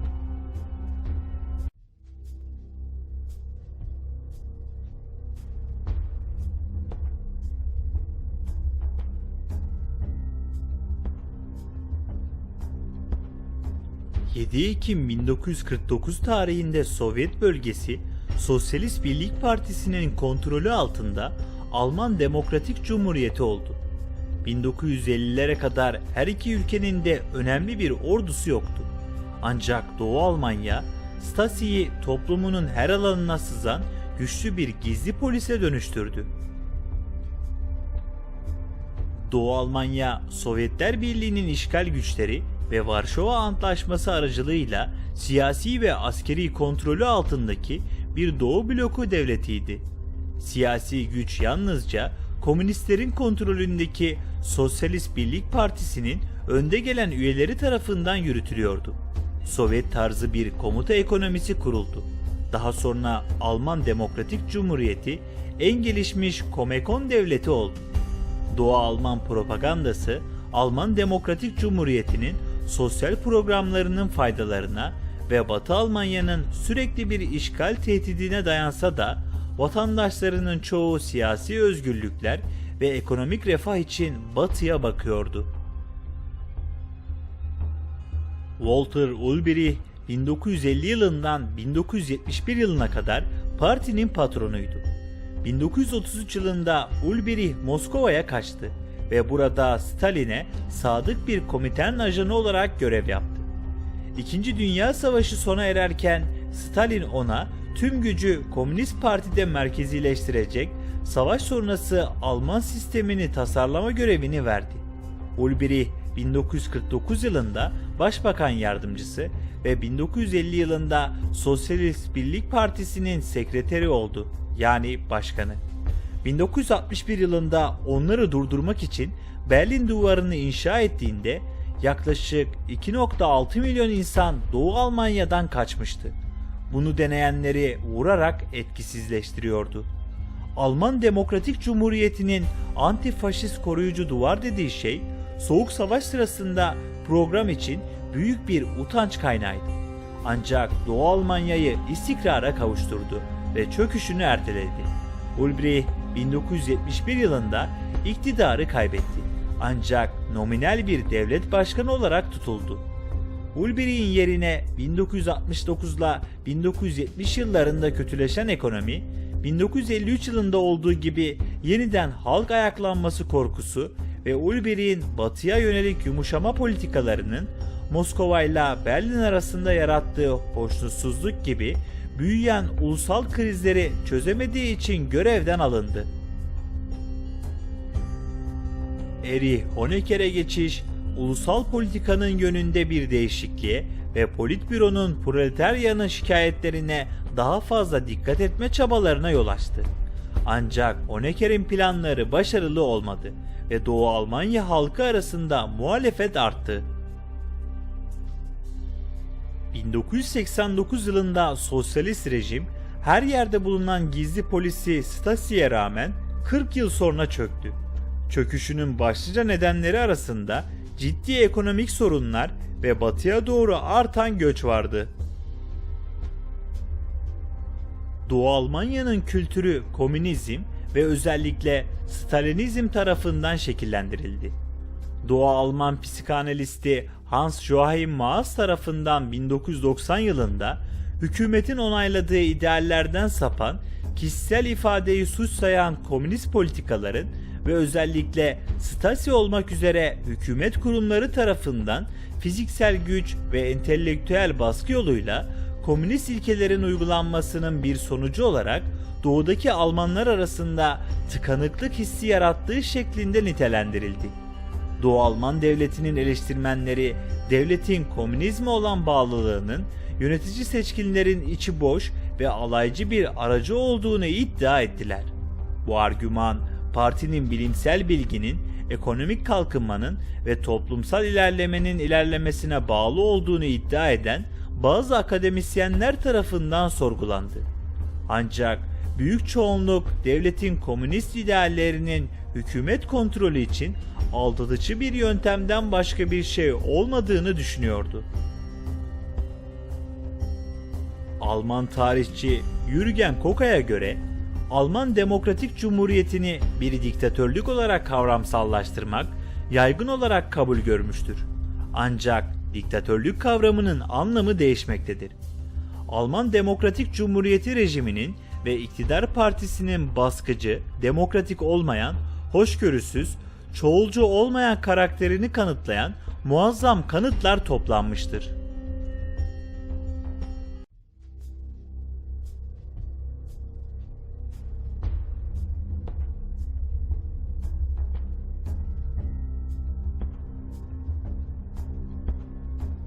...23 Mayıs 1949 tarihinde 3 Batı işgal bölgesi Federal Almanya Cumhuriyeti'nde birleştirildi.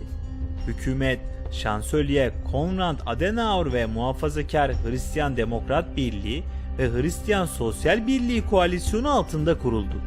Hristiyan Demokrat Birliği ve Hristiyan Sosyal Birliği 1949 yılından bu yana dönemin çoğunda iktidardaydı. Başkent 1990 yılında Berlin'e taşınana kadar Bonn'du. 1990 yılında Federal Almanya Cumhuriyeti Doğu Almanya'ya üstünlüğünü gösterdi ve Berlin üzerinde tam egemenlik kazandı. Batı Almanya her açıdan Komünist Parti'nin kontrolü altında bir diktatörlük haline gelen ve Moskova tarafından yakından izlenen Doğu Almanya'dan çok daha büyük ve zengindi. Almanya, özellikle Berlin, NATO ve Varşova Paktı'nın Batı ve Doğu'da büyük askeri güçler toplamasıyla Soğuk Savaş'ın kokpitiydi. Ancak hiçbir zaman bir çatışma olmadı.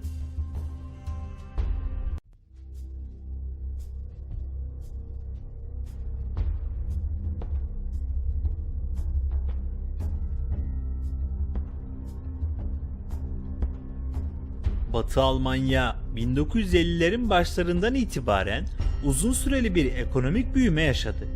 Endüstriyel üretim 1950 yılından 1957 yılına kadar 2 katına çıktı ve gayri safi milli hasıla yılda %9 veya %10 oranında büyüdü ve tüm Batı Avrupa'nın ekonomik büyümesinin motorunu sağladı.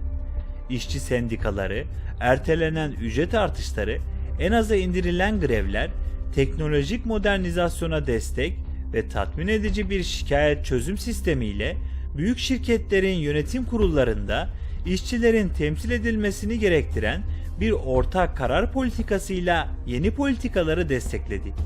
İyileşme 1948 yılının Haziran ayındaki para reformu, Marshall Planı'nın bir parçası olarak Amerika Birleşik Devletleri'nin 1,4 milyar dolarlık bağışları, eski ticaret engellerinin ve geleneksel uygulamaların yıkılması ve küresel pazarın açılmasıyla hızlandı. Batı Almanya, Naziler döneminde Almanya'nın kazandığı korkunç itibardan kurtulduğu için meşruiyet ve saygı kazandı. Batı Almanya, Avrupa İşbirliği'nin yaratılmasında merkezi bir rol oynadı. 1955 yılında NATO'ya katıldı ve 1958 yılında Avrupa Ekonomik Topluluğu'nun kurucu üyeleri arasında yer aldı.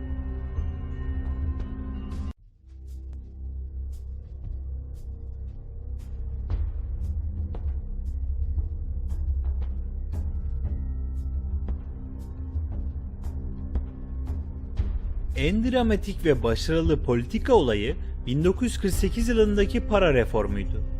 1930'lardan beri fiyatlar ve ücretler kontrol altındaydı. Ancak para boldu. Bu, insanların büyük kağıt varlıkları biriktirdiği ve resmi fiyatlarla ücretlerin gerçeği yansıtmadığı anlamına geliyordu. Çünkü kara borsa ekonomiye hakimdi ve tüm işlemlerin yarısından fazlası gayri resmi olarak gerçekleşiyordu. 21 Haziran 1948 tarihinde Batılı müttefikler eski parayı geri çekti ve yerine 10 eskiye bir yeni oranında yeni Alman markı koydu. Bu, hükümet ve özel borcun %90'ını ve özel tasarrufları ortadan kaldırdı. Fiyatlar kontrolden çıkarıldı ve işçi sendikaları fiyatlardaki %25'lik artışa rağmen %15'lik bir ücret artışını kabul ettiler. Sonuç olarak Alman ihracat ürünlerinin fiyatları sabit kalırken ihracattan elde edilen kar ve kazançlar fırladı ve ekonomiye geri aktı. Para reformları Amerika Birleşik Devletleri'nden gelen ve öncelikli olarak yatırım amaçlı kullanılan 1,4 milyar dolarlık Marshall Planı parasıyla eş zamanlı olarak gerçekleştirildi. Ayrıca Marshall Planı Alman şirketlerini ve Batı Avrupa'daki tüm şirketleri iş uygulamalarını modernize etmeye ve uluslararası pazarı hesaba katmaya zorladı. Marshall Planı finansmanı kalan kontrollerin neden olduğu dalgalanan ekonomideki darboğazların aşılmasına yardımcı oldu ve Marshall Planı iş reformları Alman ihracatı için büyük ölçüde genişletilmiş bir pazar açtı. Bir gecede tüketim malları mağazalarda belirdi. Çünkü gerçekçi fiyatlarla satılabiliyorlardı ve Almanlara ekonomilerinin bir dönüm noktasına geldiğini vurguladılar. Para reformunun başarısı Batı bölgeleriyle Batı Berlin arasındaki tüm yol, demiryolu ve kanal bağlantılarını kesen Sovyetleri kızdırdı. Bu 24 Haziran 1948 tarihinden 12 Mayıs 1949 tarihine kadar süren Berlin ablukasıydı. Buna karşılık Amerika Birleşik Devletleri ve İngiltere, gıda ve kömürü hava yoluyla ikmalini başlattı ve yeni para birimini Batı Berlin'e de dağıttı. Şehir böylece ekonomik olarak Batı Almanya'ya entegre oldu. 1960'ların ortalarına kadar Kennedy'nin 1963 yılının Haziran ayında ziyaretinde vurguladığı Amerika Birleşik Devletleri'nin özgürlüğünü savunma taahhüdünü simgeleyen Amerika'nın Berlin'i olarak hizmet etti.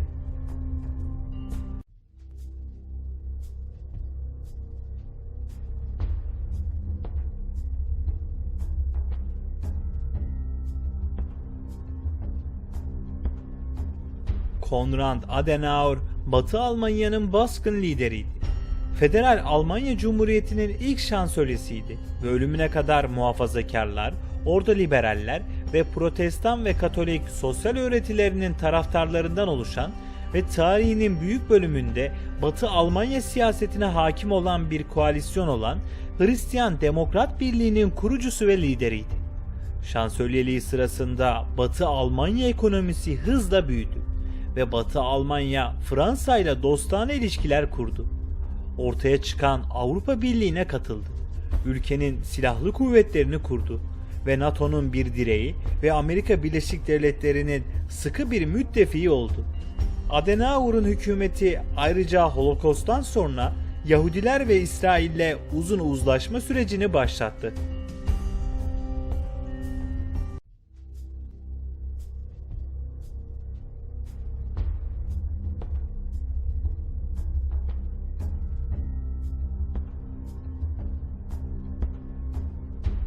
Ludwig Erhard, İngiliz ve Amerikan işgal bölgeleri için ekonomi direktörü olarak ekonomik politikadan sorumluydu ve Adenauer'un uzun süreli ekonomi bakanıydı.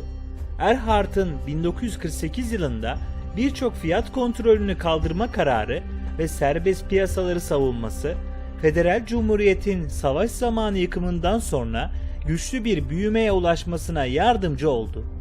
Deutsche Bank'ın eski baş ekonomisti Norbert Walter, Almanya'nın 2. Dünya Savaşı'ndan sonraki hızlı ekonomik ilerlemesini Ludwig Erhard tarafından kurulan sosyal piyasa ekonomisi sistemine borçlu olduğunu savunuyor. Erhard 1963 yılından 1966 yılına kadar Alman Hristiyan Demokrat Birliği şansölyesi olarak görev yaptığında politik olarak daha az başarılıydı. Erhard, sosyal piyasa ekonomisi kavramını takip etti ve profesyonel ekonomistlerle yakın temas halindeydi. Erhard, piyasanın kendisini sosyal olarak görüyordu ve yalnızca asgari düzeyde refah mevzuatını destekliyordu. Ancak Erhard, 1957 yılında özgür ve rekabetçi bir ekonomi yaratma çabasında bir dizi kesin yenilgiye uğradı. Kartel karşıtı mevzuat gibi temel konularda taviz vermek zorunda kaldı. Daha sonra Batı Alman ekonomisi geleneksel bir Batı Avrupa refah devletine dönüştü. Bu arada 1959 yılında Godesberg programını benimseyen Almanya Sosyal Demokrat Partisi Marksizm fikirlerini büyük ölçüde terk etti ve piyasa ekonomisi ve refah devleti kavramını benimsedi. Bunun yerine orta sınıf ve profesyoneller de dahil olmak üzere potansiyel seçmenlerin tüm yelpazesine hitap etmek için eski işçi sınıfı tabanının ötesine geçmeye çalıştı. İşçi sendikaları, şirket yönetim kurullarında işçi temsiliyeti ve ücret ve yan haklardaki artışlar elde ederek endüstriyle giderek daha fazla işbirliği yaptı.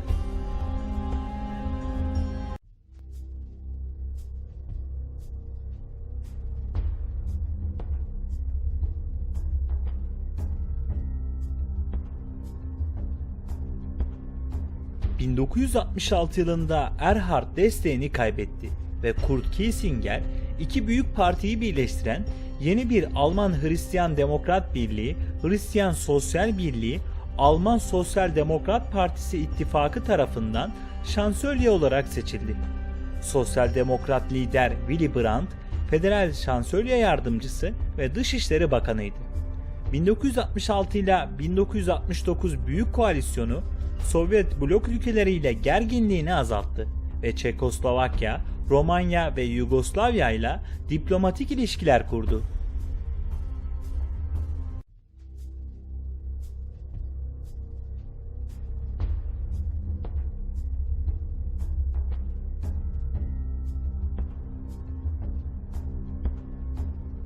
Özellikle Berlin Duvarı'nın Doğu Almanların istikrarlı akışını kesmesinden sonra vasıfsız işçilerin yetersiz kaldığı patlayan bir ekonomiyle Federal Almanya Cumhuriyeti, İtalya, İspanya, Yunanistan ve Türkiye ile Gastarbeiter adı verilen yüz binlerce geçici misafir işçi getiren göç anlaşmaları müzakere etti. Federal Almanya Cumhuriyeti 1968 yılında Yugoslavya ile ek misafir işçileri istihdam eden bir misafir işçi anlaşması imzaladı. Gastarbeiter tam ölçekli ücret ve yan haklar ödenen ancak birkaç yıl içinde ülkelerine dönmeleri beklenen genç erkeklerdi. Türkiye ile yapılan anlaşma 1973 yılında sona erdi. Ancak Türkiye'de iyi işlerin az olması nedeniyle çok az işçi geri döndü. 2010 yılına gelindiğinde Almanya'da yaklaşık 4 milyon Türk kökenli insan vardı. Almanya'da doğan nesil Alman okullarına gitti. Ancak Almanca veya Türkçe'ye çok az hakimdi. Veya düşük vasıflı işlerde çalıştılar ya da işsiz kaldılar.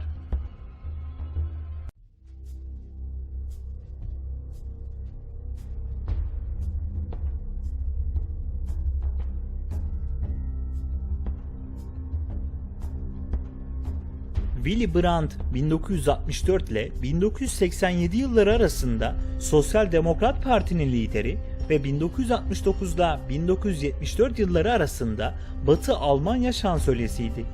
Onun liderliğinde Alman hükümeti Sovyetler Birliği ile gerginliği azaltmaya ve Alman Demokratik Cumhuriyeti ile ilişkileri iyileştirmeye çalıştı. Bu politikaya Ostpolitik adı verildi. İki Alman devleti arasındaki ilişkiler en iyi ihtimalle soğuktu ve her iki taraftan da propaganda bombardımanları vardı. Doğu Almanya'dan gelen yoğun yetenek akışı 1961 yılında Berlin Duvarı'nın inşasına yol açtı. Bu da Soğuk Savaş gerginliğini daha da kötüleştirdi ve Doğu Almanların seyahat etmesini engelledi. bölünmüş ailelerin ciddi zorluklarını hafifletmek ve sürtüşmeyi azaltmak konusunda istekli olmasına rağmen Brandt'ın Ostpolitik'i tek bir Alman ulusunda iki Alman devleti kavramına bağlı kalmaya kararlıydı. Ostpolitik'e Almanya'daki muhafazakar unsurlar tarafından karşı çıkıldı. Ancak Brandt'a uluslararası bir ün ve 1971 yılında Nobel Barış Ödülü kazandırdı. 1973 yılının Eylül ayında hem Batı hem de Doğu Almanya Birleşmiş Milletler'e kabul edildi. İki ülke 1974 yılında daimi temsilciler alışverişinde bulundu ve 1987 yılında Doğu Almanya lideri Erich Honecker, Batı Almanya'ya resmi bir devlet ziyareti gerçekleştirdi.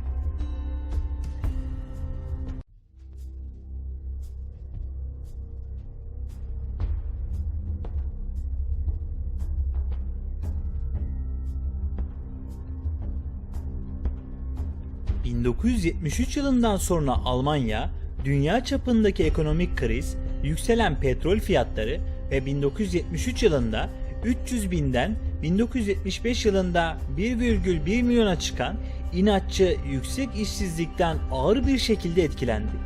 Ruhr bölgesi en çok etkilenen bölgeydi. Çünkü kolayca ulaşılabilen kömür madenleri tükendi ve pahalı Alman kömürü artık rekabetçi değildi. Aynı şekilde Ruhr çelik endüstrisi de fiyatları Japonya gibi düşük maliyetli tedarikçiler tarafından düşürüldüğü için keskin bir düşüşe geçti. Refah sistemi çok sayıda işsiz işçi için bir güvenlik ağı sağladı ve birçok fabrika iş gücünü azaltarak yüksek karlı özel ürünlere odaklanmaya başladı. 1990 yılından sonra Ruhr, hizmet endüstrilerine ve yüksek teknolojiye geçti. Ağır hava ve su kirliliğini temizlemek kendi başına büyük bir endüstri haline geldi. Bu arada eskiden kırsal olan Bavyera, yüksek teknolojili bir endüstri merkezi haline geldi. Bir casusluk skandalı Brandt'ı parti lideri olarak kalırken şansölyelikten istifa etmeye zorladı. Yerine 1974 ile 1982 yılları arasında şansölye olarak görev yapan Almanya Sosyal Demokrat Partili Helmut Schmidt geçti. Schmidt, Ostpolitik'i daha az coşkuyla sürdürdü. Ekonomi alanında doktorası vardı ve enflasyonu azaltmak gibi iç meselelerle daha çok ilgileniyordu. Giderek daha pahalı hale gelen refah devletinin maliyetini karşılamak için borçlandıkça borç hızla büyüdü. 1979 yılından sonra Soğuk Savaş yeniden kızıştıkça dış politika meseleleri merkezi hale geldi. Alman Barış Harekatı, Avrupa'da yeni orta menzilli balistik füzelerin konuşlandırılmasına karşı protesto etmek için yüz binlerce göstericiyi harekete geçirdi. Schmidt konuşlandırmayı destekledi. Ancak Almanya Sosyal Demokrat Partisi'nin sol kanadı ve Brandt tarafından karşı çıkıldı. İş dünyası yanlısı Hür Demokrat Parti, Almanya Sosyal Demokrat Partisi ile koalisyondaydı. Ancak şimdi yön değiştirdi. Maliye Bakanı Otto Graf Lambsdorff liderliğindeki Hür Demokrat Parti, 1977 yılında piyasa odaklı Kiel tezlerini benimsedi. Tüketici talebine yönelik Keynesçi vurguyu reddetti ve sosyal refah harcamalarını azaltmayı ve üretimi teşvik etmek ve işleri kolaylaştırmak için politikalar uygulamaya çalışmayı önerdi. Lambsdorff, sonucun ekonomik büyüme olacağını ve bunun hem sosyal sorunları hem de mali sorunları çözeceğini savundu. Sonuç olarak Hür Demokrat Parti, Almanya Hristiyan Demokrat Birliği'ne bağlılığını değiştirdi ve Schmidt 1982 yılında parlamento çoğunluğunu kaybetti.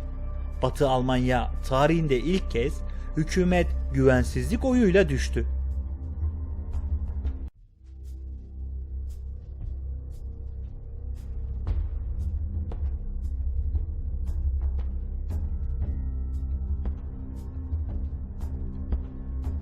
Helmut Kohl 1982 yılında muhafazakarları Almanya Hristiyan Demokrat Birliği, Hristiyan Sosyal Birliği, Özgür Demokratik Parti koalisyonuyla tekrar iktidara getirdi ve 1998 yılına kadar şansölye olarak görev yaptı. Almanya işlerinde hala söz sahibi olan, İkinci Dünya Savaşı'ndan kalma tüm dört gücün onayıyla yeniden birleşmeyi organize etti. 1998 yılında solun en büyük ezici zaferinde kaybetti ve yerine Almanya Sosyal Demokrat Partisi'nden Gerhard Schröder geçti.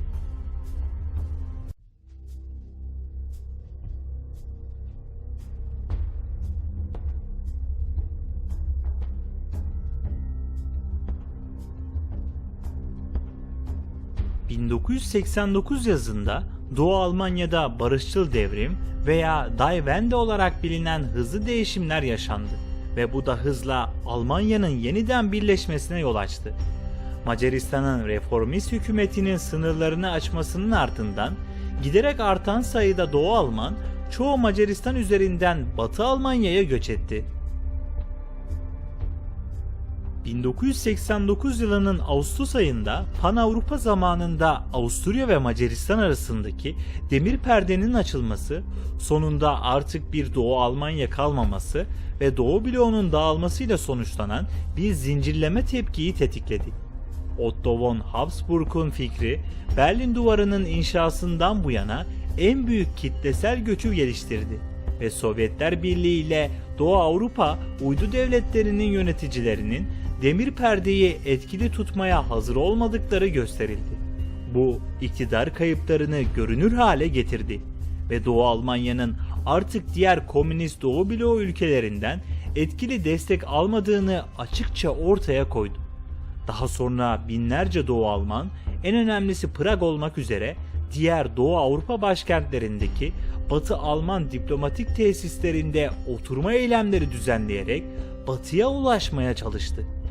Göç, Doğu Almanya içinde siyasi değişim talepleri yarattı ve birçok şehirde kitlesel gösteriler büyümeye devam etti.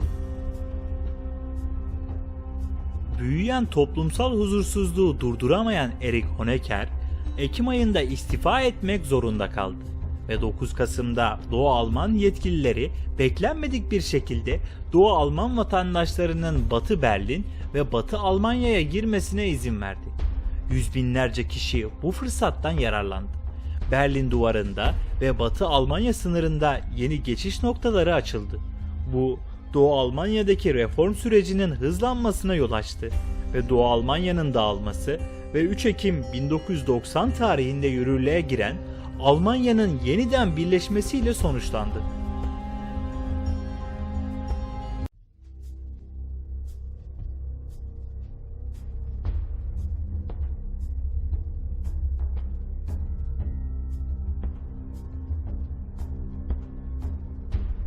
Almanya Sosyal Demokrat Partisi, Yeşiller Koalisyonu 1998 seçimlerini kazandı ve Almanya Sosyal Demokrat Partisi lideri Gerhard Schröder, İngiltere Başbakanı Tony Blair ve ABD Başkanı Bill Clinton kalıbında merkezci bir üçüncü yol adayı olarak kendini konumlandırdı.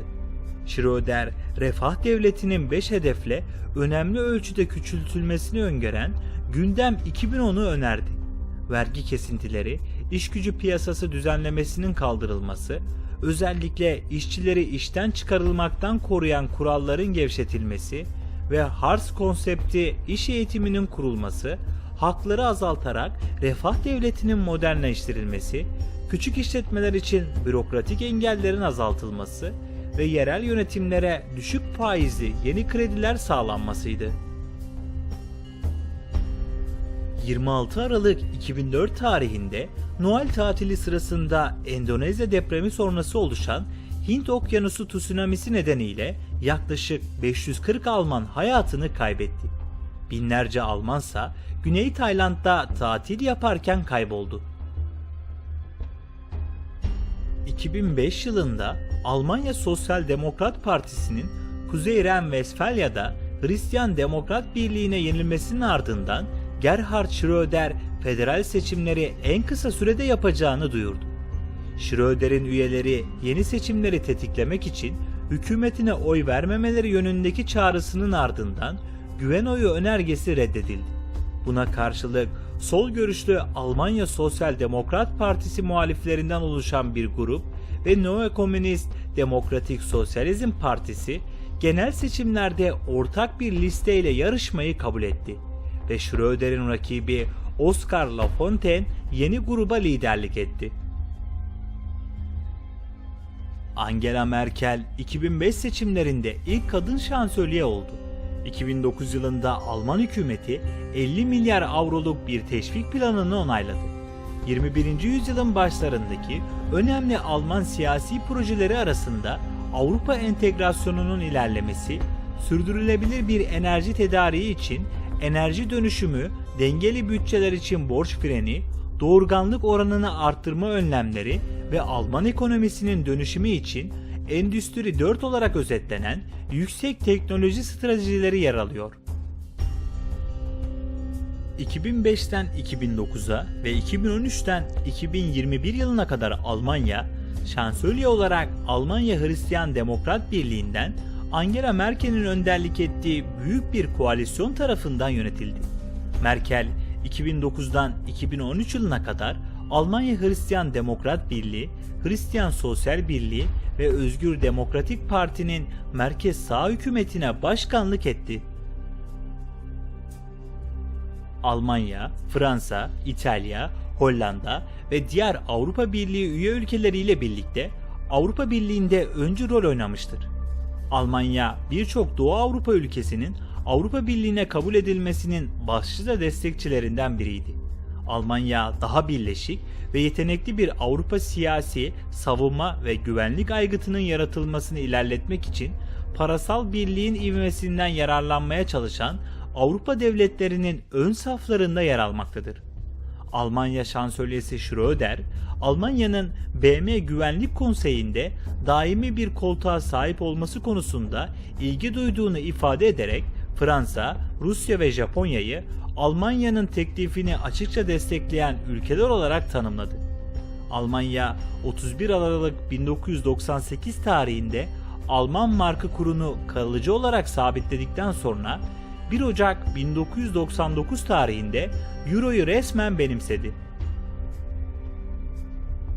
1990 yılından beri Alman Bundeswehr, yurt dışında bir dizi barışı koruma ve afet yardım operasyonuna katıldı. 2002 yılından beri Alman birlikleri Afganistan Savaşı'nda uluslararası güvenlik yardım gücünün bir parçası oldu ve bu da 2. Dünya Savaşı'ndan bu yana ilk Alman kayıplarının yaşandığı çatışma görevlerinde gerçekleşti. 2008'de başlayan dünya çapındaki büyük durgunluk nedeniyle Almanya, diğer Avrupa ülkeleri kadar ekonomik zorluk yaşamadı. Almanya daha sonra Alman ekonomisini etkileyen Avrupa bölgesi krizinin ardından büyük bir mali kurtarmaya sponsor oldu. Japonya'da 2011 yılında meydana gelen ve Fukushima nükleer felaketine yol açan deprem ve tsunami'nin ardından Alman kamuoyu o dönemde elektrik arzının 1/4'ünü üreten Almanya'daki nükleer enerjiye karşı sert bir tavır takındı. Buna karşılık Merkel, önümüzdeki 10 yıl içinde nükleer santralleri kapatma planlarını ve kömür ve doğalgaza ek olarak rüzgar ve diğer alternatif enerji kaynaklarına daha fazla güvenme taahhüdünde bulundu. Almanya 2015 yılında Avrupa göçmen krizinden etkilenerek Afrika ve Orta Doğu'dan Avrupa Birliği'ne giren birçok sığınmacının son tercihi haline geldi. Ülke 1 milyondan fazla mülteci ve göçmeni kabul etti ve göçmenleri vergi gelirlerine ve mevcut nüfus yoğunluklarına göre federal eyaletler arasında yeniden dağıtan bir kota sistemi geliştirdi. Merkel'in sınırsız giriş yetkisi verme kararı Almanya'da ve Avrupa'da ağır eleştirilere yol açtı. Bu 2017 federal seçimlerinde Bundestag'a giren aşırı sağcı Almanya için Alternatif Partisi'nin yükselişinde önemli bir etkendi.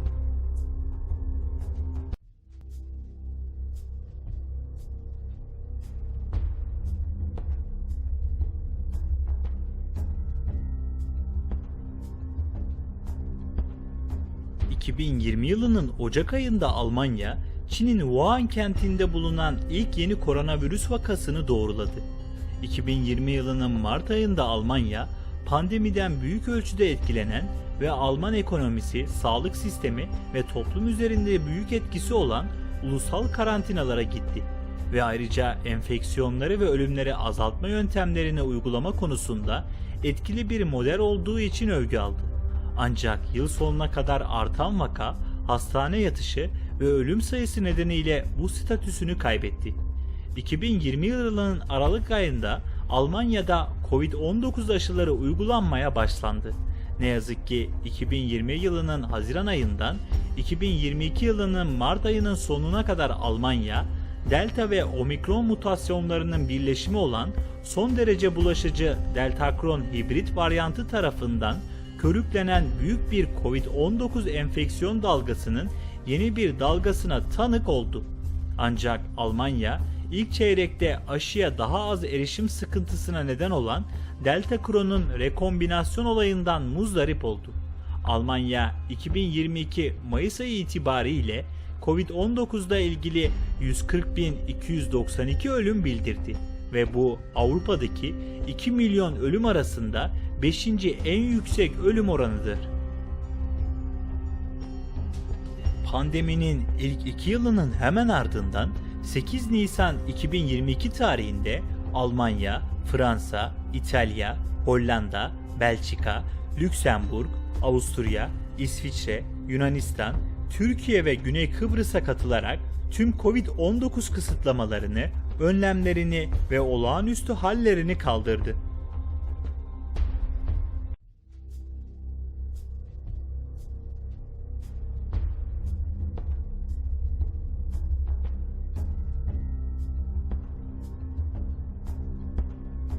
Almanya'nın merkez sol sosyal demokratlarının federal seçimleri dar bir farkla kazanmasından ve Angela Merkel yönetimindeki 16 yıllık muhafazakar liderliğindeki iktidarı sona ermesinden sadece 3 ay sonra 8 Aralık 2021 tarihinde Sosyal Demokrat Olaf Scholz, Almanya'nın yeni şansölyesi olarak yemin etti. Yeşil Parti ve Liberal Özgür Demokratlarla bir koalisyon hükümeti kurdu. 2022 yılının Şubat ayında Frank-Walter Steinmeier Almanya Cumhurbaşkanı olarak ikinci 5 yıllık dönem için seçildi. Büyük ölçüde törensel bir görev olmasına rağmen fikir birliği ve sürekliliğin bir sembolü olarak görüldü. Rusya'nın 24 Şubat'ta Ukrayna'yı işgal etmesinden sonra Almanya'nın Rusya'ya yönelik önceki dış politikası çok saf ve yumuşak olduğu için ciddi şekilde eleştirildi. 2022 yılında Rusya'nın Ukrayna'yı işgal etmesinden kaynaklanan endişelerin ardından Almanya, Bundeswehr için 100 milyar avroluk özel bir fon sözü vererek ve bütçeyi gayri safi yurt içi hasılasının %2'sinin üzerine çıkararak politikada büyük bir değişiklik duyurdu. 2023 yılının Nisan ayı itibarıyla Almanya'da Ukrayna'dan 1 milyondan fazla mülteci kaydedildi. 2023 yılının Aralık ayı itibariyle Almanya, Amerika Birleşik Devletleri, Çin ve Japonya'dan sonra dünyanın 4. büyük ekonomisi ve Avrupa'nın en büyük ekonomisidir. Dünyanın 3. büyük ihracat ülkesidir. 2025 yılının Şubat ayında muhafazakar Almanya Hristiyan Demokrat Birliği, Hristiyan Sosyal Birliği, Almanya'nın 2025 federal seçimlerini kazanarak parlamentodaki en büyük grup oldu. Ancak aşırı sağcı Almanya için Alternatif Partisi desteğini ikiye katlayarak %20,8 oy oranıyla parlamentodaki ikinci büyük siyasi parti oldu. Almanya Sosyal Demokrat Partisi %16,4 oy oranıyla 10 yıllardır gördüğü en kötü performansı gösterdi. Friedrich Merz 6 Mayıs 2025 tarihinde Cumhurbaşkanı Frank-Walter Steinmeier tarafından Almanya'nın bir sonraki şansölyesi olarak yemin etti. Merz, Hristiyan Demokratları, kardeş partisi Hristiyan Sosyal Birliği ve Sosyal Demokratlarla bir koalisyon kurdu.